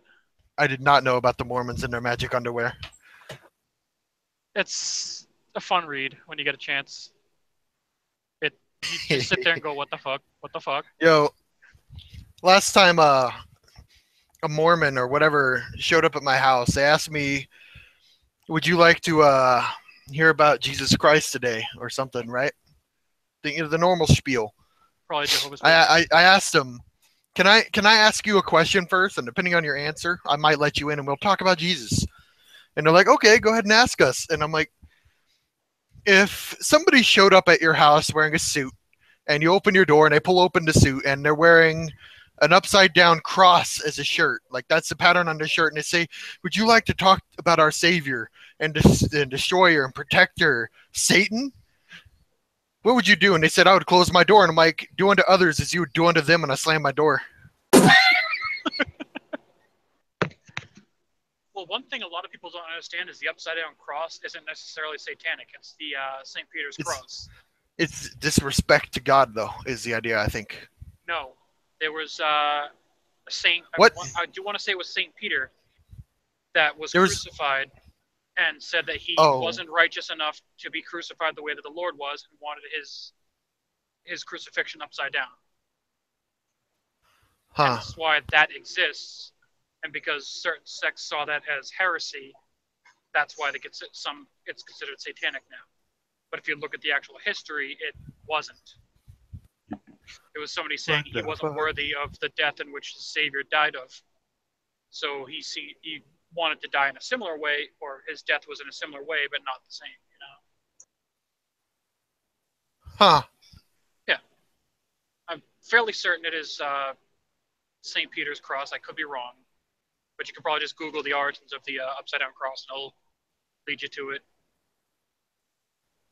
Right.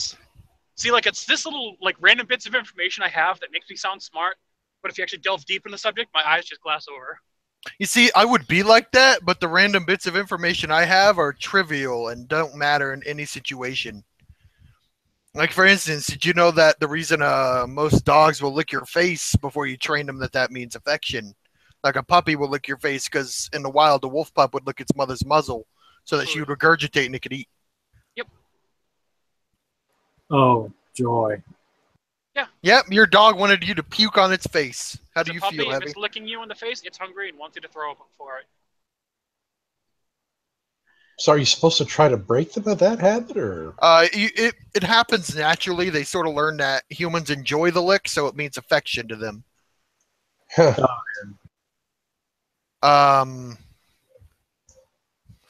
Dogs, salt also sweet, tastes sweet to most dogs. Like salty things are sweet to them normally. Yeah, I heard something like that before. I think it's probably about 6 months ago I learned that it's actually dangerous to give dogs grapes. That it causes kidney failure. What the fuck? Yep. Grapes, yeah. Chocolate, yeah. Alcohol, yep. I mean, it's not smart to give them chocolate, but theoretically in a small enough dose. Yeah, a small enough dose wouldn't necessarily kill anyone with anything, though. But yeah, the poison. I mean, we kind of eat cyanide constantly in our day, and it's small enough doses that it doesn't matter. Our bodies produce certain amounts of cyanide and formaldehyde naturally to allow for certain chemical reactions to occur that keep us alive. Yeah. And then we got that big vat of sulfuric acid down there. Right. Oh, yeah. Yeah, well, that's one thing that makes me think of the whole anti-vaxxer movement, where it's like, oh, this has formaldehyde, this has mercury, in levels that are non-lethal and non-detrimental to your body. Just like your body has already. Mercury is actually in a compound form, so it has zero actual net gain of mercury in your body. Your body's able to metastasize it and remove it from the system. I remember this rhyme I learned when I was in middle school. It was Billy's daddy was a chemist. Billy is no more. What Billy thought was H2O was H2SO4. You're thinking about it. Yeah. Hydrogen sulfide? Yeah. Well, that's another thing, too. You can actually have toxic. There was sulfuric acid. Or something like, yeah, you can drink enough water that you'll poison yourself, essentially. Yeah. You can also drink enough water to drown. There was actually somebody who died of water intoxication from trying to win a Wii Yeah. a couple years ago. Remember that? Oh, weeks ago? No, the story I heard was a lady who was on one of those shows where they sit them down and drink a bunch of bottles of water, and whoever is the last person to piss themselves wins. Well, no, this happened years ago when the Nintendo Wii first came out. They had a contest. It was like along the lines of "Don't Wii and win a Wii." There was actually somebody who drank so much water they died of water intoxication. Which you think about that, it's like your body is comprised of 70% water and is necessary for every function that it does. Yeah. If somebody weighs 100 pounds, if somebody weighs 99 pounds and they eat a pound of Hot Pockets, are they 1% Hot Pocket? Yes. Yes. Mathematically, they are, yes. That's amazing. I thought that was just somebody fucking with me. Also, they need a pound of Hot Pockets if they weigh 99 pounds. Depends on their height and their build. Yeah, but still. And their age. And of course, when I get down this whole route of certain stupid shit that I need to not go down because I always do that. Yo, I remember the first time I really realized that anorexic people would literally look in a mirror and not see themselves. They'll see something fatter. Same thing with Yeah, I didn't realize that was a thing. I thought they just thought they needed to be skinnier than they were. And what I know now makes more sense. a lot of disorders like that typically is a dissociation of what is actually seen as to what is actually your happening. mind, you expect to see something and your mind makes you see it. Yep. Have you seen those experiments where they'll like stare up into a tree and say they say something and the people around them will stare and say they see it too, even though there's nothing up there? No, but I do know of an experiment that was done some years ago where these people were brought by what they said was some sort of crash site of some kind. Yeah. There was no armed guards or anything like that. They, of course, recorded everybody's memories at the time. And they had recordings of everything, and almost none of the memories matched of what occurred. One woman claimed that there was guards standing on top of a hill pointing guns at them, things like that, and they showed them the actual footage of events that occurred. And it just goes to show the reliability of memory isn't what people expect it to be. Well, here's the thing. When the human mind, at this point in our stages of evolution or whatever, is set up so that it can generally normally fit into the societal norm and what you expect to be the norm where you are, right? So you'll remember details about something that didn't happen so that you'll think your memory was normal. You go to a crash site, you expect there to be guards somewhere, you know? Not only that, but when you're remembering something, you're not actually remembering the event. You're remembering the last time you remembered the event. Oh my God. Yeah. That's how memory works. It's not the recollection of what occurred. It's your recollection of what you think occurred. And every time you think of that memory, that's precisely what happens, is it ends up being this long chain of memories that aren't necessarily the actual memory of the event that occurred. Yeah. And then there's also perspective to add to that. Yeah. In your mind, you're talking about you think you saw something that wasn't there or whatever. Have y'all heard of that? It's a video that shows some teenagers in a circle, kind of a small circle, and it says, follow the ball that they're tossing back and forth to each other because maybe something's going to happen. So this lady I knew in Second Life got me real good on this. So I'm sitting there watching the ball going around the circle and this and that and getting tossed and all. And then at the end of it, I said, well, yeah, but I didn't see anything going on. She said, did you see the guy in the gorilla suit walking to the middle of the circle and stand there? I went, no. She said, watch it again. And I'm like, oh, crap. Yeah, it's like where they're playing with a basketball and they tell you to watch it and see how many times they pass it and there's a gorilla doing stupid shit in the background. That's how sleight of hand magic works. Yeah, that's how. Misdirect. Yeah. That's why when I'm watching magicians nowadays, I watch their hands very carefully. Oh, never mind. Somebody else got Nicola. Yeah, if you watch these magicians very carefully, you'll see their hands aren't in a formation you would normally expect. Like, when you're sitting there talking with somebody, the hands are kind of generally open and not very stiff. If you watch these sleight of hand magicians, they'll usually have their fingers all compressed together and like they'll have them set up in such a way it seems odd. Watch their fingers, not where they're directing things towards, but if you watch it, you'll actually be able to follow the object where they're placing it. Huh. Like you'll see a guy has all his fingers like tightly wound together, and he'll usually have a coin sitting in there, and he'll direct you to look at an empty hand. He'll wave his other hand over it that has the coin, drop the coin, it'll appear. Then he'll come back, grab it with that hand that had it previously, pick it back up, and it'll be gone.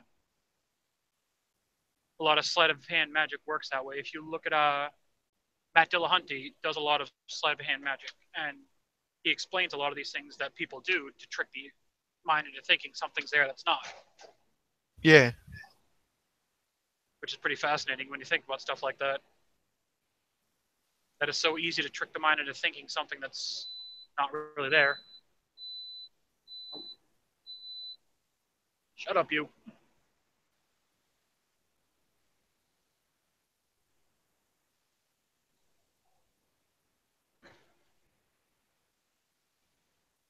Nicola, do you have anything to add? Seeing where the conversation is going at the moment. It's everywhere tonight, as with most open hangs. So, are your balls itching too? No, I'm kidding. I'm sorry, I was trying to think of a random subject and I thought of testicles. I'll be right. I'll be right back. Well, we kind of covered that subject a little bit earlier. When we were talking about circumcision, yeah.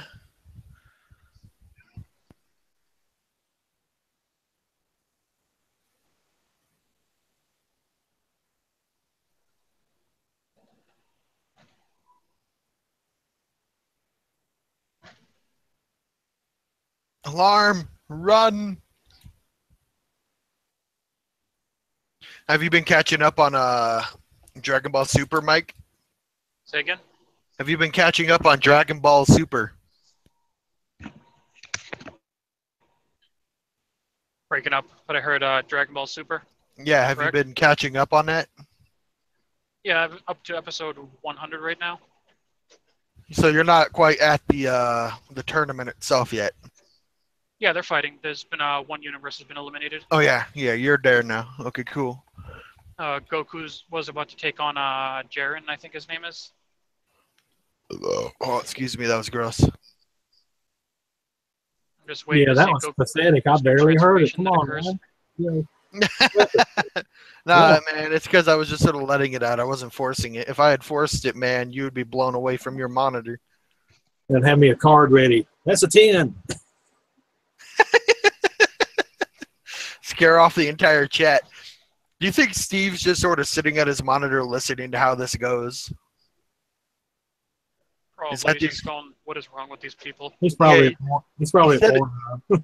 Yeah, he said it was he was doing an experiment. Do you think that's the experiment? Just see how we do on our own without him? Well, if there's no set topic, it's going to drift anyway, so. Yeah. And even then, even on the nights that it's set topics, it usually just deviates after about an hour anyway. Well, it'll drift until Darth Dawkins shows up or some other preceptor enters the room, and then all chaos will break loose. How about y'all want to try a riddle? We could pass riddles. Oh, I'm bad at those. Oh, I want to see you try this riddle then. Come on, Mike. All You ready? Throw it at me. All right. Only one color, but not one size. Stuck on the ground, yet easily flies. Present in sun, but not in rain. Doing no harm and feeling no pain. What am I? Something I don't know. No, it's the simplest thing, honestly. The answer is like one word and it's super fucking simple. Anybody got an idea?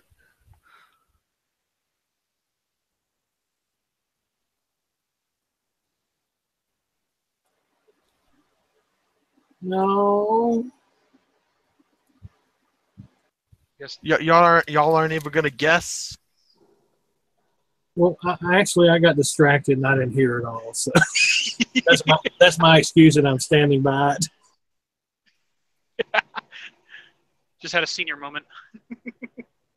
Yeah, I have more of those than I'm willing to admit. Well, you and Jade have earned quite a few of them, so it's okay. Yeah, thank you very much. Say the riddle again.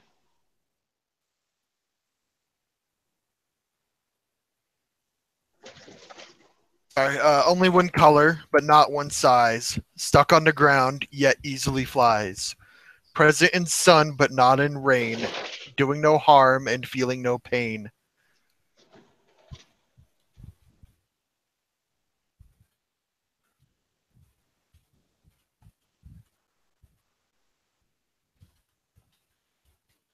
Of course, once you say it, I'm gonna be like, okay, I'm an idiot, but I'm trying to figure it out, and I got nothing. And it's in the side. That'd be a chat, shadow, wouldn't it?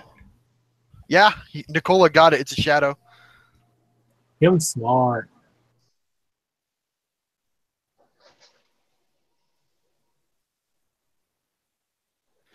Now you're gonna go like look inside chat, read all that, and think of a shadow, and it all makes sense.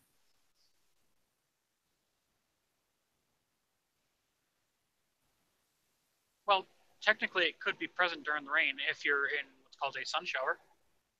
Okay, but people that created riddles didn't fucking know that, so they're Well, just sort of like. Still existed prior. But I'm just being an asshole about Yeah. this stupid shit.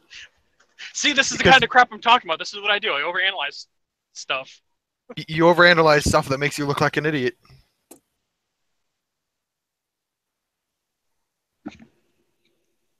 No offense. Oh, I didn't even hear part of it. I said You said Never overanalyze, mind. and it cut out. I didn't say anything offensive. Don't worry. I can listen to Hangout later on to find out. I'll get you later. Well, I just crossed the state line, so the cell phone jumped towers and it cut out briefly.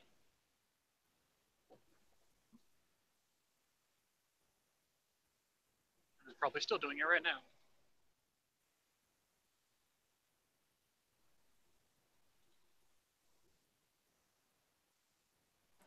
Okay, here's a question.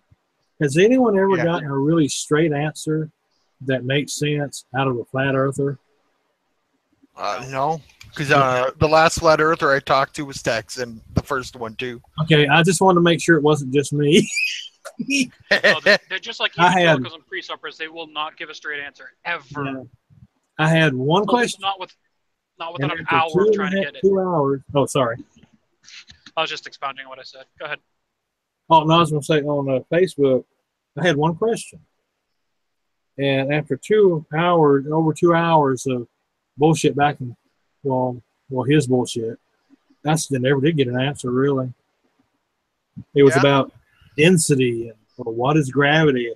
And then he finally said something about barometric pressure or, oh, gosh, 2 other things, but it was just so stupid. And then one guy came on later and said, well, you know, the flat earth movement is pretty new, so we can't really get into all this detail and stuff about stuff. We're still working on it. You know, I said, wait, and then about 2 hours later, I came back and went, wait a minute.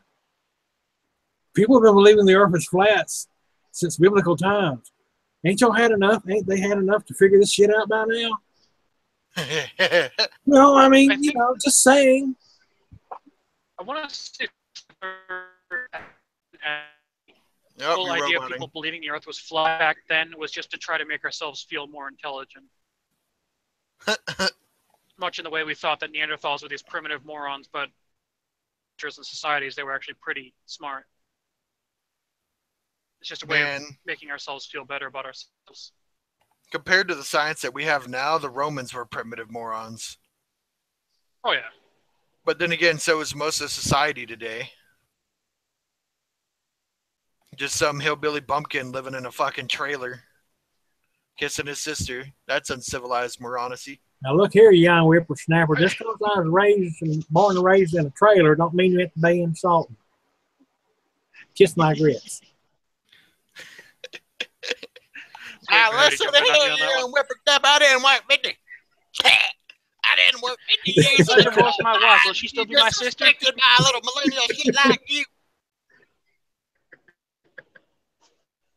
My sister's a beautiful woman. Yeah, really. I grew up in the trailer park out in the county.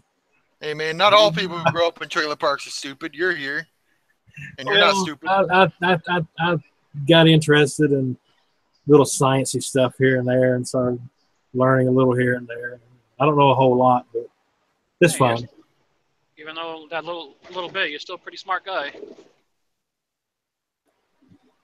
I'd rather You be and I, big and hunky. you and I are able to hold our own in these conversations once in a while.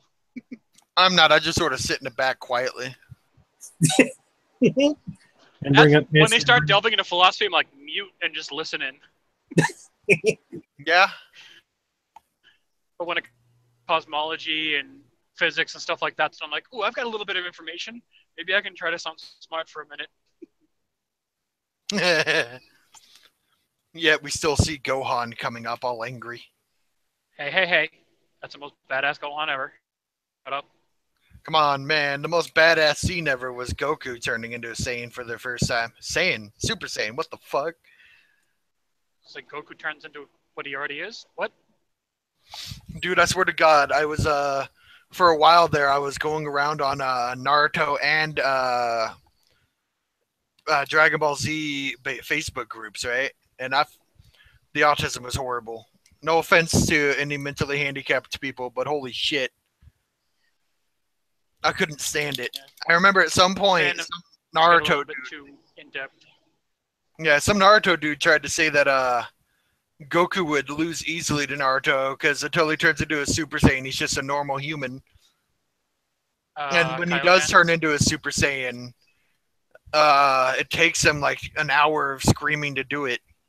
And I remember I jumped in on that conversation and posted a picture or a GIF of Goku versus Beerus the first time, you know, when they're on King Kai's planet. And he just, boom, Saiyan, Super Saiyan. God damn it. Well, it's just like they have I can't believe I'm getting into this stupid fucking conversation. They have like the initial transformation where they'll just gain like a base multiplier. Then as they power up, they'll unleash more of that built up energy that they have stored within them. See, this is the kind of stupid, this is what I'm talking about. I start to get into discussions that I don't need to get into. Well, if you like further into Dragon Ball Super, Goku has another transformation he has hidden or some sort of trick up his sleeve, which I'm going to assume is a perfect hybrid of the Kaioken and Super Saiyan Blue. Oh yeah, he's definitely mastered it, and yeah, he does have the Kaioken Blue, but the fact is that that's super fucking strenuous. Like, Kaioken requires perfect bodily control, you know what I mean? Like, you gotta be all about, you know, controlling yourself when you're using the Kaioken, because it could tear you apart otherwise, right? That's why I think back of the Team 4-star Kaioken bit. Have you seen that? No. You go on YouTube and look up Team 4-star. No, I watched them. I just don't remember what you're talking about. They cut out all the bits where Goku goes Kaioken against his opponents. Yeah. And he's like, Kaioken? Their opponent's like, Kaio what? Punch. Yeah, oh yeah, I remember that shit. But I remember the fucking, goddamn it, Super Saiyan Blue requires much stamina, which is why you don't see them go Super Saiyan Blue often. If they can handle it with Super Saiyan, they do. If they use Super Saiyan Blue, they'll try and only use it once. You know what I mean? Mm-hmm. You'll see this shit, and that doesn't go well with the Kaioken, even if he has mastered it, you know? If you look at the intro for Super, it shows Goku go blue, and he has the red aura around him. He cuts through it a little bit. You see his eye open, then it like flashes away, and he's got black hair. So it's like, it's a deal with that. Everybody's speculating it's going to be some new, like, ultra high transformation or whatever, whatnot. Oh yeah, Doubting Thomas has a point. Very interesting chat going on right now. Yeah, it's, you know, delving into topics. We're nerds. Yes. We're nerds. We divulged from the topic of circumcision to something to this. I'm a gamer and I watch anime. That's the subjects I usually talk about most for my friends. So. Have you seen Overlord, that anime? Nope. Oh my god, where have you been? You need to watch that shit, dude. Chances are, if it's not on Crunchyroll, I don't have readily access to it. I'm gonna look it up and see.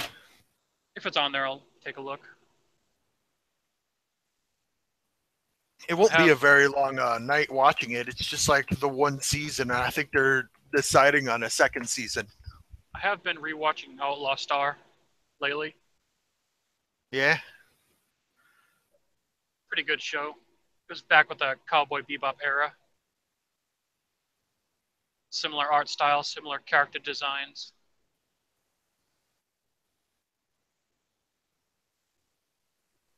I figure if you like Bebop, you should like Outlaw Star, Trigun. Oh yeah, they do have Overlord on Crunchyroll. Yeah, as long as I remember, I'll check it out. I'm gonna put a link in chat. Hopefully, I can access it later. This chat should pop out on your Google Plus every now and then, like your email. If you want to know what Overlord basically is, it's every gamer's dream, waking up in your favorite video game, you know? Sounds like, was it No Game, No Life? I haven't seen that. With a brother and sister team that are like unbeatable in video games. They end up in some sort of world where everything is based on games. No, it's more like his guild in a DMMORPG, right? A dive massive multiplayer online or roleplay game, right? Yep. His guild was the highest guild on the server. He was the max level. He had all the good shit. And the game was going to shut down, so he went ahead and he got all the NPCs to bow before him, and then he sat down in his throne. And then the game ended. He closed his eyes, and when he opened them, he was in the game. Like, outright. And all the NPCs, they were all intelligent now. So, SAO, Log Horizon, kind of like those lines? Kinda. The world that he woke up in wasn't the world from the game. It was a world similar to it with the same magic and shit, but it was a new world. And he just goes around as this super OP fucking elder lich and just in situations like it ain't shit. It gets to a point where he puts such serious limits on his power that when he drops the limits, people just practically shit their fucking pants. It's amazing. So it sounds like a more beefed up version of Log Horizon. I guess. I haven't seen Log Horizon. Yeah, I could see me waking up in a World of Warcraft world as a big fat panda, and my partner is this big ogre that's my guard as well. You're close. You're pretty big, and you got a lot of white on your face. You're pretty close. Why can't I help but think of Kung Fu Panda? Because it's like a Kung Fu Panda, but in fucking World of Warcraft. And I would rather wake up in Skyrim, damn it. I'd probably try to wake up in one of the Final Fantasy worlds. Oh God, Final Fantasy. I don't remember which Final Fantasy I own, but I remember it's got Vaughn in it. That's 12. Yeah, I have 12, thank you. I remember there had an X on it, but for the fucking sake of me, I couldn't get past some of the shit in that game, and I just stopped playing it. It was for the PlayStation 2 and everything. I got bored of it and stopped playing it. Yeah. I never beat the final boss. I never beat that super boss that has like 50 million HP. Like, goddamn, it got boring, honestly. My PlayStation 2 still works, but shit, I got a PS1, I think, lying around somewhere that still works. My friend went to a garage sale and bought a working N64 for like $1. And it came with several cartridges, in fact, and I think he spent a total of $5 on this thing. Nice. And we went up for like a quick vacation at a house my grandma owns in a really, really small village of a town here in New Mexico. We plugged it into her TV and we sat there and played Mario Kart all night. Rainbow Road. Not Mario Kart, just straight up Mario multiplayer. Super Mario 64? Yeah, man. We sat there and played that all night. I don't know why I thought of Mario Kart. That was something I did on the DS. Did he have Legend of Zelda? No. I have that for my Game Boy. Remember back when Pong first came out, and that people ate that up. I wasn't around when that happened. Oh, neither was I. I was born in 85. I run into that at times. I was born in 98. Ooh. 98. What? I'm 19. Oh, Damn. okay. I simultaneously feel old and young at 32. How can this be? This is a weird conundrum. How old were you when you started watching Dragon Ball, Mike? I can't say much older than 10. Damn. Because I watched when I was first airing in the U.S. Were all the subtitles fucked up and shit? No, it was English. It was one of the early dubs, I believe. Actually, no, it's been so long. There I don't weren't remember. subtitles on the original airing of any anime that showed up in North America. No, speaking of anime, The 90s. Most anime starts out as a manga. They'll introduce the manga first because honestly, a manga is fucking cheaper than making an episode of anime. You know. Well, they'll make the manga, then they'll produce the anime to try to push sales of the manga. Yeah, but that's the thing. If the manga's kind of not like people are like, then they'll make the anime, you know, and then the manga will sell like crazy. Pokemon's one of the only animes I know of that didn't do that. They just made the fucking show, and then the manga came out. Well, as far as I know, they made the show to promote the game that was Really? coming out. I think that's how that worked. Okay, so they're like, oh, we're gonna have this game. Let's make a show real quick. I'm fairly certain that's how that worked. Obviously, I can be wrong. But I want to say that's a path it took. Dude, I have if you're a fan of Pokemon, I've downloaded a ROM that allows me to play Pokemon Fire Red multiplayer with other people, like on my computer. That's got to be annoying. What do you mean? Just like if there's like a chat to that, it's probably people spamming stupid shit. Yeah, but you could get rid of the chat. I mean, you can also mute people. They mixed in some of the characteristics of Leaf and Soul Silver and Gold and shit. They mixed some of that in there so you can travel straight from Kanto to Hoenn. And there's a PC system that connects them so that you can share Pokemon between the regions. It's really quite fun, even if you just play single player. Pretty cool, I guess. It's like 2 games in one. It's amazing.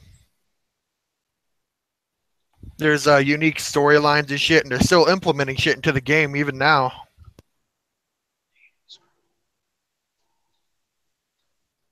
I'll look it up sometime. Poke MMO. Yeah, I fortunately don't have a PC to be able to You play should- anything. Probably already gone anyways. Nintendo is pretty crazy about no, getting I rid of could all open those it right now and ROMs. play it. No, dude, Yeah, I'm playing it now.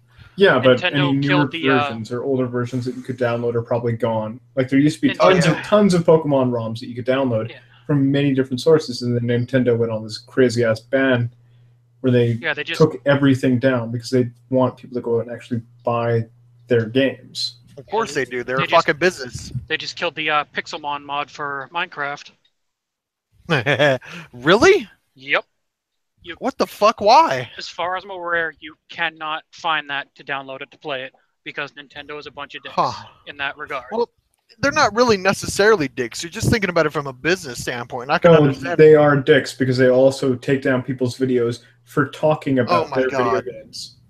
Never mind. They are dicks. But the thing Like, come is, on. too, is like these mods are typically free to download. Well, actually, as far as I'm aware, all mods from things are free to download, but they have like a like a donation page you can do, so it can help the mod maker. Yeah. Let's see. Fucking I'm trying to think of I remember playing Pixelmon at some point. I had a Pikachu. I don't remember how I got it. I remember that was fun though.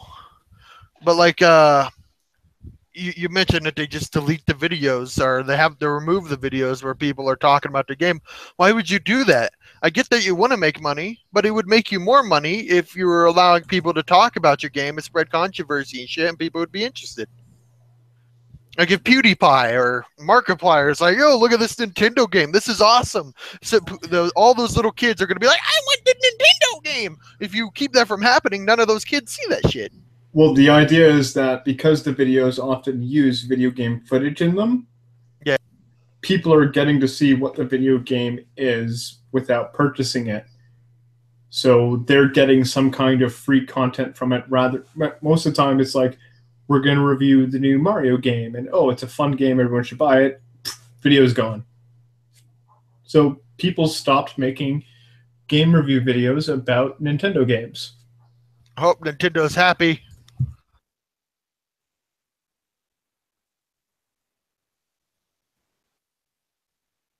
It's retarded. Yeah. I'm surprised that there's 14 people watching us talk about games and anime.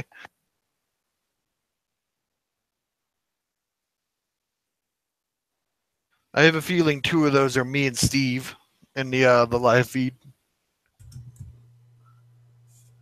Well, it's a pretty slow Friday. Normally there's some kind of crazy that's happening on someone else's channel. Like Ronnie goes out and starts bitching about something somebody said. Like Matt Bell did the Theist experience today, but I didn't bother watching it or downloading it. I should have asked somebody to try and get Tex in here. That would liven shit up. No. Nobody wants to really talk to flat earthers. It's just annoyance. Like, to me, flat earthers are... Talking to a flat earther is just as appealing as talking to like someone like Cy 10 Brugengate. You know how the conversation is going to go. At this point, you're just beating up the special kid.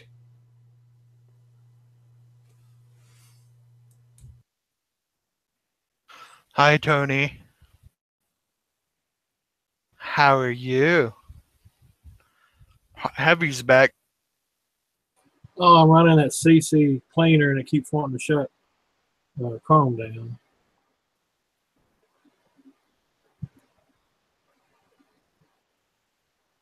Oh, bye, Tony. Fuck you too, Tony. Oh, y'all was talking about stuff. Oh, Tony's back. Let me add him hang- to the stream. hang on again. Hi, Tony. What's up, Yu-Gi-Oh?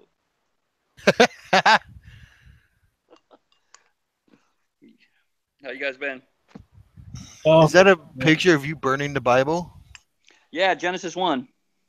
That's amazing. Into a joint. I mean, a cigarette.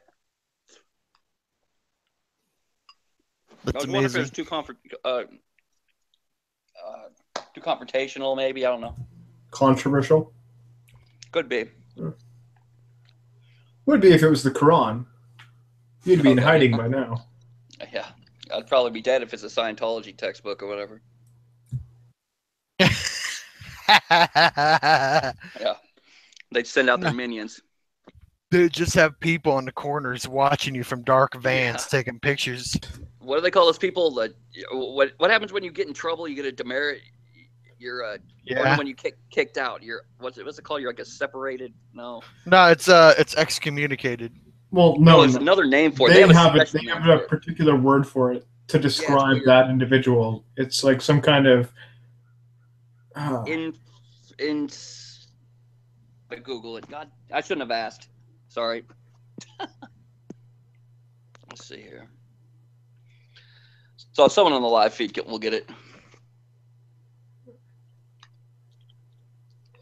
Unless there's like no one in the live feed. Yeah, no, the Church of Scientology doesn't often like do acts of violence against people. What they do is they try to go out and dig up dirt about people.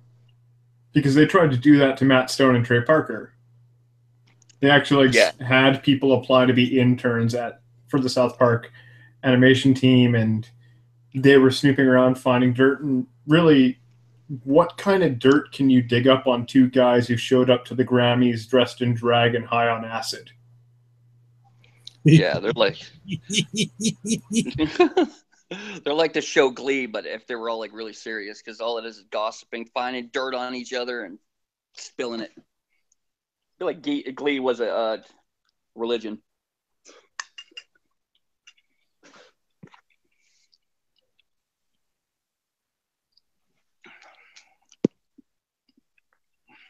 My internet sucks.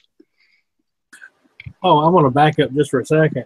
Y'all was talking about, well, y'all, like y'all, some of y'all had been born when whatever I was talking about happened. if you live long enough, you'll have this one moment in your life when you realize that you're an old fart. My moment came when I was working at this place, and it was a real young guy. He was like in his early 20s, and they had the music piped in. And I don't remember the song, but it was one of the old rock classics from like the 70s, 60s or 70s, whatever. And he said, I ain't never heard that before. That sounds pretty good. What is it? And I told him what it was. And then just without thinking, I said, yeah, man, I was listening to that before you was born. And that was the moment. I was old man. Uh-oh, uh-oh, uh-oh. Here's that man looking for the booty. Hey, Isaiah. That's funny. What's going on, Heavy? Yep, the old man. Once you feel you're an old man. I just started feeling it in my joints and bones. I'm not really old yet, though. I'm starting to feel it, though. One of the more shocking instances in my life was when the first time some young cashier at a supermarket called me sir. You stop and go, sir. When the fuck did I become a sir? Mm-hmm. Oh my god, I'm an adult now. That's right.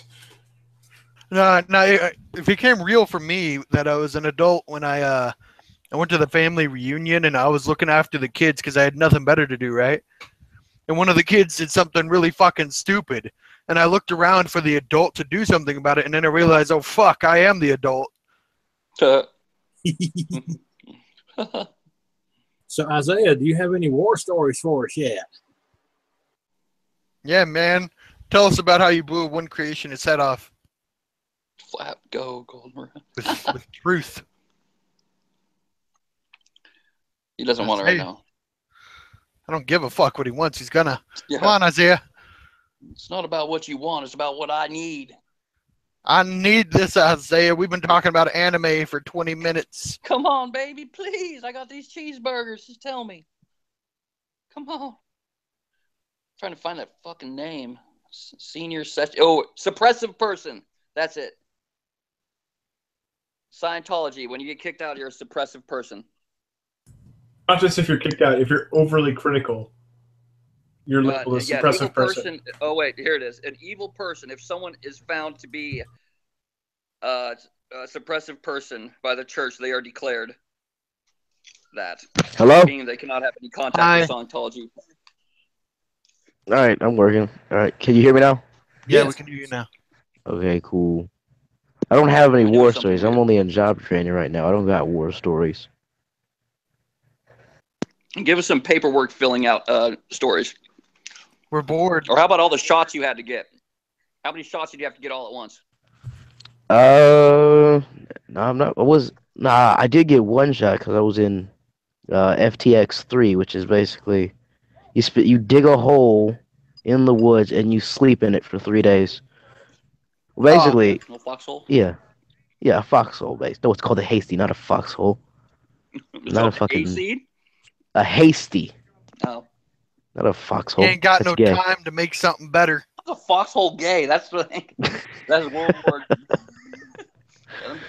No, I'm playing around. No, basically, I dug a foxhole, if you want to call it that, and I had to like cover it with trees. One of the trees, I guess, was poison ivy. Oh no! And I didn't. Yeah, so I got. Yeah, I got covered in that, and I had to get a shot in my ass. Like so I went to like sick call. And some old black lady, she's like, "All right, now put your hands over this table and bend over." Yeah, that's about it. And I swear to God, she jabbed me with that needle hard as fuck. That's because she's black. Like on She's purpose. doing it sassy. Yeah. Are you sure it was a needle?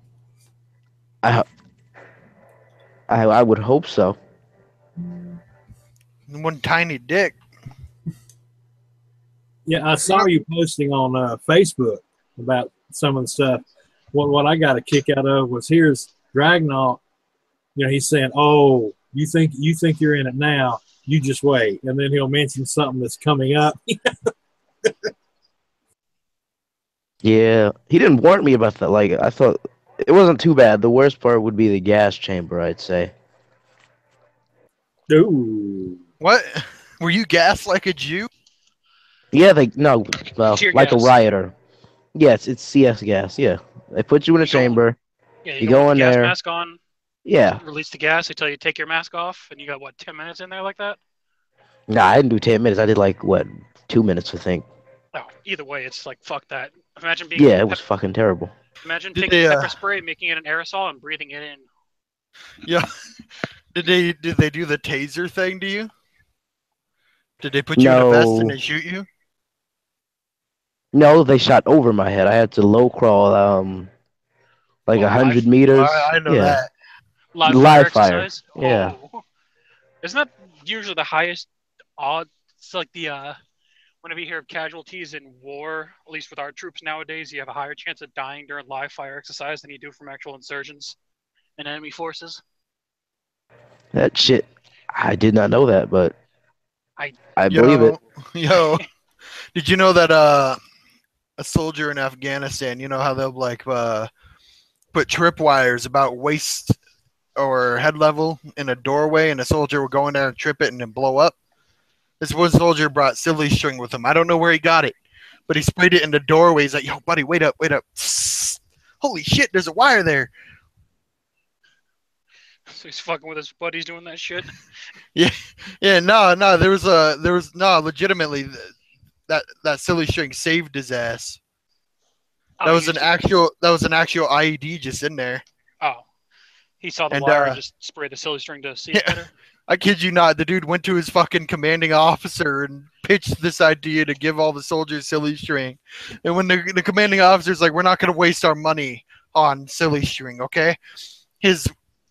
Either his wife or his mother at home bought hundreds of cans of silly string, started putting them in boxes and shipping them out to him. And he was giving them to his buddies. Spray paint would work too, wouldn't it? Probably. Anything that would collect on the wire. Yeah, but the wire is so small that you can't see it anyways. So unless you sprayed it with something silvery or glowy. The silly string will hang off of it too. It'll give you a better indicator. Yeah, like the Even silly though, string like, will just sort of hover there in the air, and it's like, that's not right. You sit there going, huh, something ain't right about that. Oh, I'm going to go through anyways. Boom.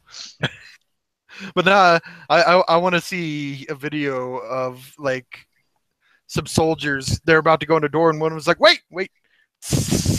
Oh, we're good. Fucking hell. I mean, I watched a bunch of soldiers. They gave their friend X-Lax so he'd go to the bathroom. Not enough to shit his pants off, but just enough to get him to go. And then they flashbanged him in the bathroom. That's a dick move. Yeah, dude comes rolling out. Because those things, Yeah. I've never experienced them, but I know that they are no joke. Our drill sergeants was I recognized what the fucking the grenades were supposed to look like. They threw a CS grenade at us. I recognized it, so I ran to the wood line. No one else recognized it because they told us it's supposed to be a spear ball. If you see a spear ball, run. I recognized it, so I ran. I think like most of my platoon stayed behind and started coughing within like 10 seconds. Honestly, playing too much Call of Duty, are we? Dude, fucking hell. I saw this video where this guy, he got a fake grenade, and he went to like this room where a whole bunch of military guys are just standing in there talking to each other. They're the trainees, and they're all just standing in there talking because they're off. And he just rolls it in and goes into the back corner, and one dude jumps to his left onto a bunk bed. Another one jumps behind a bunk bed exactly opposite of the grenade, and then the two other ones fight to get out the door. Well, they're trained, obviously. They see that grenade to run the fuck away. And Where you're at. I argued that possibly, I don't know, the two dudes at the door, the way they ended up lying down, I think they would have lost their legs for sure, maybe, if they lived at all. I don't know. I don't know what grenades do. I know they blow up, but I don't know the radius of shit. When they fragment, as long as you're within line of sight and within a certain range, you're losing chunks. Yeah, man, they would have lost their legs at the best.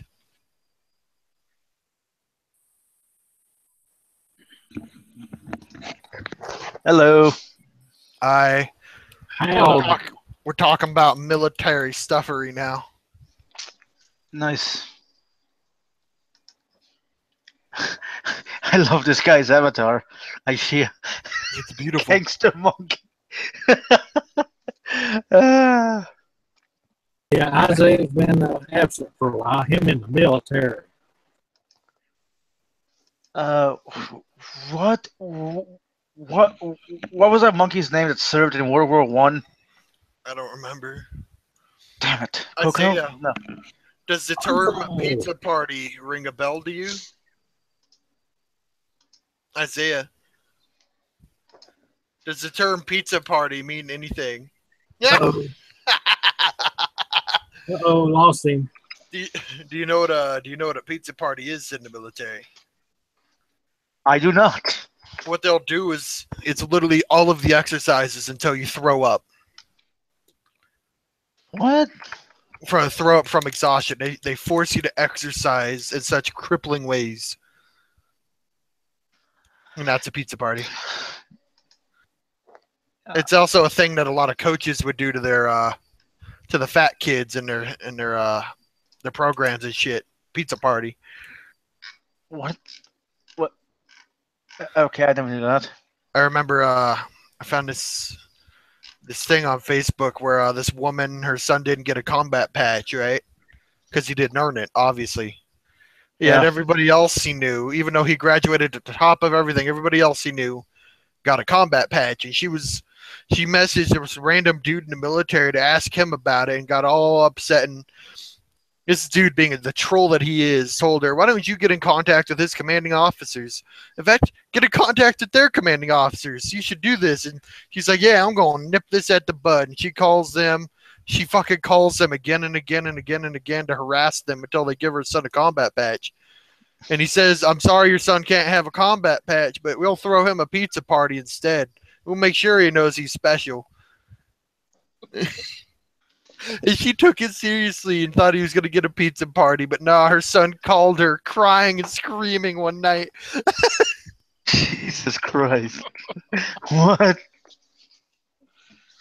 And she messaged that military dude she was talking to on Facebook and got all mad at him. And he's like, "What did you expect me to do? I told your son he would get exactly what he needed, exactly what he deserved. What did you expect?" And then he blocked her.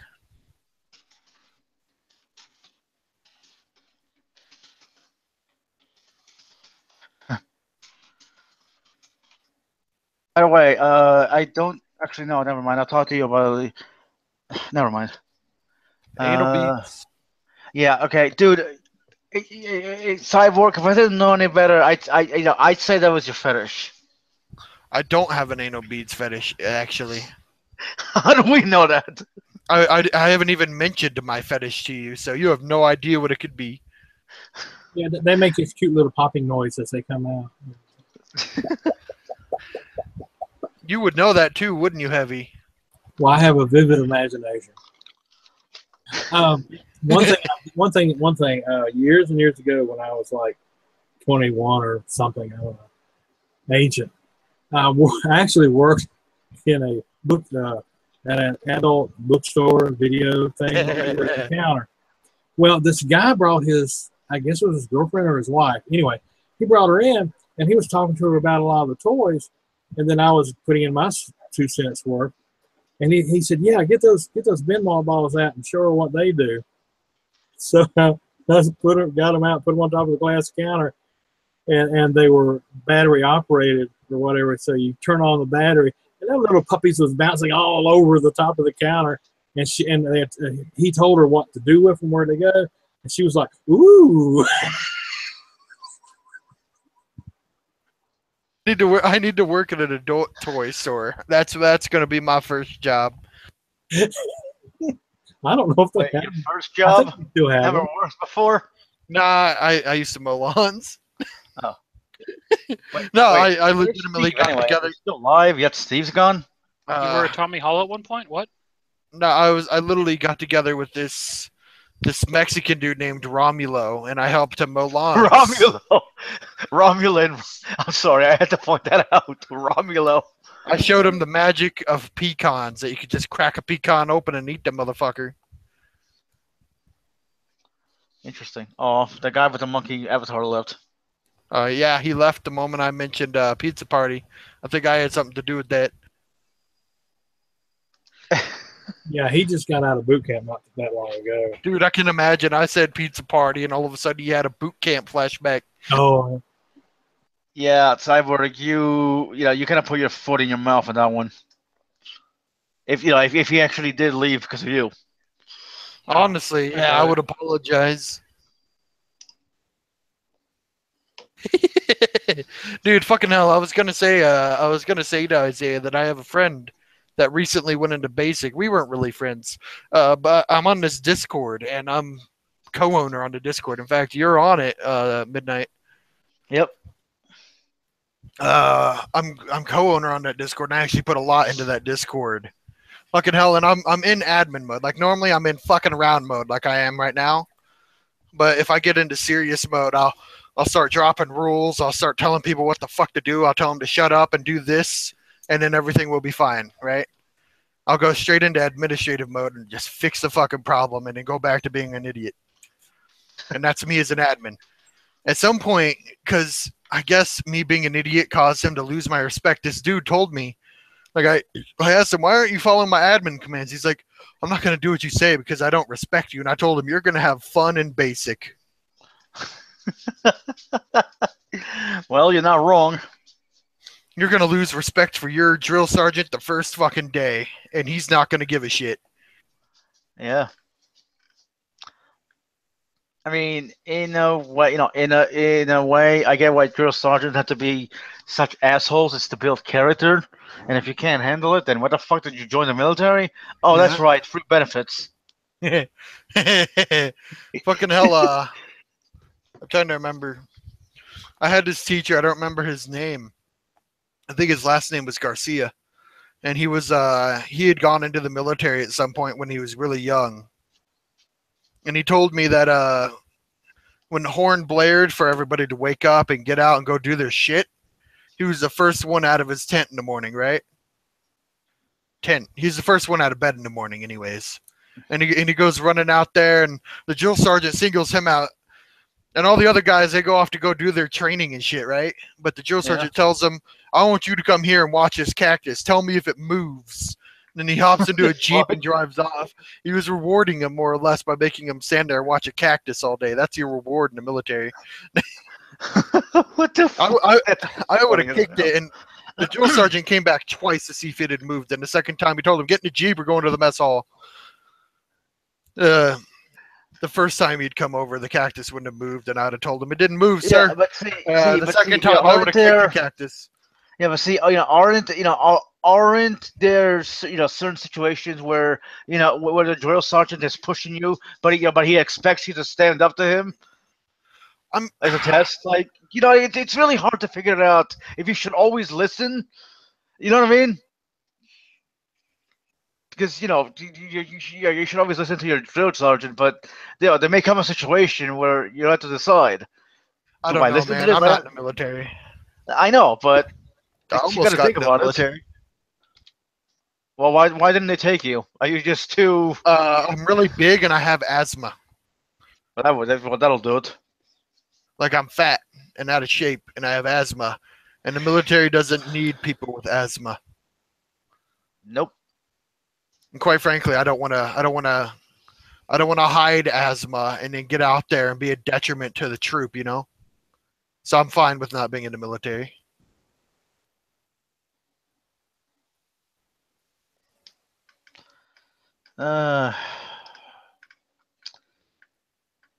What is life? Where's Steve anyway? He's probably listening. I think he's doing an experiment. He said he's doing an experiment. Yeah, I wonder how much longer he wants this to go on. I bet he's just sort of sitting there listening to us. We're watching porn. Steve, honey, you. Now that I know that Heavy Hauler's gay, he's starting to get more and more gay. I have my mom. I don't think he's gay, but he is gay. Really? How heavy?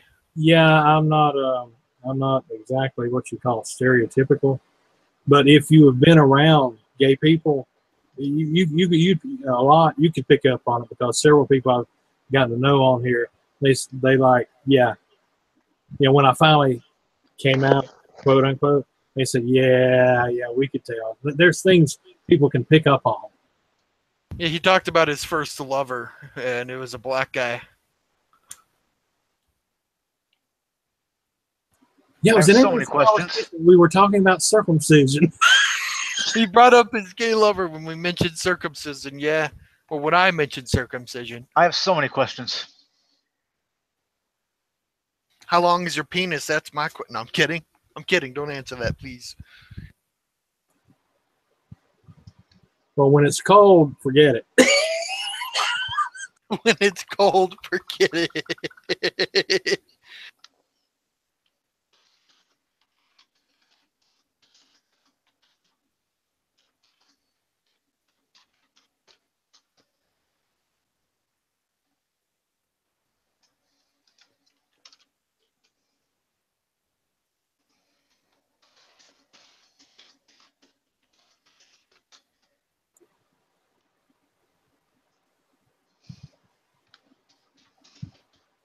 Wow, that killed the conversation. What? I don't know, something did. I'm playing on my phone right now. I don't know about you.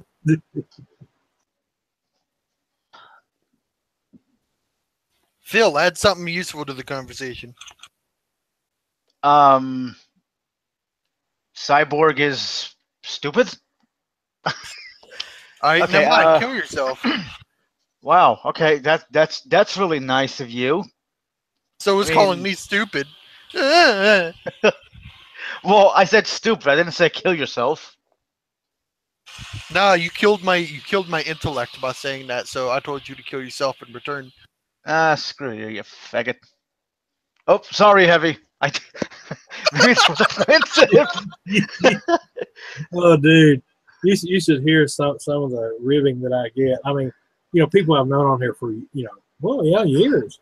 Oh, they will give me some big shit sometimes, and it's I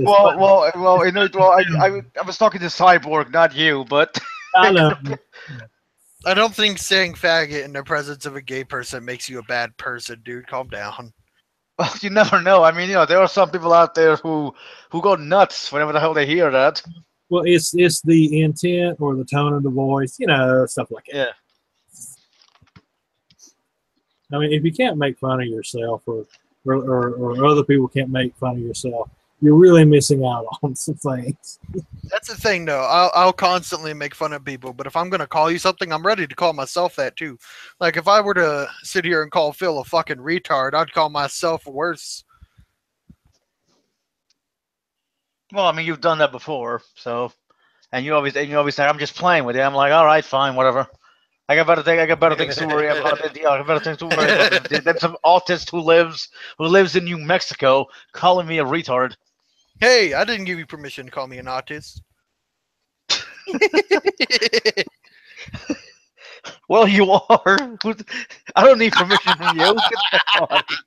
What the fuck? He was just sitting there like, what the hell have I unleashed in my community by inviting these two on in it?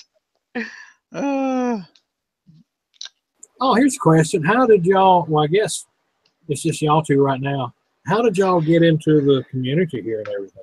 I don't know how he got in, but he brought me. Hold on. Actually, I actually found the first debate with Kent Hovind and King Crocoduck. Like, I watched that. Then afterwards, I contacted Steve, on Twitter. We talked for a bit, and then I guess one thing led to another. He invited me on his streams, and also the Great Debate community, and blah blah blah. Here I am. Actually, no, Phil, you didn't bring me. One of you or Kelsier posted the King Crocoduck shit into Ben's Discord, and I saw that, and I joined on my own. Oh yeah. I also invited Steve to a stream, that Kelsier was having, and I can ask Kelsier to give me the link, and Steve says, "What are you high?" And he's like, "No, and I'm like, no, this is how I always talk." Have you Heavy? Can you correlate this? Is it true that Midnight here only stutters the first word of a sentence, and then once that's done, he's good for like a paragraph. You know what, to tell you the truth, I really hadn't noticed. Like, no offense, I didn't mean that offensively or anything. That's fine. Good.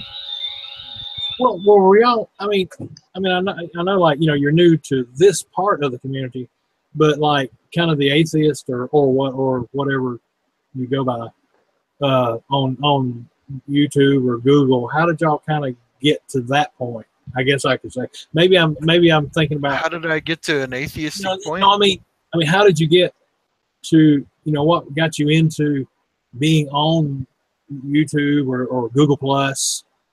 You know, were you hunting for atheist stuff or just doing science or Well, what? no, I mean, you know, well, I mean, this is a long story, but I'll fucking say it anyway.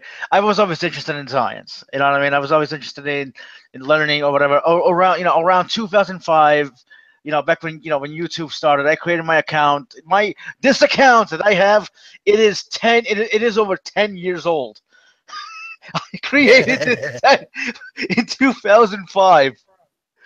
The account I have, I've had so many names on it, but it's basically the same account. But you know, for me, I went to Sunday school, got my communion and then confirmation. Never believed. Religion just never stuck. It just, you know, maybe I was too autistic for it to stick. I don't know. Then again, there's probably some autistic people who are religious, so that doesn't really count. I couldn't tell you why it didn't stick. It didn't stick. God damn.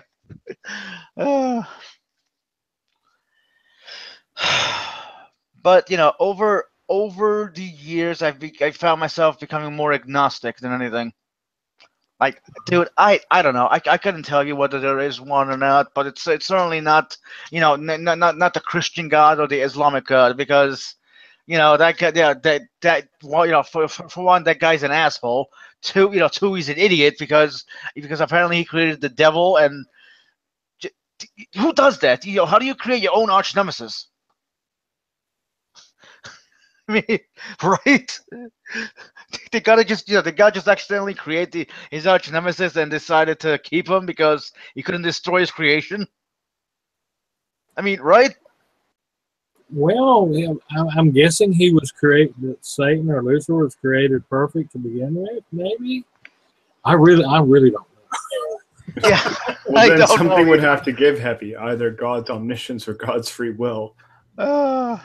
Oh, there he is. Welcome back. Or his omnibenevolence, one of the three.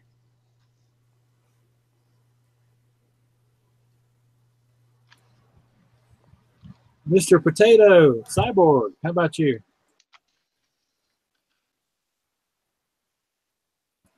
And he must have stepped away. Probably. No, he's still here. I mean, he's not muted, so I don't think he stepped away. But then again, maybe he might have and forgot to mute. I don't know. He is a card. A wild card. Yeah, I ended up here. Well, in the atheist thing or whatever. I've always loved science. Dinosaurs kick ass. I mean, I've been into dinosaurs since I was a little kid. Always had little figures of them, you know, to play with and stuff. But I would be watching things on YouTube, and I'd be watching the science and astronomy and evolution and dinosaurs. And then it kind of led me to Dawkins. And from there, there were several other people. And then I started seeing Matt Dillahunty and Aaron Rock. And from there, I was, you know, I'm like, yeah. Yeah. Well, I mean, as I said, for me, I always loved science. I always loved reading. Religion just never stuck. You know, I started finding people like TJ and other. You know what I mean? And I'm like, here, you know what? They're raising very good points about God. So it's like, you know what I mean? I enjoyed the stimulation I got from watching those videos. I mean, right now, some of the people I used to watch are kind of moronic, but you know what I mean? Oh yeah. I'm not saying, you know, I know nobody's perfect.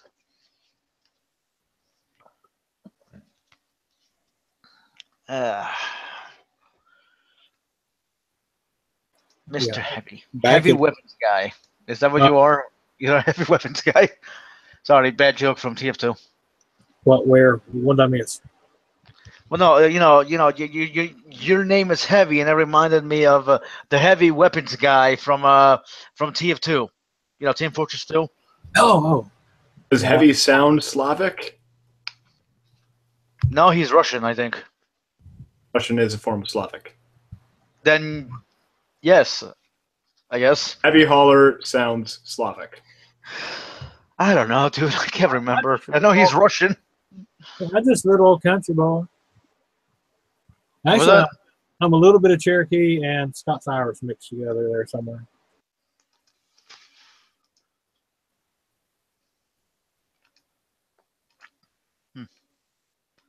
I sat down and I was thinking about, well, why did I start going to church? And then I pretty much had this story, you know, what got me involved in church and stuff. And then I got to really thinking about it, and I'm like, well, no. Looking back on it, I was pretty much indoctrinated, you know, from a very young age. Well, everyone is.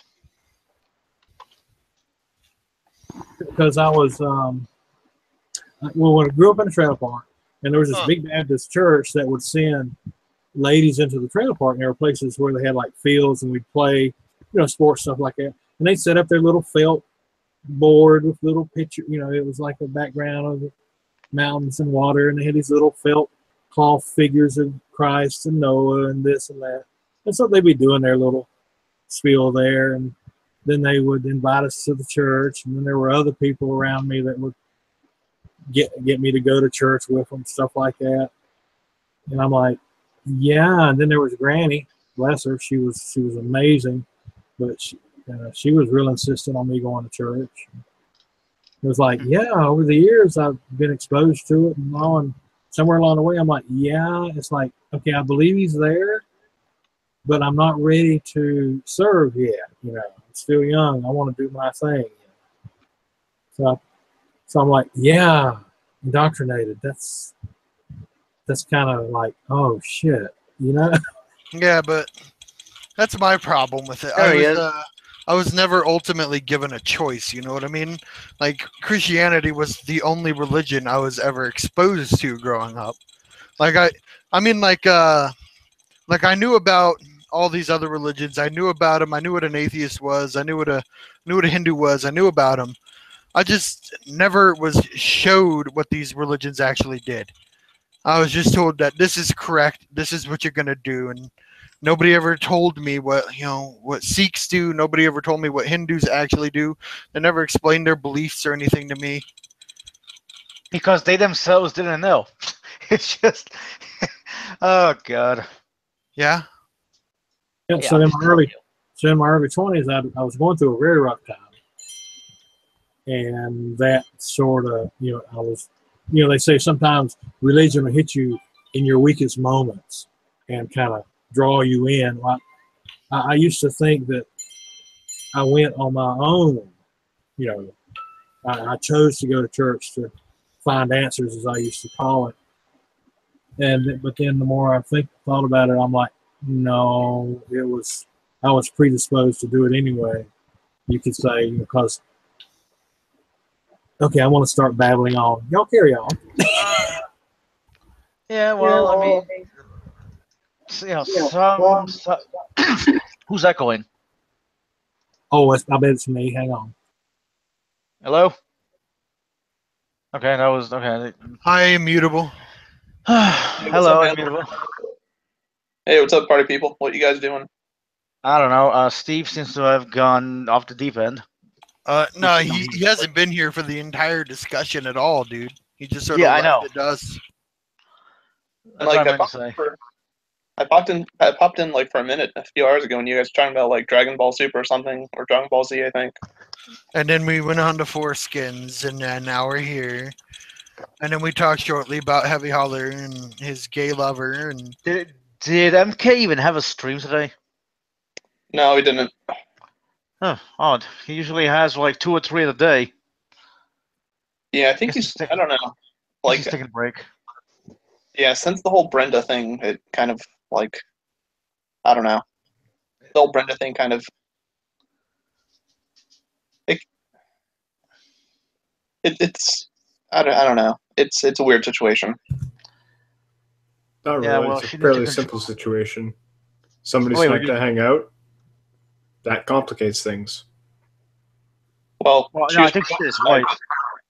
Sorry, go ahead. Well- You explain it. Well, she was provoked to snipe it though in this case because the person she was talking with, a guy named Commando, said she had a mental illness and that she didn't know what the definition of a man was, which, as you can imagine, with Brenda's situation, caused her to snipe him. Yeah, but she went into that room with a panel of people who you would expect would not be too kind to her and would say awful things to her. Well, I mean, usually she goes in there, and most of the. But I've been in there when Brenda is in there, and everybody's mostly. It, hardly anyone brings it up unless it's DD, or in that case, Commando. PD, I don't Commando, know. Spoken, Beckel. Pretty well everyone who was in there has at one point or another done that just to try to hurt her. Yeah, and I don't agree with that. That's No, come like on, dude. it's not. Their actions are completely unjustifiable, and the reason they do it is because they have the intellect and the emotional maturity of a child. Yeah, But that doesn't justify, like, you knowingly go into a room of people who are going to be hostile to you.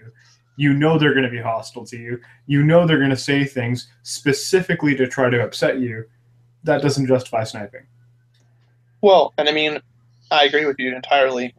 I mean, in the same sense, though, Brenda's also shed. She's got a little bit thicker skin, which she has. I'll give her credit for that, but it's not thick enough to where she can completely ignore it. Yeah.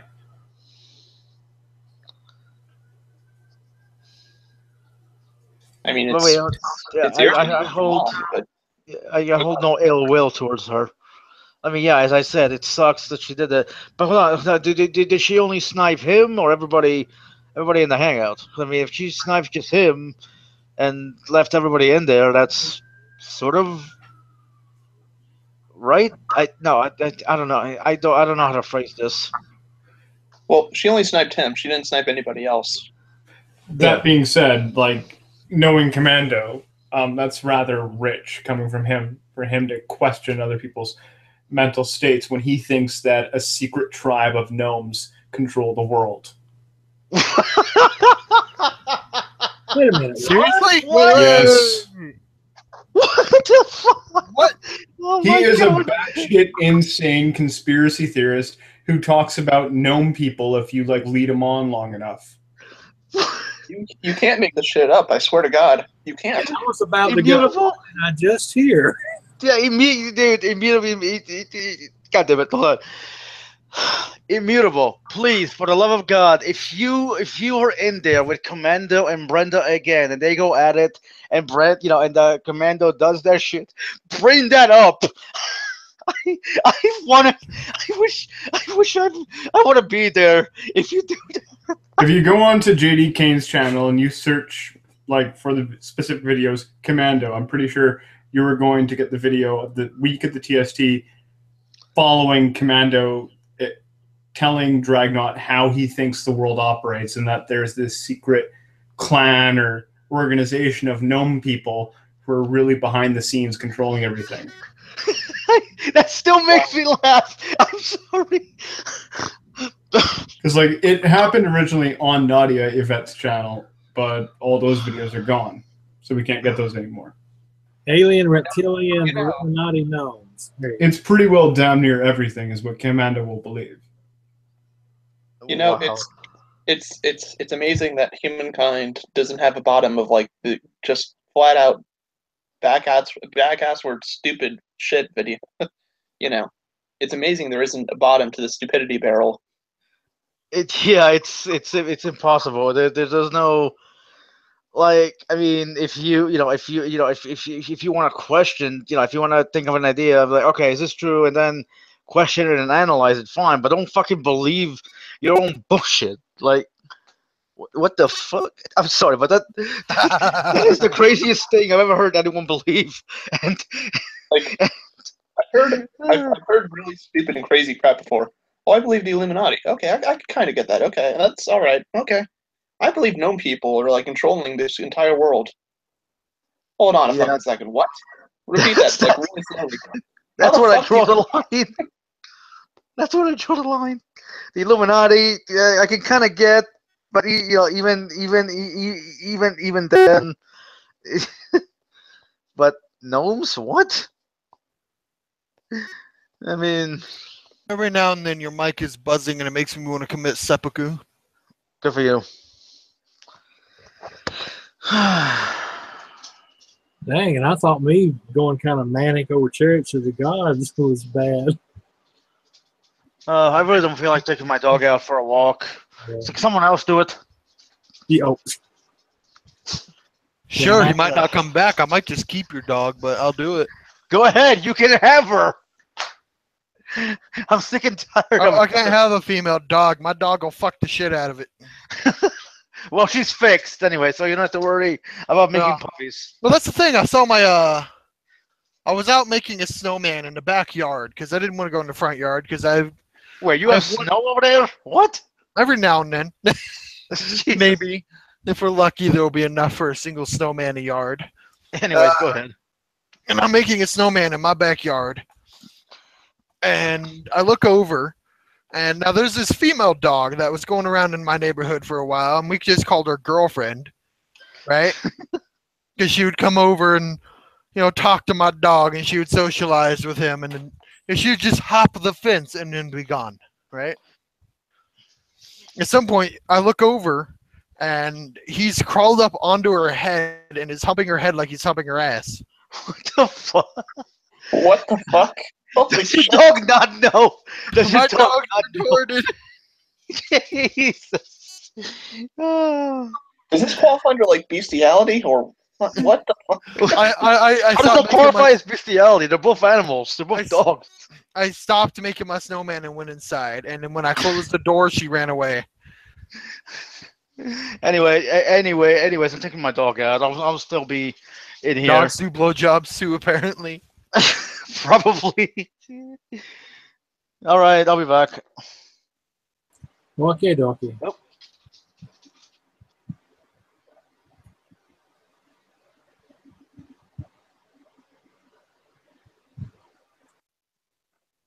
Oh man, today's been a wild day. It has. Have you seen that movie Kick-Ass 2? I didn't see the first one. I'm gonna have to get some more free time. Yeah, and then see the second one because there's a dog. I don't remember what he calls it, but this dude's like an ex-mafia enforcer, and there's this dog, and he's trained it to attack on German command. He's like Schwatzen, and then he'll go up and he'll bite someone's balls. It's great. Yeah, Nicola, speaking of crazy beliefs, I remember me and him were talking about like flat Earth for about an hour. After a while, like I just like rage quit. There's skepticism and there's just mass paranoia. Oh no. This is even worse than gnome people. Like you have no idea how far gone that fucker is. Like he shouldn't even be medicated. He should just be put in a cage and studied. Just to see like how far down the rabbit hole can the human mind go. I mean, I just wonder, like, how do you go from, like, you know, happy childhood to this kind of crazy shit? According to Freud, it would be too many hugs, too little hugs, or penis envy. Yeah, true. Or vagina envy. I don't know. No. No one's envious of that. Hey man, if I had a vagina, my fingers would be prunish constantly.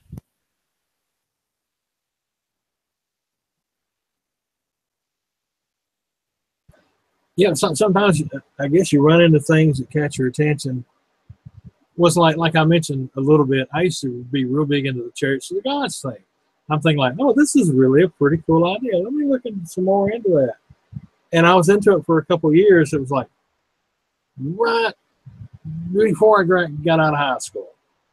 And then one day I came to myself and I said, wait a minute, this is complete bull. And it was just like, cold turkey, quit. And I'm like, no. My brother had an epiphany moment after some weird church play that they put on. And some woman came up and said she wanted to pray with him and started speaking in tongues to him. And that was the first time he ever saw it. And he went, wait a minute. This is normal? And I agree with this woman. This shit is crazy. And just like that, he stopped being religious. What the fuck? That's amazing. It must be one of them holiness or word churches. Yeah, they're real big on the baptism of the Holy Spirit. If you ain't baptized with the Holy Spirit, she was from a Pentecostal church. Okay, gotcha. So if we had venomous snakes around where I live, she would be holding one and praying at the same time. No. Yeah, one of those crazy people. So. Yeah. And what has it been, about 5 or so people have died from that in the past? Far more than that. Far more. I've only heard of some, over the past couple of years.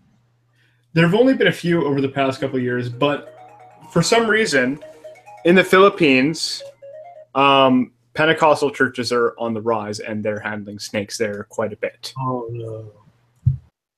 Are they attracting more snake whisperers?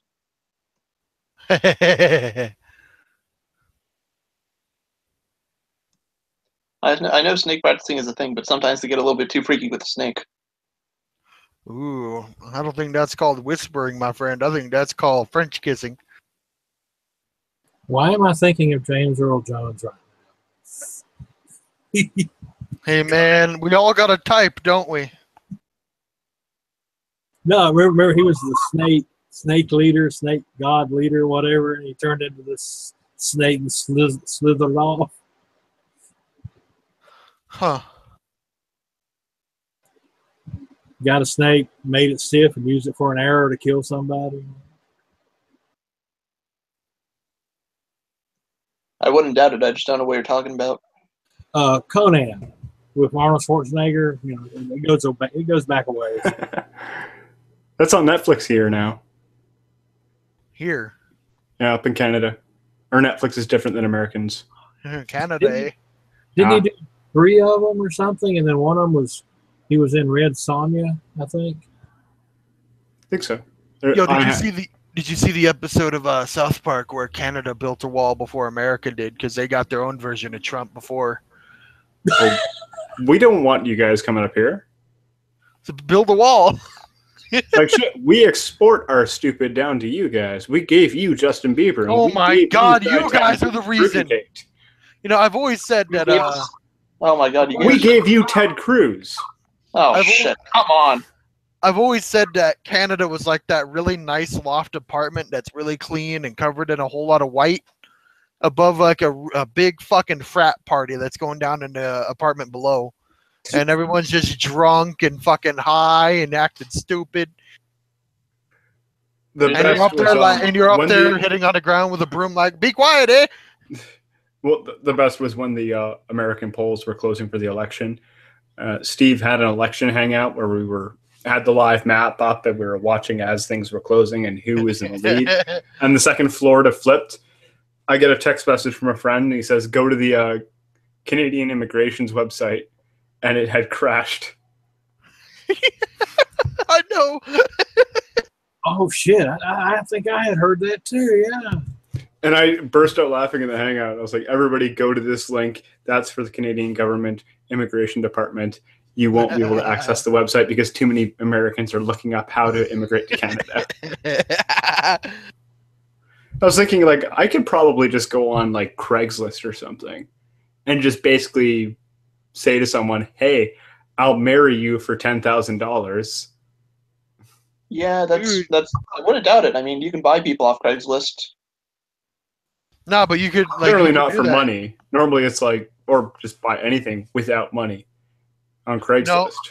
No, I have this. Normally, it's like, hey, I'll buy that coffee table from you if you suck my dick or something. No, I mean like rent a person for a day kind of thing. Trust me, it's on the internet. Speaking of you can do a lot of messed up shit on Craigslist. Like I went on Craigslist to look around, and I found this mint in condition boxed version of this toy that I have. It's like a puppet, and it's from like the early like from the 80s to the 90s, and it was called a Boglin. And I'm looking at it, and I'm like, holy fuck, that thing's selling for $500 fucking dollars. I look at mine, I'm like, I'd be lucky to get 50. I feel sad now. Yeah, I was looking at like when I was a little kid, I used to play with Tons of the Tank Engine. Looking at some of the stuff, went on Amazon or on eBay and stuff like that. Looking at some of it, people were selling this shit for like $500, $700. I'm like, what the actual fuck? I need to get into this market. Like, I was a hardcore collector. Holy fuck. Yeah, there's no telling what people will collect. Like me, I do Power Rangers and Super Sentai. And some of that stuff is like, whoa, I have to sit down and kind of save up for a while. Because there was like, Power Rangers was the first American thing of it. But there were, in Japan, there were like 5 or 6 or 7 seasons before that. And I'm looking at those, and I'm like, oh gosh, I wish I had those. I'm looking at the prices, and some of them are missing parts. They're like $500 or more fucking dollars. So Heavy, when you go into like Target and Walmart and look for the newest like Power Ranger stuff, do people give you any looks? I don't pay them no attention. Back when I start talking about them. Oh, I love these things. I have several walls filled with them. Then they kind of look at me. I mean, fucking now don't judge me for this. This is my past, not my present. Let me say that. I used to be a brony, and going to the store to buy merchandise for My Little Pony was the weirdest shit. Well, there's people now. I mean, they're still into that stuff. Like, there's one guy called. Oh, I know. Yeah. Well, you know what I'm talking about. Yeah. So how far in the past was this? About 5 months? 6 months? About 2 years. 10 years. Days. 2 years. 30 minutes. Hey, if you want to make fun of somebody for being a brony, fucking nightmare or fucking fuck faces right there. But yeah, there's no telling what will catch people's eye or interest, as far as collecting. My roommate was Air Force. He's retired now. Yeah. He was stationed in a lot of different places, like over in Germany and England and other places. He got to collecting shot glasses from all these bases and stuff in the surrounding area that he was in. And he's not like had several hundred shot glasses, and you start looking at them, and it's you can't read what's on them most times, but it's like, yeah, he got real big into that, collecting these shot glasses. And they look pretty darn cool though. Yeah, I've seen people that are like really like extremely hardcore into the collecting, especially with anime. And I like go into like one of my friends who's like serious into it. He has like just wall, like his like one of his whole walls and a wall and a half is filled just like stacked between anime like DVD box sets and like books. And I remember looking at it one time and I was like, if these things sell for like $20 a pop, and this guy easily has like 500 things. Oh yeah, that is the hell of a hobby. Holy shit. Well, sometimes you can run into some real good deals on eBay. There's some things I was real fortunate in getting. Like there was this one thing I got, and actually got it from South Korea. But I paid like $50. Now it's for shipping and everything. $50 for this one Super Sentai toy. It was a special edition. It was gold colored all over. And normally it would sell, for over $100 or so.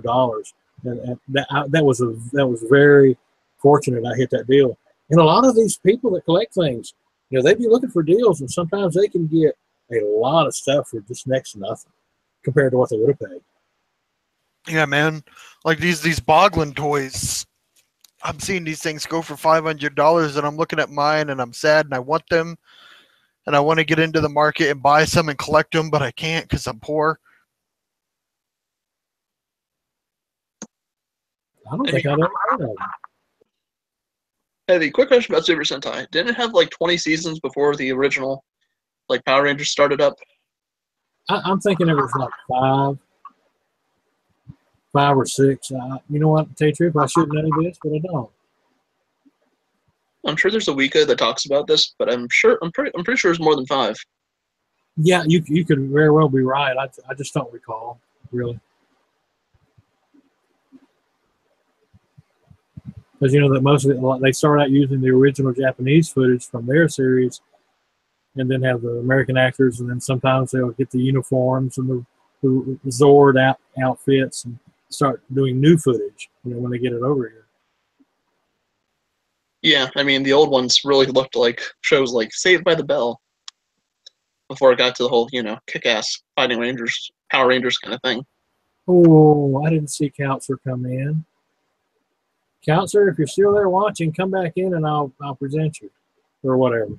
Oh no, I said it so that he could talk and everything. He just wasn't. Oh.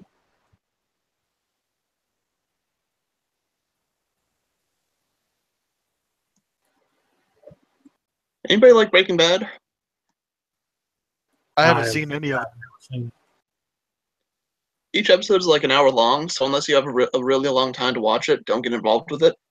But it's a great TV show. It's really addictive. Give it about 3 episodes, you'll be hooked.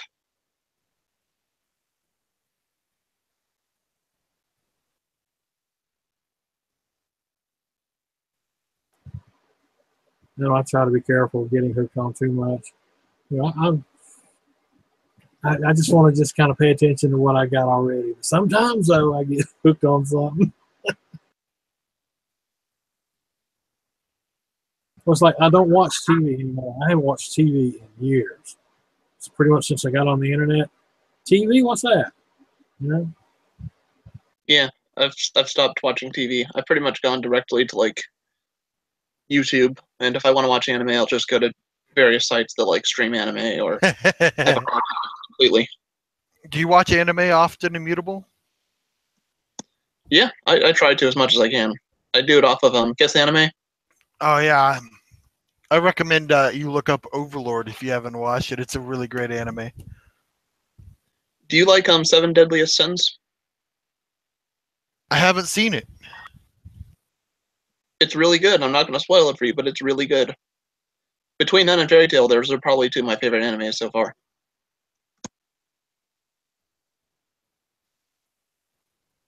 I'm going to open up my Pokemon ROM. That's a thing I remember getting like hooked on about a year ago. Just like watching like all sorts of new Pokemon ROMs getting uploaded. And I'm like, man, Nintendo really needs to start taking notes on this kind of stuff. People are outproducing Nintendo quicker than Nintendo can produce new ideas and host new video games. Yeah. Nah, dude, really should get into Overlord. Like next time you get a chance, like you have a few hours free, you're gonna watch like the first 3 episodes and be hooked. One of the only animes that I've seen that like really lasts a few hours is you ever seen an anime called like Fate Stay Night? No, I haven't.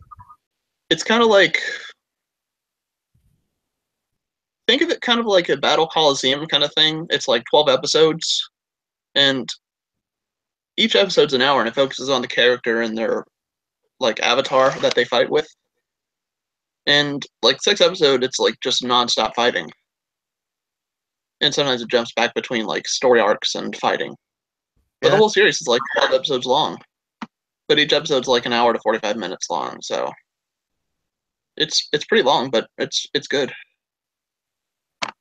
Now this Pokemon ROM that I'm playing now, the way it's set up, you can play just about fucking. You can play Fire Red and Leaf Green together, right? Basically, it's set up so that you could go from the Kanto in Fire Red to the Hoenn. You know what I mean? Nice. All in one game, and then it has followers and shit, and you can see all that shit, and it's great. Awesome. I like the old school Pokemon games. I kind of stopped playing them like until it hit Black and White. Hey, what's up? Not much. Their voice is a little bit low. How's it going this evening? Not much. It's going well. Took us slightly off topic, but yeah.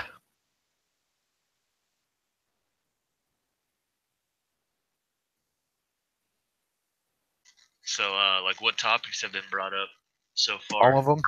All of them. Mainly anime and like really nerdy kind of stuff. Okay. I mean, we got deep into religion for a bit there. Oh, okay. Yeah, I've heard a few people arguing that like religion shouldn't be called religion, but more of a style of life. Yeah. And then we got into foreskins and pizza parties. When does something, when does it cross that line of a religion versus like a cult or something like that? I'd say all religions are cult in my opinion, but that's just me. You're free to think whatever you want, honestly. I was wondering what you guys were thinking. Like, I have this idea of where maybe, like, okay, let's say the government were to put all Muslim people into an internment camp in the U.S., and then their options are either stay in the camp, denounce their cult religion, or leave the country. Like, do you guys think that would be a good idea? No. That'd probably First be a of horrible all, idea. as much as it might lower terrorism from Muslims, it would definitely bring up terrorism from some of the people on the left. They would be seeing that the government would be moving towards a more radical state and then become radical themselves to try and stop it. The way we're seeing social justice warriors act now. Oh, that's a good point. Yeah, if anybody's seen Milo Stewart, the social justice warriors are kind of going out of control. I don't know. I still don't really think they're much of a threat, to be honest. I mean, of course, there's crazy events like that one that supposedly happened. I mean, the baseball game. But I mean, as a whole, I don't think they're too much of a threat to like civilized life. I think part of it is that due to like more and more terrorist attacks that happen more often, I think it's kind of a case that we become more desensitized toward it. I'm back. We jumped from anime to now religion again. The beats. Cyborg, what is your fascination? You know what? I don't care. Man, anal beats just became my word ever since Jeffrey told me to stop telling people to kill themselves. Yep. You're a nutcase. Are you guys pretty big on anime? Like, pretty knowledgeable? No, not me personally. Depends which anime. Dragon Ball Z I know a little bit about, but other animes I'm kind of... Actually, I I'm not the consider best. myself knowledgeable on Dragon Ball Z now that Immutable brings it up. And sorry for interrupting you, Immutable. If there's one complaint I have about Dragon Ball Z and Dragon Ball Super, it's that they're not doing enough with Goten.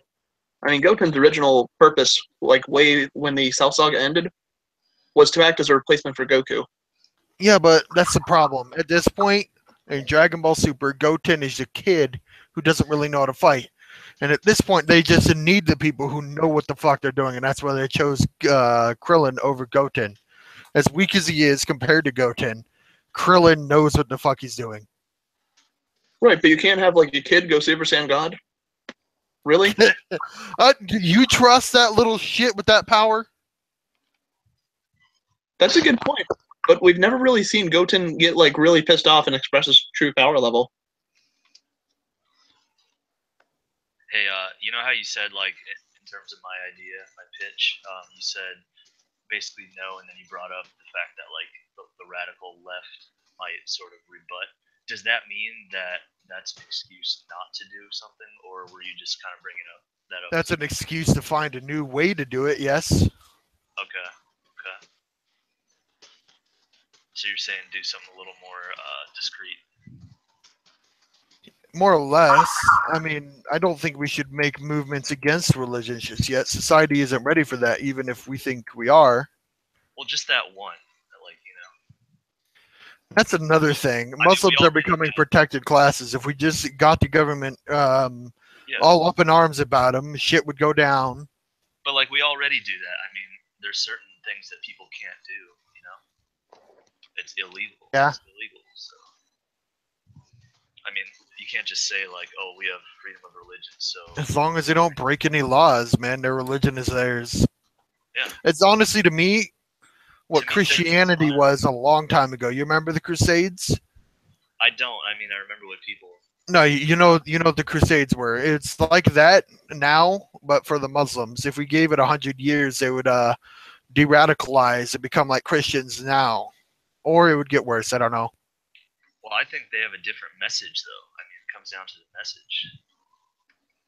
Yeah. Well, they have the message of wanting to conquer the freaking world. Have you seen all the death and murder and That's what violence in the That's Bible? why I'm saying fucking capture them, put them in internment camps, let them renounce their bullshit, or leave the country, or stay in the camp.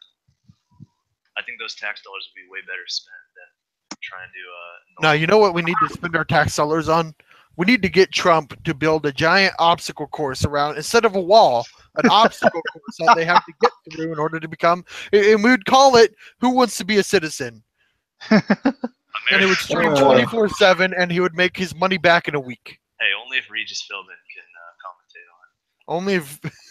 Hey, would you rather everyone in the world sound like Gilbert Gottfried for the rest of your life, but only to you?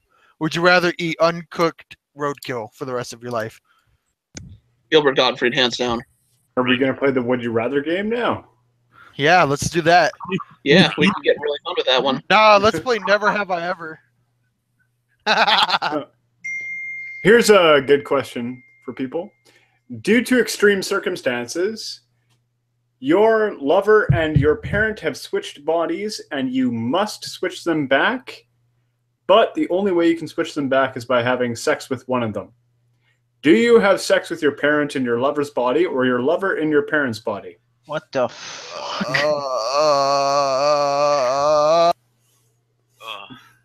I refuse. Wait a sec. One question. If I'm in my lover's body, do I have memories that relate to the lover? You're not in your lover's body. Your lover is in your case, I'm assuming, your mother's body. What month is it?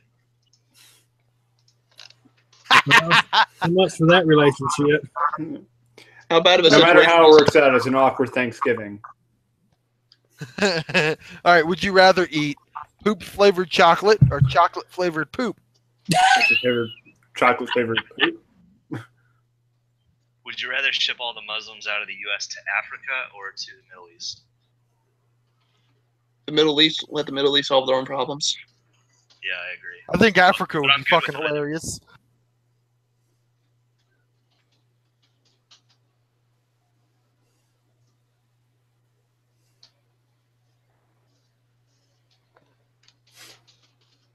Yeah, we was in a hangout a while back that Scholar Fiction had, and the whole thing was, would you rather? And he was bringing up these different things. Various different moral dilemmas. Yeah, it was silly. It was stupid. It was funny. Sometimes we're like, WTF, mate? Wait, hold on. In Yo. this hangout or do you have Yo, would you rather always have a rock between your toes, like a little pebble between your toes, or a grain of sand in your eye? Okay, you know what? I'm gonna kick him out. You know, You're not damn it, kicking I don't me have- out. I don't have mods. Damn it. So, Ha ha ha. I don't have mods. Where'd he go? Was it too much for him? You kicked him. Oh, That was oh. harsh. You kicked him for too many. What would you rather's? I was gonna say, would you rather have wet socks for life or have a rock in your shoe? Wet socks. I just wouldn't wear socks. I just wouldn't wear socks. Problem solved. I don't know. Ours got pretty intense on Scholar Fiction's channel, where it was like Scholar Fiction was working out the math for a question, which was like, you actually find out every time you masturbate, God does kill a puppy, do you continue to masturbate? Yes. And he works out like how many puppies would that amount to over like the next 35 years or something. Well, wait a second. Is it every time you masturbate or every time you masturbate to completion to orgasm? We didn't really establish that. I think it was the puppy dies when you come. Because Heavy asked, what if you had to watch it dying while you were masturbating? Oh, okay. Okay. That's a good question. I think I'd probably stop. No, it's not. It's a horrible question. You'd be willing to kill dogs because you're selfish. You're a horrible person. Yeah. Do you think like if the government did that, would it be more harsh than in World War II with the Japanese, or no? In terms of internment of the Muslims. Now that people would be aware of it, probably be a little bit worse. Which would be like more justified? You think the internment of Japanese Yo, Americans? Sophia's telling me, or Midnight is telling me that Kim Possible is him. Hang on, you guys were bringing up the question about God and the masturbation. Does anyone else remember the old meme with the Cookie Monster chasing after the kitten? No. Oh, you got to look that up. It was the same thing. Every time you masturbate, God kills a kitten, and it had that little square brown monster from Japan chasing a kitten running through a field. Well, at the time that came out, I was in A school for the Navy down in Pensacola, Florida. Hang on, I'm putting the headphones in. And so a guy across the hall from me had put a picture of that on his door. Super religious guy. Someone else came along and put a second sheet below it. How many kittens have you killed today? And every now and then, people would randomly put up a tally. Then who the hell kicked me? That's amazing. I don't know. I was only joking about kicking you out. All of a sudden, as soon as I made the joke, I get kicked out. It's being a party pooper. If you go to the Hangouts menu, it doesn't say that anyone kicked you from the Hangout. It just says Midnight left the Hangout. Yeah. Oh, okay, here's a question for you, Midnight. Are you on a cell phone?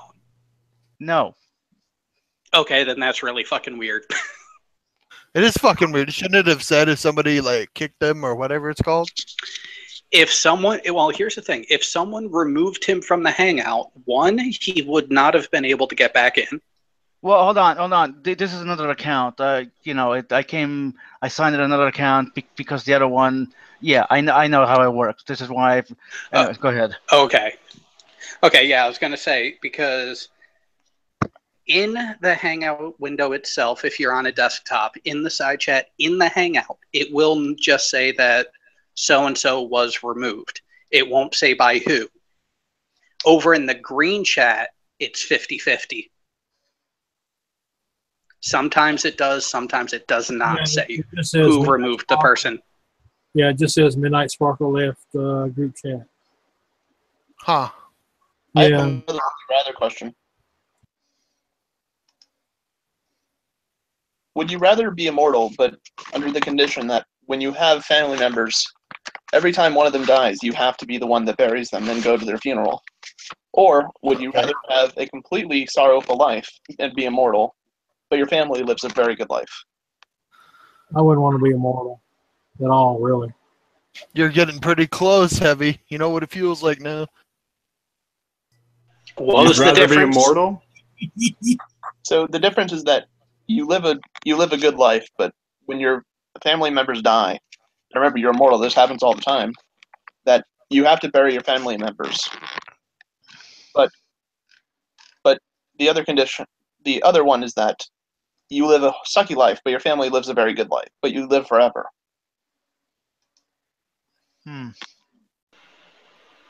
Fuck, I'll take immortality. I've already buried the family members who mean the most to me. I'll take immortality too. I mean, why not? I mean, honestly, probably because after going immortality doesn't stop when all of your descendants and all of your blood relatives are dead. it literally would mean and entail that you would outlive the universe. Honestly, I would take immortality so that I could see what the end of everything looks like. Because at this point, after getting done in Ben's server and the depths in Ben's server, I'm pretty much emotionless towards death. I'd rather not spend the last 5 billion years gasping for breath every single time I try to speak or even just inhale it, just instinctively. Well, wait. Think about all the technological wonders and advancements you'll get to see and be a part of prior to that. Right. And then all the subsequent loneliness that comes as you just beg for the sweet release of death that doesn't come. It depends. It depends how strong your God damn it. It depends how strong your will is. If you can train yourself, because that's all it takes. You need to train yourself of a lot of things. You know what I mean? Okay, like here's one specific part about that. I was going to say, go ahead. Like one specific part about the immortality thing is that normal things that would kill you would not kill you, would then kill you while you're immortal. So somebody could hit you with a nuke straight on, and you would not die. Well, no. It would be very uncomfortable, wouldn't it? Oh, hold on. I think people confuse immortality with invulnerability. Being immortal just means never dying of old age. But if somebody stabs you, you can still die. Being invulnerable is the one. Well, being immortal and invulnerable is the one where you live forever, but you also can't die. Think of Vendel 7. Well, no. I was going to say I take the view of immortality as of that of Highlander. You may die for a few minutes, but your body will heal itself, and then you'll wake up and the fuck? Phone quake. Okay. Yeah, phone quake, big time. Oh, so it happened. So it happened. It didn't just happen to me. I was like, no, it routinely happens.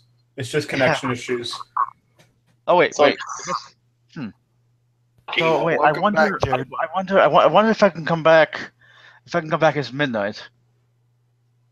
Yeah, give it a try. If you weren't kicked out, you should be able to. You should try to give it a shot. Yeah, I just said that you had left originally. Yeah, I'll be right back. Let me see if that works. Okay. So I guess the order I'd put on that situation is if you would die by somebody killing you or something would kill you, instead of dying, you would regenerate. Yeah, I like that idea. So the Highlander view of immortality. So basically, when there's absolutely nothing left and the universe has collapsed, you'll just sort of be floating there, crushed into a ball and unable to breathe. And then you'll die. There can only be one. Up, and then you'd die, and then you'd wake up, and then you'd die, and then you'd wake up. And it would just be an eternity of perpetual suffering. Find a black hole. I'm going to take the fact that he joined back on Kim Possible as the fact that he cannot rejoin on... Yeah, no, I can't. I can't rejoin on Midnight. That's weird. That fucking sucks. Yeah. So yeah, after the Earth gets destroyed and everything else gets destroyed around you, you'd eventually be in a state of eternal suffering. With or without a black hole. Plus, hole. if it's keep in mind, you can find out what that singularity is. Yeah. Yeah, you would become the That's true. to God. You would literally like. I've realized. Sorry about that. I've realized for people, the crushing loneliness, seeing everybody die, whatever. I get it. Okay, but as I said before, you just need to slowly, what's the word I'm looking for? Train yourself. You know what I mean? You gotta work the body and the mind while you're immortal. You know what I mean? You gotta say, okay, I can do this. Okay, after the heat death of the universe, when the planet, the sun, and the solar system have all been destroyed, and everything else that you could possibly see has receded beyond your ability to view it, you're just in a sea of black nothingness, constantly freezing, thawing, freezing, hold on. Let's not forget about the strength of dark matter too, because all the atoms in your body are shooting away from each other at the speed of light. What about if the universe restarts then, and you get to see the start of the universe?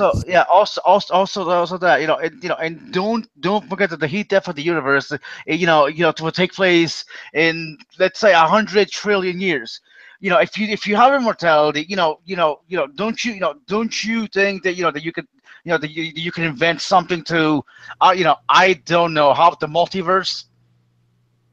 No. I mean, If there is a multiverse, though, you could. There may not be one.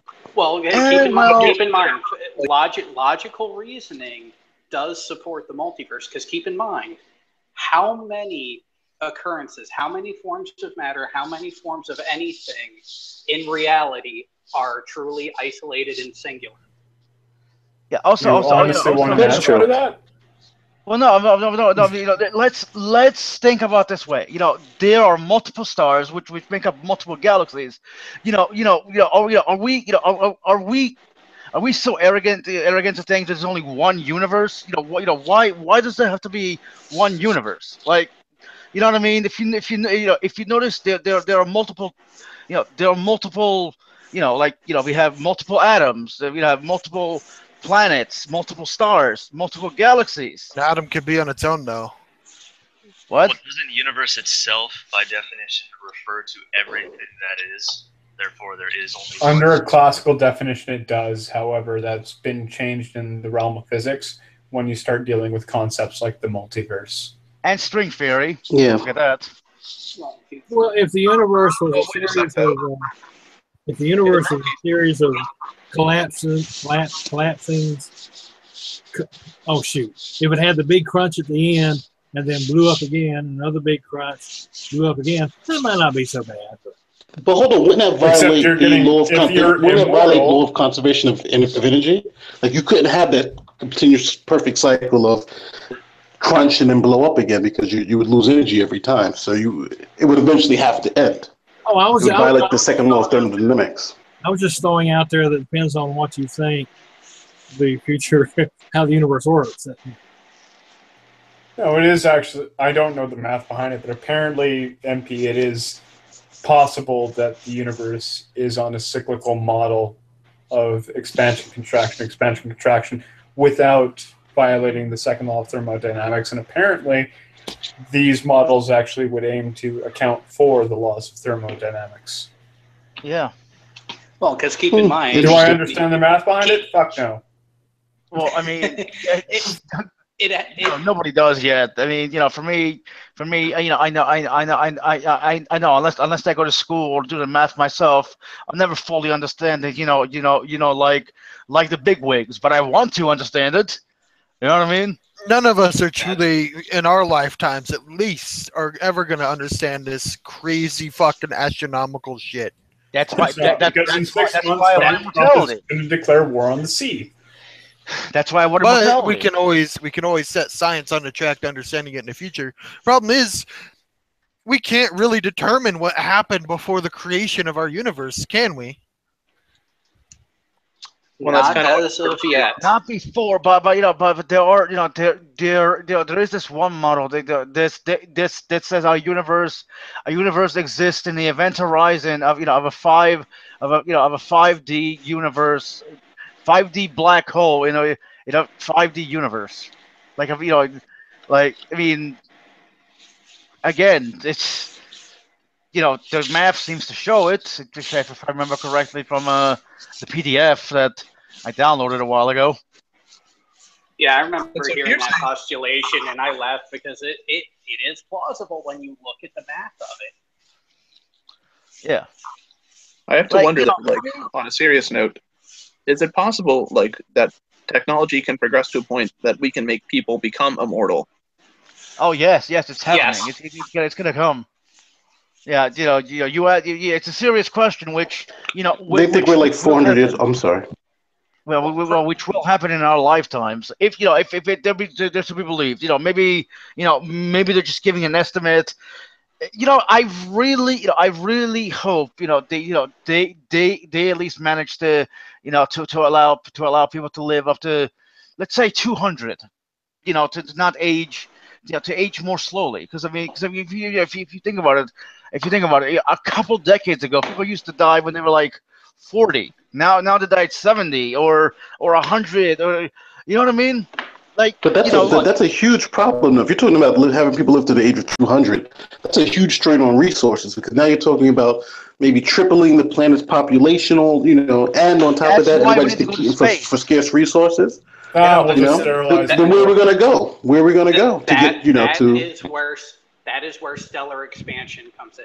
That's where the ability for interstellar travel in a reasonable lifetime, due to either the Alcubierre drive or whatever ends up coming up afterwards, is critical to the survival of the human species. Because if medical technology increases to the point that we have essential immortality, we need a place to get the resources to support that long of a life.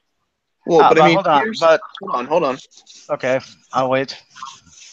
Here's where it becomes an issue, though, is that, okay, maybe at first it's 200 years, but you go a few years more, all of a sudden it's 1,000 years. I mean, there's only so much resources in the universe. People keep breeding. You're going to take up all the matter in the universe. There won't be left. See, hold on. This is what I'm trying. This is what I want to say. You don't give everybody immortality. You give only to certain people that actually want it. Like for me, I never want kids. Okay, so I'd be perfect to be immortal because screw kids, right? You know what I mean? But that's scary because it's a choice. You like, who's going to make that choice of who becomes immortal and who doesn't become immortal? I will. Well, but so I guess though, a bureaucrat. Would that be a rule for immortals that if you choose to become immortal, you cannot have children? Yeah, because it's possible that some of that immortality would be passed on to the children. Yeah, that's definitely. I mean, it makes sense when you think about it. If you're immortal, why would you have kids? There's no point to have kids if you're immortal. The reason why we have a drug that gives people immortality, but the side effect is it causes sterility. Again, we are back to the Highlander view of immortality. I would take that view. I would take that. Immortality for sterility. I would take that. But here's the thing: if you don't build in the sterility, you will still have asshole immortals having kids. Why? Because sex without a condom feels so much fucking better. If you've seen the movie 300, you would know that immortal is not actually true. You can still be killed. I mean, the thing is, that's what I said before. Immortals, only don't age. Invulnerability. You can die if somebody stabs you with a knife. Immortal only means is that you don't age, or you age. You're just immortal. Literally means you don't die. That's all immortal does mean. The original story of Sybil about immortality, so a mortal who gains immortality bestowed by the gods, is she dupes the god into giving her immortality, and he gives her immortality but not eternal youth. So she just keeps getting older and older physically, but she can't die no matter who chops off her head, no matter who sets her on fire. She doesn't die. So she's immortal and invulnerable. No. Does her head grow back, or does it kind of wiggle? Basically. Jump onto her neck. There are obvious problems once you delve deeply into if you chop off her head and her self is contained in her head, did she die and a new self took its place is qualitatively the same? Yeah. Don't go down that philosophical rabbit hole. The philosophy and the theory stops there, similar to black holes and stuff like that, which is it's just a myth it's just an ancient Greek myth about a woman who tries to. Yeah. Well, same thing with black holes. How those are just a myth, What? Well, no. I hope he was joking. Well, I guess. Hold on. Black holes are a myth. No. Wait, are you being serious or are you trolling? No, it's just how if you think about the immortal thing, what happens if you cut her head off? I mean, it's the same idea. Once you think about it enough, you realize it's a myth. You do realize what a myth is, right? Oh my gosh! No. We're beginning from the myth is this woman duped a god. That's the myth. The whole what happens if you cut off her head? You've actually gone off script of the myth, because the myth ends with she becomes so decrepit and old and frail that she fits into a little urn, even though she can still talk. And every time somebody opens the urn, she just says, "Kill me." I'll still take not growing old, immortality, or whatever the hell they call it. Well, your views on things like that may change. Okay, I'm 63, and I've almost died from a heart attack. If they hadn't got me to the hospital in time, I would be dead now. But the funny thing about it, I wasn't afraid of dying. And as far as, going, oh, God, save me and I'll serve you forever, God was the last thing on my mind. Even though I'm laying there, possibly I could die. So that moment shocked me because I used to fear death so much. I wonder if Richard Dawkins. Sorry, I'm going to interrupt you. Oh, no. I was just wondering if Richard Dawkins had a similar thought that when he had his stroke, whether God was even on his mind. Yeah, and there are Christians that, they practically come out and say you're lying or something. But of course. I'm like, if there wasn't such a thing as immortality, I think I would have to pass on it. Maybe you subconsciously. But see, I'm old as I am. I've come to terms with dying. Maybe when you're real young, you have a whole completely different outlook on life. Well, heavy. What I'm trying to say is maybe subconsciously you knew you weren't going to die at that point. Yeah, subconsciously your mind knew you were going to die, but heavy. Okay, I understand. Okay, I mean, I'm not afraid of dying because I want to know. I want to know what's there. But I also want to live forever. So I can gain as much knowledge as I can. I mean, I'm still trying to gain it now. While I'm living, but I want more time. You know what I mean? Yeah, well, learning new stuff and all is fun. I have to grant you that. Yeah. So I mean that's what I want, and I don't know. I mean, I often, pardon the stuttering. I need to, but anyway, anyways, I have to sit here and wonder. Okay, I mean, if I do live forever, how can I make sure I don't go insane? You know what I mean? Well, maybe you're insane now. Well, good point. Here's the issue: is that eventually you would go mentally insane. You would develop like an infinite number of personalities, right? Because you're thinking, okay, well, I've gotten tired of this lifestyle. Let me go into this new lifestyle. But that continues. So you think, okay, well, maybe I'll become a serial killer. How true is that, though? How true is that, though? I mean, we could sit here and theorize, philosophy, whatever the hell, all day. But the truth is, none of us have ever been immortal. There's no way for us to know. I think it's interesting to this. I think each one of us who are alive, we live on this like an arc. There's a pinnacle of our youth, and then eventually we decline. Like we understand life in terms of death. It must end. So if you're talking about it not ending, then I think you do have a problem just psychologically, because people's minds may not be able to be equipped to live forever, because they, the expectation of death, even though it's a fear. Wow, fuck you, Google. Seriously. So what was the original would you rather question? So the original would you rather question was, would you rather be immortal and every time one of your children dies or a relative, somebody belonging to your family tree dies, you'd have to bury them? Or that you would be immortal and have a just completely shit life, completely miserable life? I mean, even if it was what is this burial part about it has to do with anything? Like what's the if you don't bury them, do you lose your immortality? Like what's the burial part? That's what I'm saying. Like, why is it matter? It doesn't even have to be your family. Like having to bury any amount of people would suck. Like, do you get paid for that? Or no, there's no payment for it. You just have to. Would you get paid for that? Oh my goodness! It's almost like I'm just trying to figure out what's the importance of this burial part. Your job might be you're a grave digger. It's kind of like, would you rather live as a slave or die as a free man, basically? Yeah, why do I have to be immortal and then bury people? Like, that it kills the fun of being immortal. Like, shit, another guy died. According to Socrates, he'd rather die a free man than be a... What? Well, I mean, would you guys rather, let's say you were actually forced into slavery and you were held against your will? Would you rather, go out with a 100% chance you're going to die? or would you just rather stay working in slavery? It all depends. If I'm like a sex slave for Scarlett Johansson, then maybe I can live a little longer under those conditions. No, you're an ass slave for Bill Gates. But see, the thing. Well, it all depends on how much I get paid because I can go gay for pay. It all depends on the food. Damn, yeah. So if he wants to stick a parrot up your ass, he can do it. All right. Oh yeah. All right, goat man. We get it. You're a goat. What? Well, no. You said bear. I thought you went bear. I thought you were acting like a goat or sheep or whatever. I don't know. Rather.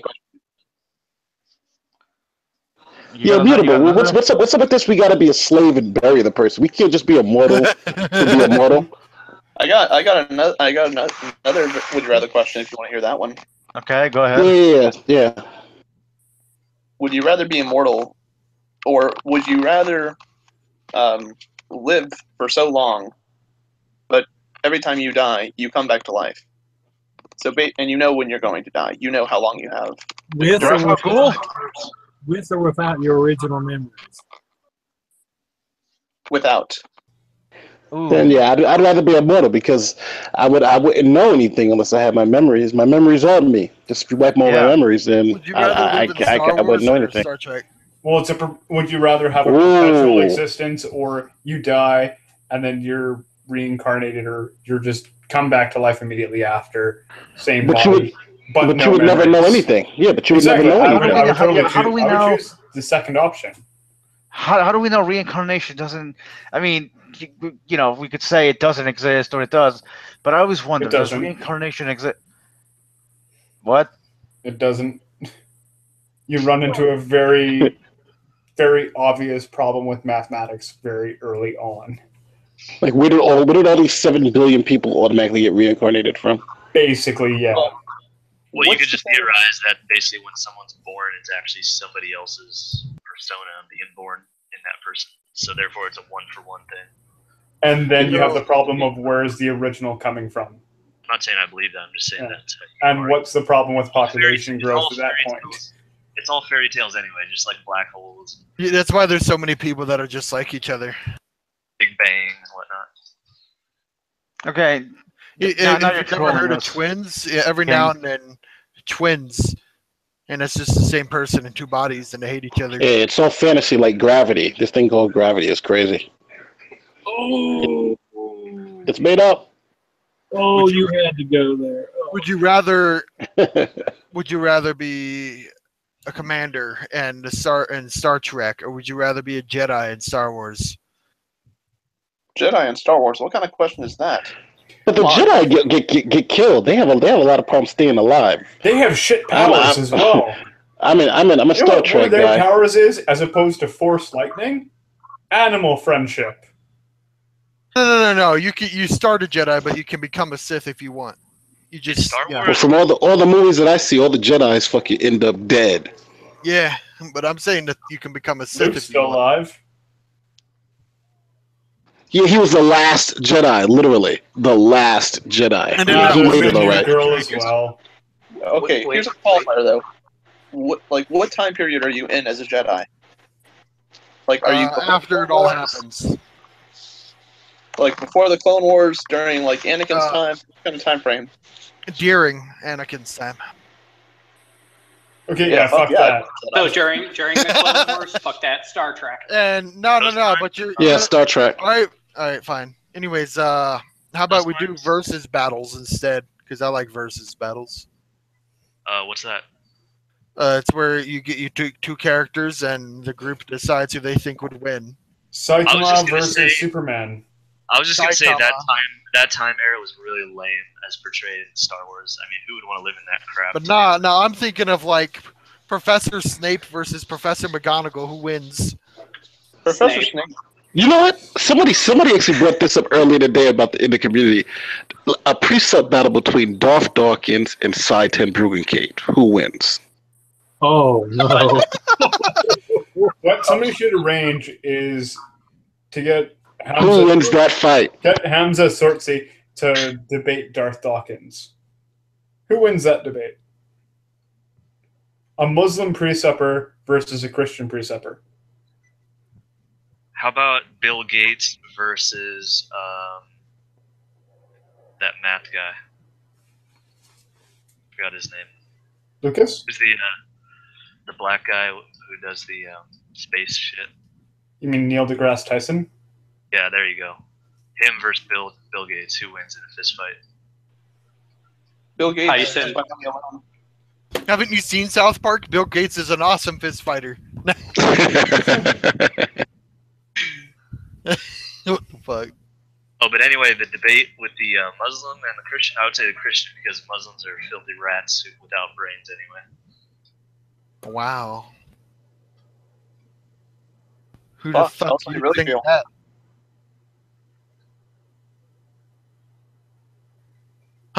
Bye. Nah, could be the bug getting them. Yeah, because I got kicked out by the bug too. Harry Potter versus Anakin Skywalker. Anakin, he's more ruthless. Yeah, Anakin. No, I didn't mean Anakin. I meant Luke. Harry Potter. Harry Potter, definitely. I'm talking about like. Here's how he wins against Luke Skywalker. Expelliarmus. That's it. Or just use the Luke Death was Spell. nothing without his lightsaber. Yeah, that wand is like you hit you from distance too. Now, what about Darth Vader versus Lord Voldemort? Voldemort. Are you sure? Because if Darth Vader can get close. Yeah, but that's the problem. He's got to get close. Yeah, and then He's gotta get close. There's the fact that Voldemort can kind of fly. And everything Darth Vader can do, Voldemort can do, basically. Yeah. He can get into his mind and see his wife and use that to distract him. Not only that, dude, but like Darth Vader could destroy a planet at a whim. With his fucking destroyer, yeah. I think just by the power of the Force, if I'm not mistaken. I mean, I know for a fact that if he thought small enough, Magneto could control just about everything. Ultimately. I don't know why I thought of Magneto when you mentioned destroying the planet. Yeah, you just kind of went to the Marvel Cinematic Universe with that one. Galactus. No, there's more powerful than him. Magneto versus Wolverine.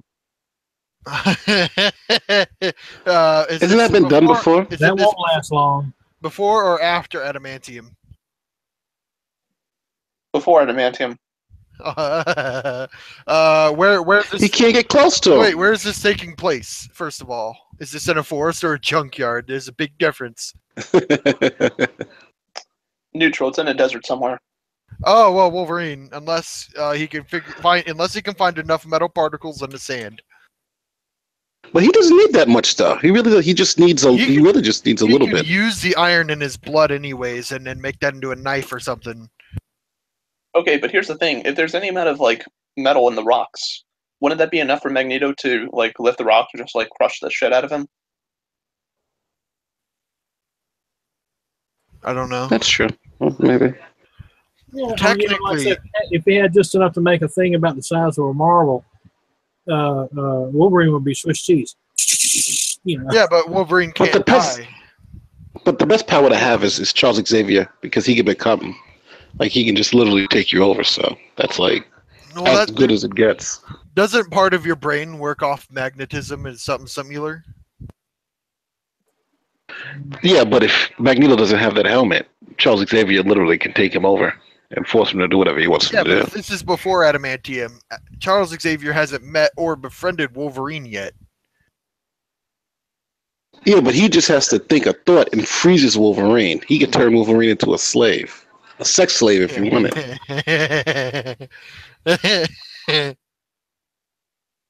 Having a sex slave when your master doesn't even have anything to work with. Okay. Tholdal Smasher is trying to say something like Harry Potter needs components. You mean the Idol Smasher?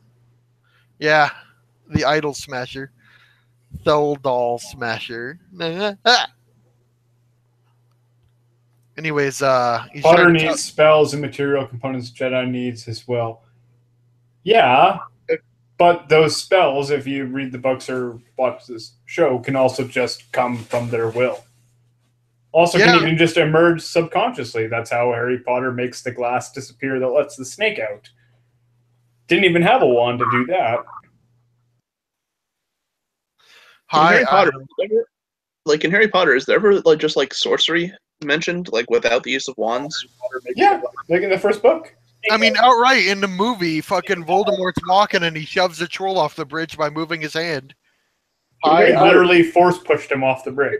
Ever like just like sorcery mentioned, like without the use of wands? That's the problem, though. Harry Potter has never shown any skill in that. Voldemort's walking and he shoves a troll off the bridge by moving his hand. Okay, Dude, some feedback. If there was a magic spell where you can just like wave it and it just like gets rid of everything, like cockroaches or like ants or something. There are extermination spells. Yes. Get rid of. Yeah, like I would get rid of Kinhan. I was thinking like Muslims, you could just like wave it and it just like gets rid of everything, like cockroaches, like ants or something. There are extermination spells. Wasn't there a spell in the second movie? Wasn't it like Arachne Incendio? Get rid of Kinhan. Did somebody just say they would do a spell to get rid of Muslims? Have we gotten to that point now? Like, are you seriously just trying to get kicked out for just being? Yeah, this is like this is like going crazy right now. Like this is like the 10th time you've mentioned getting rid of Muslims. It's like, okay, we get it. You don't like Muslims. No one fucking cares. He's like this genocidal racist now. We had a spell. It's like, what's going on? You know, I don't agree with this. I don't agree with that statement. And he's also he's repeatedly made mention that black holes are just a myth. So I've just been sitting here debating whether or not racist now. I should just remove him. Let me know, King. Did mommy fuck a Muslim? Is that what's wrong? Whoa, y'all. Hey. Let's not go there, okay? We've been having a really good time here. Cyborg, I know you have daddy issues, but let's not go there, please. Come on. I actually don't have daddy issues. I have a great dad, believe it or not. Same here, but let's don't. Come on.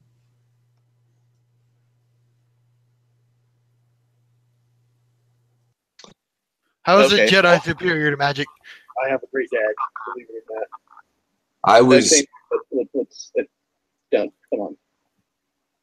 I can only go with what I've seen in the films. I've never read the books, but even Voldemort needs a wand. Technically, he doesn't. Because a Jedi doesn't need a wand to shoot lightning out of his fingers. Yeah, Jedi can. But at his will, Luke has never shown skill with lightning. He hasn't even shown good at deflecting. I'm sorry, I haven't. That was my fault, y'all. Well, hold on. Even if you want to downplay the fact lightsabers, if you're a Jedi with a lightsaber, it will fuck another Jedi up without a lightsaber. You know, the lightsaber is the pinnacle of Jedi strength. So just because they can do things without the lightsaber, if they happen to meet up with a Jedi with a lightsaber, and they don't have one, then they're in trouble. I agree. Why don't they ever force grip the lightsaber out of the other person's hand? Why don't they ever just force crush it in their hand? Why don't they swing their lightsaber at their hands? Why don't they just force choke the people? Like, really? Come on. It's not that hard. Because that's evil. Okay, why doesn't the Sith just force choke the light Jedi when they see them? Yeah, that's it. That makes a lot of sense. They have, but here's the thing. It has been attempted in canon. However, the resistance of the one force user against the other is the defense. Same thing with the lightsaber being pulled out of the hand or being crushed in the hand. So basically, it's a question of who is stronger with their mastery of the living force. So basically, if they're equally matched, they would basically cancel one another out in terms of force powers, and so it would come down to their lightsabers. So if somebody like Darth Vader tried to pull a lightsaber out of Luke's hands, he probably could. Okay, so why doesn't the Grey Jedi just take over the universe? I want to see the Jedi come back. Okay, but here's the thing, though. Even though he has a lot of strength with the Force, his body probably doesn't have that much energy in it, right? You'd have to be able to transfer that energy from your body into or to create that incantation, or to use the Force. No, don't apologize for coming in and keeping the controversy going, Idle. We're just No, having a I conversation. was apologizing for the noise. Oh, okay, never mind. I'll be happy to give controversy. I got bags of that. Never mind. And I thought you were. Whoops. Yeah. Idle's no stranger to controversy or heated topics. Can we Fun get guy to chat with. Can we get some of that controversy? No, what we need are the not cheat sheets, but character sheets showing power levels and abilities and stuff. I like that nobody really thought hard about the Snape versus McGonagall. It's just Snape. It would be Snape, hands down. There wouldn't be a challenge. I mean, sure, McGonagall's good with one of the better fighting styles with magic. What, turning into a cat? No, actually, during her fight with Snape in the books and the movies, she took fire, transfigured it into knives, and then made it into a whip in the book. Cool. She's very good with her environment, but the fact is, Snape has a very minimalistic style, which means that without stepping from where he is, he will block 3 times, throw your spell over his shoulder into the dude behind him, and then hit you with a spell you don't even know. But that's the thing, though, is like we don't know how much magic Snape really knows. Oh, he knows quite a bit. He's made several spells himself, in fact. That's the thing. We don't know how much magic he knows, but we also don't know how many spells. What is it in the Half-Blood Prince? It's revealed that Snape actually was a spellcrafter, and he created a spell that Harry unwittingly used that basically just required him to move his arm and his wand and say an incantation and almost rip Draco Malfoy in half. Dude, fucking hell, it's crazy what Snape Snape is calculative. He doesn't show much emotion. Being a Dumbledore herself, she's smart. But I would say that McGonagall would be more prone to anger. A little bit more show-offish, you know? I have like Snape versus Dumbledore, because the issue is that Snape knows a lot of magic because With or without his wand. I'm pretty sure the issue there is that Snape already killed Dumbledore. No, we're talking about Dumbledore was alive. Let's say if Dumbledore was alive. And they were actually having a serious fight. Does Dumbledore have the one wand? The He has wand the other that wand, Dumbledore was carrying in the entire show is literally unable to be defeated in battle. If Dumbledore was the owner at that point, the only way that wand can lose in battle is if you're not actually its owner at that moment. Wait, but isn't the Elder Wand just mean that it's stronger than any other wand? Doesn't mean it can't be defeated, right? No, that means it can't be defeated. It's literally described that way in the book that it was introduced in. He may not have the one wand, but he will have the one ring. I don't know why I said the one wand. Okay, so normal wands. This is the Elder Wand. Yeah, so right.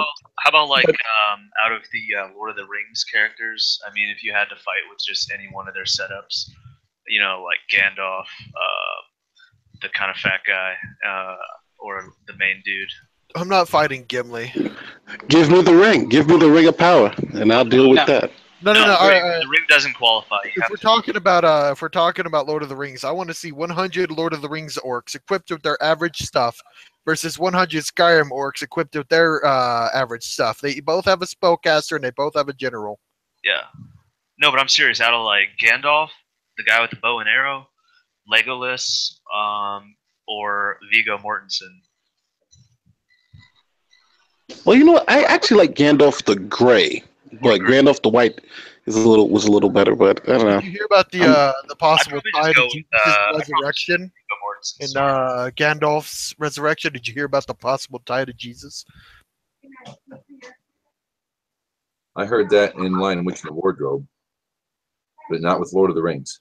No, the idea is that he was kind of impure, and then he died, and then he came back even more pure, even more powerful, and that he represents Jesus, Gandalf, there when he becomes a white. That's interesting, but I never heard of that theory before. Gandalf the Gray to Gandalf the White. Who would win, Gandalf the Gray or Gandalf the White? If you want to make a good fight, I'd say anybody versus Hulk. Hulk dropped on Asgard. How close does he get to Odin? Odin is sleeping at the moment. You know, he's in his Odin sleep. But there was a part in the comic books where I think what's it called? Ultron found a way, like a radiation, to take the radiation out of his cells. so he can change it back to Bruce Banner at any moment. Oh, I mean, honestly, I'm bringing up the Hulk dropped at the gates of Asgard thing because that's happened before in a What If. Loki's like, you know what? Fuck you guys, and he brings Hulk to Asgard and separates Bruce Banner from Hulk and takes control of Hulk and just owns ass all the way up to Odin. He's fucking standing in front of Odin, who's just sort of sleeping at the moment. And then out of butt-fuck nowhere, all this hell bullshit happens to turn him back into Bruce Banner. Hulk just makes everything better. But no, honestly, how close do you think, like, Odin's in his Odin sleep, how close do you think Hulk could get from the gates of Asgard to Odin? So he would be able to get to Odin if he was bad enough. I think he would be able to get to Odin. He should be able to get there. You think he could get past the Valkyries? Eventually. Yeah, I think Hulk can get there. Yeah. Eventually, yeah. Considering, depending on which comic series or which movie you're watching, Hulk has the regenerative power to grow skin back as fast as it is incinerated off. I would like to actually see the Hulk versus like Superman, like Hulk versus that would be like a really good fight. I think so. Haven't they done that crossover? They have. They did, yeah, they did, but I still don't know who would, because the Hulk, the madder he gets, the stronger he gets. You know. So Hulk versus Cyclops. Here's one: Hulk versus Bizarro Superman. Oh, that would be good. That'd be the funniest shit. I know this is, I know who's gonna win, but I'm gonna say this anyways because it's so stupid how easy this would be. Avengers versus the X-Men. Probably the X-Men. Honestly? Yeah, honestly, you got a pretty well-based team there. No, yeah, because don't forget Jean Grey. Because, well, yes, you if they have Jean Grey, yeah. But if they have Jean Grey, it's over. I mean, Professor X could just mindfuck them all. What kind of question is that? Yeah, but how does the Hulk get to Jean Grey? Jean Grey, you know, telekinesis and telekinetics. I mean, you know what's scary about this is Marvel, like, you know, this fight could happen too. Well, keep in mind, the Avengers do have the Scarlet Witch. They do have Hulk and they do have Vision. Right. The Avengers have Cyclops. They have Professor X. They have Wolverine. Tony Stark is allowed to bring only 3 suits. No, I'm kidding. No, he's allowed to bring whatever suit he wants. He's only the one suit. He's only allowed to bring one suit, but it can be any suit he wants. You're probably better off bringing the Hulk suit. Yeah. The Hulk Buster, yeah. You know, he has a Buster for everybody. Hey, did you guys see the new the new trailer for the Avengers? Infinity War? Night heavy. Y'all be good boys now. I'll behave. I'll stop talking about Muslims and fucking. Good night, everyone. Take care.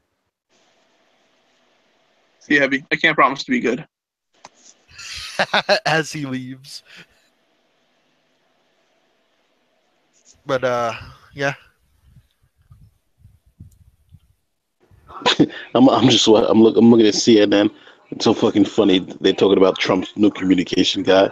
He literally called his boss a fucking paranoid schizophrenic and says his other boss sucks his own dick. And this is the communications guy. This is the guy who's supposed to be communicating.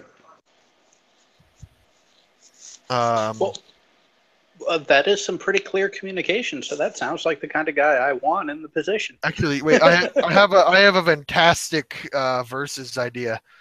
Yoda versus Superman. And the joke is that Yoda's lightsaber is green, and therefore the crystal inside of it is actually kryptonite, and no one knows it. Oh, then it's Yoda, hands down. No, but but Superman has super speed. He has distance. They're both willing to kill each other. Yeah. Whoa. Keep in mind, when you actually look at the canon novelization of Episode 3, Yoda was kicking the shit out of Sidious. And the only reason why he didn't complete the task is because he was distracted by everything coming from the force of what was going on elsewhere. Here's another problem, though.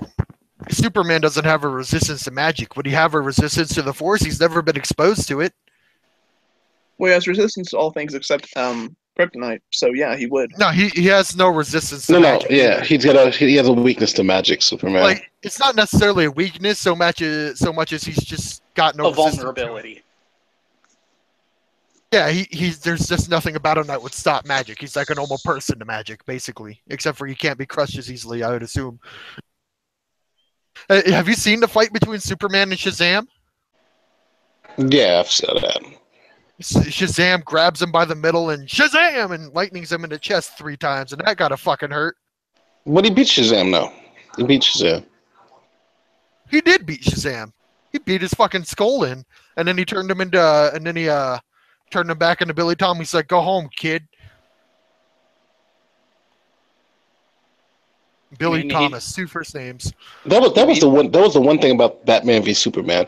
Not I'm watching a 2.5-hour fucking movie to see 9 minutes of Batman wrestle with Superman. 9 fucking minutes in a 2.5-hour movie. You're not wrong. And even then, most of the fight was against that goddamn abomination. Yeah, it was. At some point, they stopped fighting and they looked at this thing and they're like, "Kill it instead. We're friends now." It's like, you two Why did you kill each other? Why did you say Martha? Who is Martha? It's like, I did not realize they had the same mothers. Their mothers had the same first names. I didn't know that. Like, listen. So whoever created that movie should have fucking sat down at the end of watching it the first time and said, "I thought it was a Batman v Superman," because there was no Batman v Superman in this motherfucking movie at all. it was playground posturing. The whole fucking movie. You know what that movie would have been better called? It would have been called Batman featuring Superman and a cameo from Wonder Woman.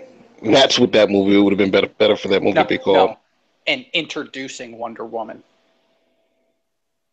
Yes. Which, by the way, the Wonder Woman standalone movie was a hell of a lot better than I expected. Yes, it was. Granted, it doesn't help. It doesn't hurt that Gal Gadot is fucking smoking. Oh yeah, that doesn't hurt at all. Ooh, Ultron versus not Ultron. Yeah. Well, yeah, Vision. Ultron versus Silver Surfer. Does Ultron have his minions from Tony Stark's collection that he took over? Or is it just singular Ultron and Silver Surfer? Just singular.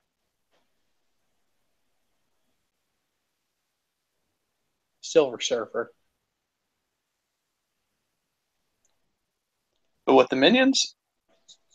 Well, once you add in the minions, then Ultron has the upper edge because he's a singular entity that can be in multiple forms, How about attacking from multiple angles. How about this?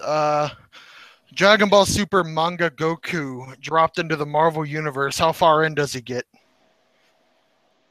Probably up to Superman. It's Marvel. That's DC. He's talking about Marvel. He would get pretty far though. All right. So what I'm saying is, Earth, he stomps it, right? He gets to I don't know if he could defeat Galactus. Honestly, I fucking don't. I know Odin would spank his ass. Really? I mean, it depends on if Odin. I don't know about that. There's a reason I said manga Goku. In the anime, he tanks the Hakai, and the Hakai is a battle move specifically designed by the gods of destroying shit to destroy any person in one hit. You encapsulate them in a ball of energy, and they're dead. In the manga, though, Goku learns the Hakai. Ooh. Okay, here's a good question for you, Cyborg. Yeah. Black Butler, Sebastian versus the Hulk. Who? You ever seen Black Butler? Nope. So Sebastian, are you talking about Sebastian Shaw? I'd have to. You ever seen Black Butler? It's an anime. No, I'm thinking about because I'm thinking there's a Sebastian Shaw which every time you hit him, he gets more powerful. Oh, so Goku that's why the Hulk that would be a bad opponent for the Hulk. Isn't that the whole thing with Majin Buu? No. Then there's a tournament arc in Dragon Ball Super, and there's literally a character. Every time you hit that, did MP leave on purpose, or was that a phone quake? Phone quake. Yeah, there you are. Here, give me a minute, and I'll undo whatever the fuck.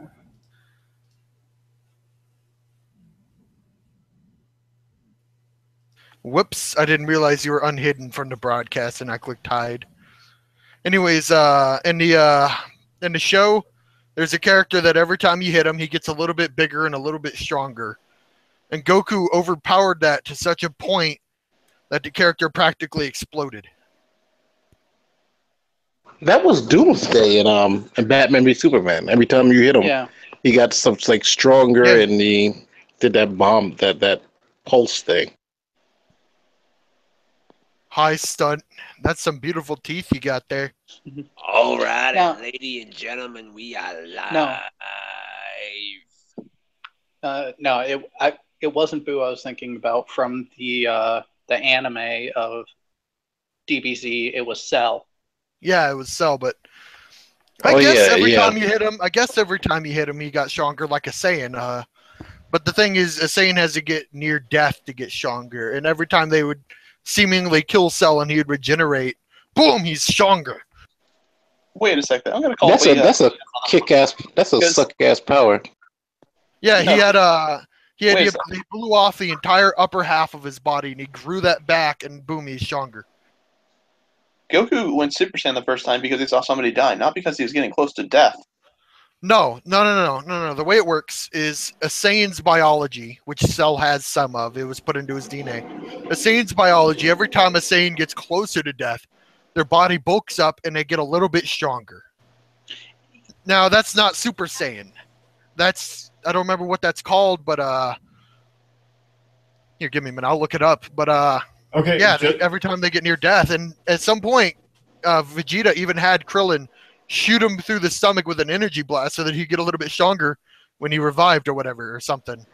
Damn, too bad it couldn't be nothing more practical. Like, every time you bust a nut, you get a little stronger.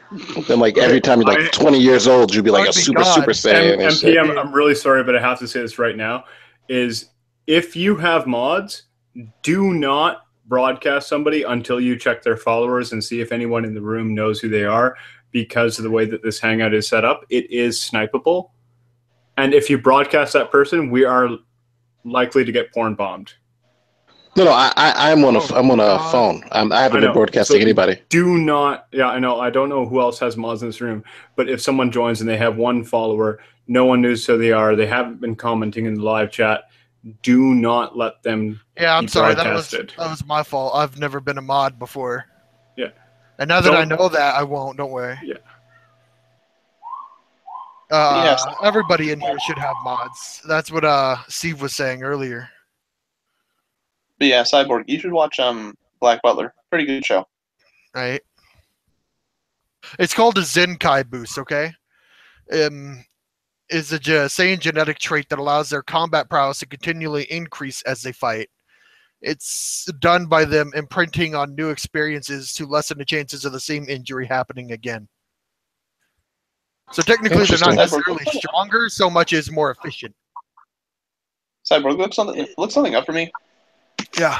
Super Saiyan 3, do you have to be a pure Saiyan or? No, you don't have to be a pure Saiyan for any of the forms. I already know this. As long as you have the Saiyan DNA, you have potential. It's technically even Gotenks, honestly, and that's kind of sad. How about this? Since none of y'all know who these characters are, Super Saiyan 4 Gogeta versus Super Saiyan Blue Vegito, who wins? Super Saiyan 4 Gogeta. I'm sorry, I gotta say it. Do you really think that? Big Bang Kamehameha times 100? In Super Saiyan 3, Beerus flicked Goku on the head and knocked him across King Kai's planet easily.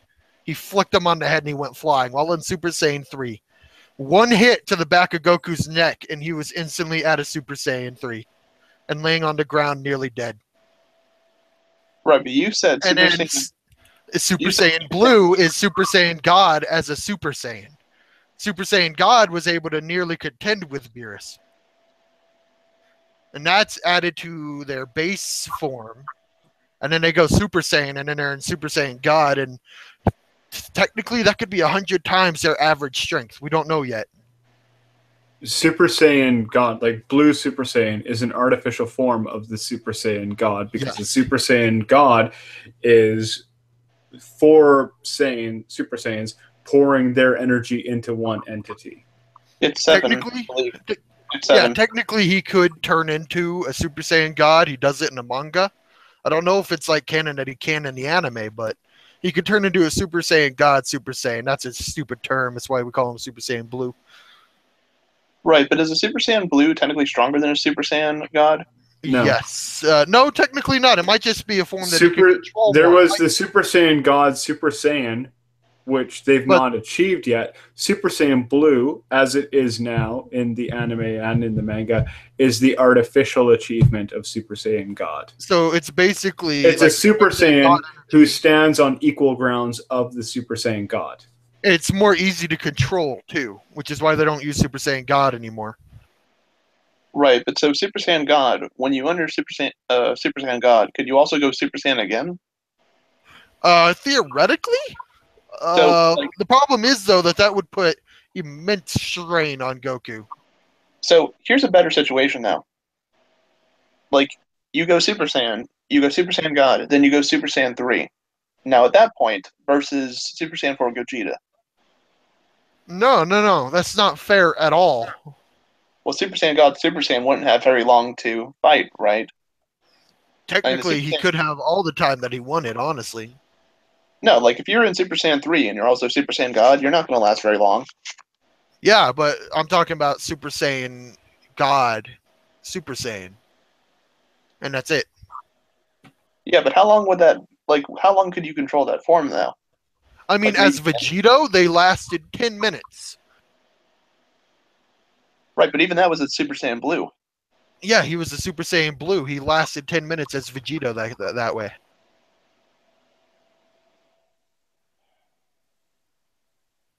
Do you want me to show you the power scaling I've done for these characters and these forms as their fused forms? I've done the math. Okay, but as Super Saiyan God, Super Saiyan, Vegito, you would last like, what, 5 minutes? Maybe 3? Well, it depends on if they could serve their energy during the battle. During his battle with Fuckface. Zamasu? Yeah. He was kind of, you could tell he was going all out. He was using big energy waves. He was doing all this shit that required ki. He probably could have lasted twice as long if he hadn't used that ki. I doubt it. But, you know, he would have lasted a little longer.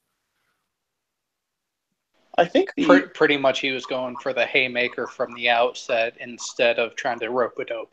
All right. Now, here's, okay, 100 times Big Bang Kamehameha versus the final Kamehameha that Vegito uses as a Blue Super Saiyan. Big Bang Kamehameha times 100. Definitely. All right, let's not times it by 100. I don't know why I said times 100. Just the Big Bang Kamehameha versus the final Kamehameha. Probably the final Kamehameha. Really? Yeah. Do you think they could both multiply it by 100? I think if you tried with the final Kamehameha times 100, it would probably exit out of the form. Yeah, about halfway through, and then it would probably rebound or something. I'm trying to think. I don't know if it would last long at all, but do you think that as Vegito, now that they could Kaioken? Ooh, that's a good one. Because if you can go Kaioken and do the final Kamehameha, that's okay. Maybe you'd stand up to the times 10, times 100. Kaioken final Kamehameha, dude. I'm saying Kamehameha because it's faster than Kamehameha. Okay, but how strong is it, though? No one fucking knows. Like, are you going, like, Kaioken times 10? No, just Kaioken. Okay. The issue is though is that Kaioken, you're doubling the energy, but that's also putting double the strain on your body too.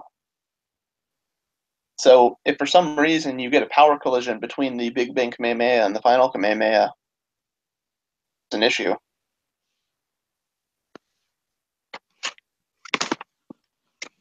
All right, here's the base for Vegeta's form right here. I put it in side chat. All right. All right, so this is that number that I assigned to Goku, put through the Super Saiyan multipliers. All right? All right. Here's those same Super Saiyan multipliers, but for Vegito.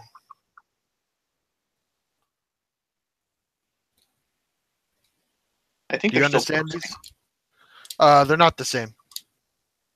They have at least 3 more zeros, honestly. Yeah, so it's about 200 trillion. Yeah, right? Right. At SSJ4, Gogeta would be about here. That's not too well, okay. But that's with only the Big Bang Kamehameha times normal form, right? Yeah, just his average Kamehameha, so it's basically like this. Yeah, so if it was times 10, there would be no doubt that the if they could maintain a Kaioken, I think Vegito would have a chance. If. Right, but that's only if the Big Bang Kamehameha is at normal. If it's at 10, if it's times 10, you're not going to do anything. Yeah, it is a pretty powerful fucking attack. Yeah, and times 100, I don't think any form could stop that. Yeah. Wow, there's like nobody watching anymore. Huh, imagine that. Crap. Do you think like there's some possibility for Goten like with Dragon Ball Super? That might be potential. I'm looking forward to the potential story arc of Oob. The thing is, like, we've never seen Goten or Trunks' true power level. I mean, we've come pretty close considering future Trunks, but that's a different future than what they've got now, obviously. Right. Plus, it doesn't seem like Goten's been through any training at all. He went through a bit of training with his brother, but that was training his brother. Right, and the thing is too is that it's been several. Well, the thing is though, Goten has an abnormally high power level, doesn't he? I think so. Because he can go Super Saiyan like instantly. Yeah, and that was like when he was like easily. Yeah, he found it easily playing in the forest with his friend. But yeah, and so even in the tournament, he only went Super Saiyan 1. Yeah, in theory. And that's just the more diluted the Saiyan blood is, the more powerful the Saiyan. Theory. So if Goten really had focused, he probably could have gone Super Saiyan 2 without even knowing it. Probably. I doubt it. Really? He's kind of timid. But if he got really pissed off, if somebody like really pushed him over the edge. I don't know if somebody badly hurt his brother. Like, yeah, somebody like threatened to kill his brother like in front of him. Yeah. I don't know. Let's think of another versus battle. This one's taken up like 20 minutes. Fuck.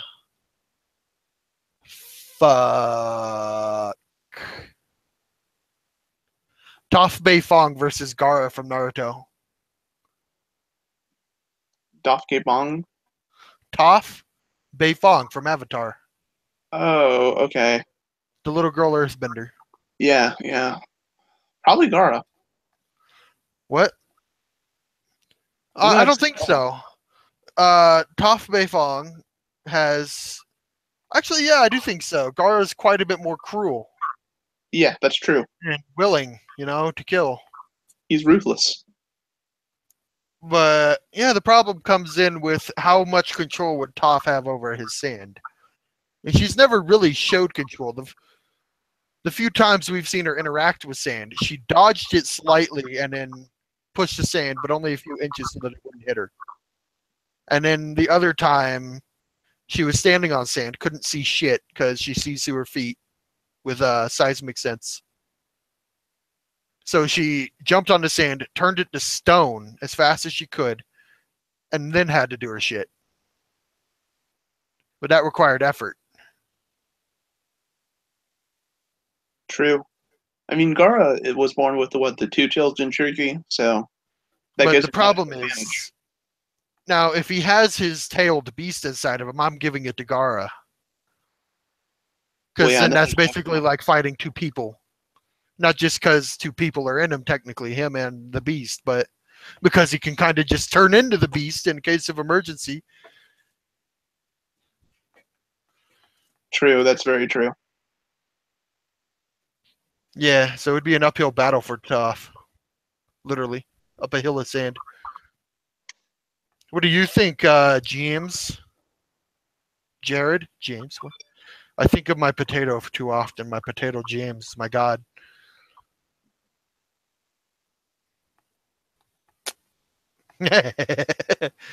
Anyways, Okay, Itachi versus Sasuke. Sasuke when he has the Eternal Mangekyo.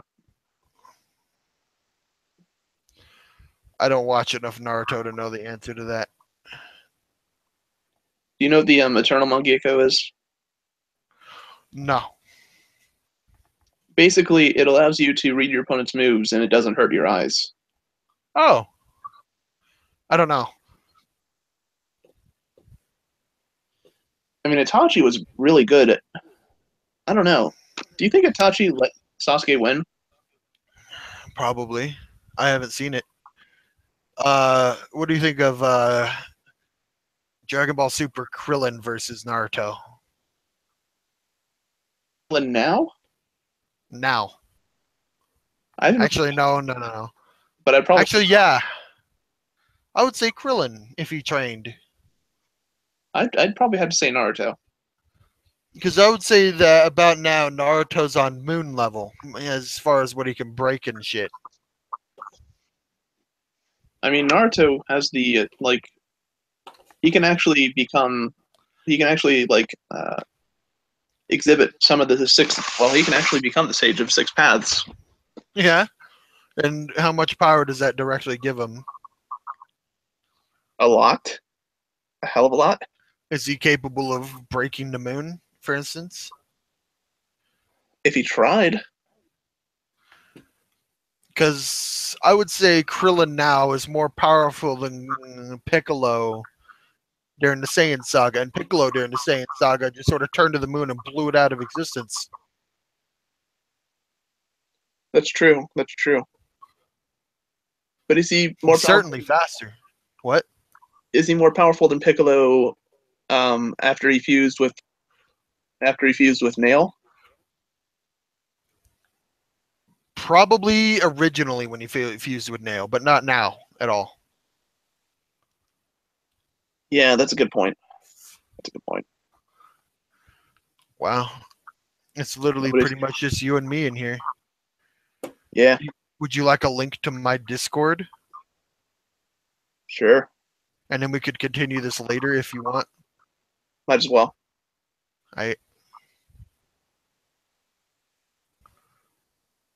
Copy the damn link.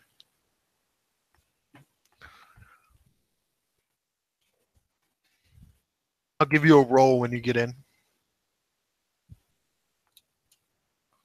I don't own this Discord. I kind of co-own it.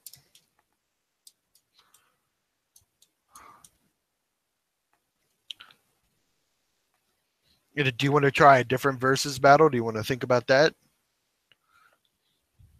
Because it's not really fair pitting up an anime like Dragon Ball Z versus Naruto, because the power scaling ranges are different.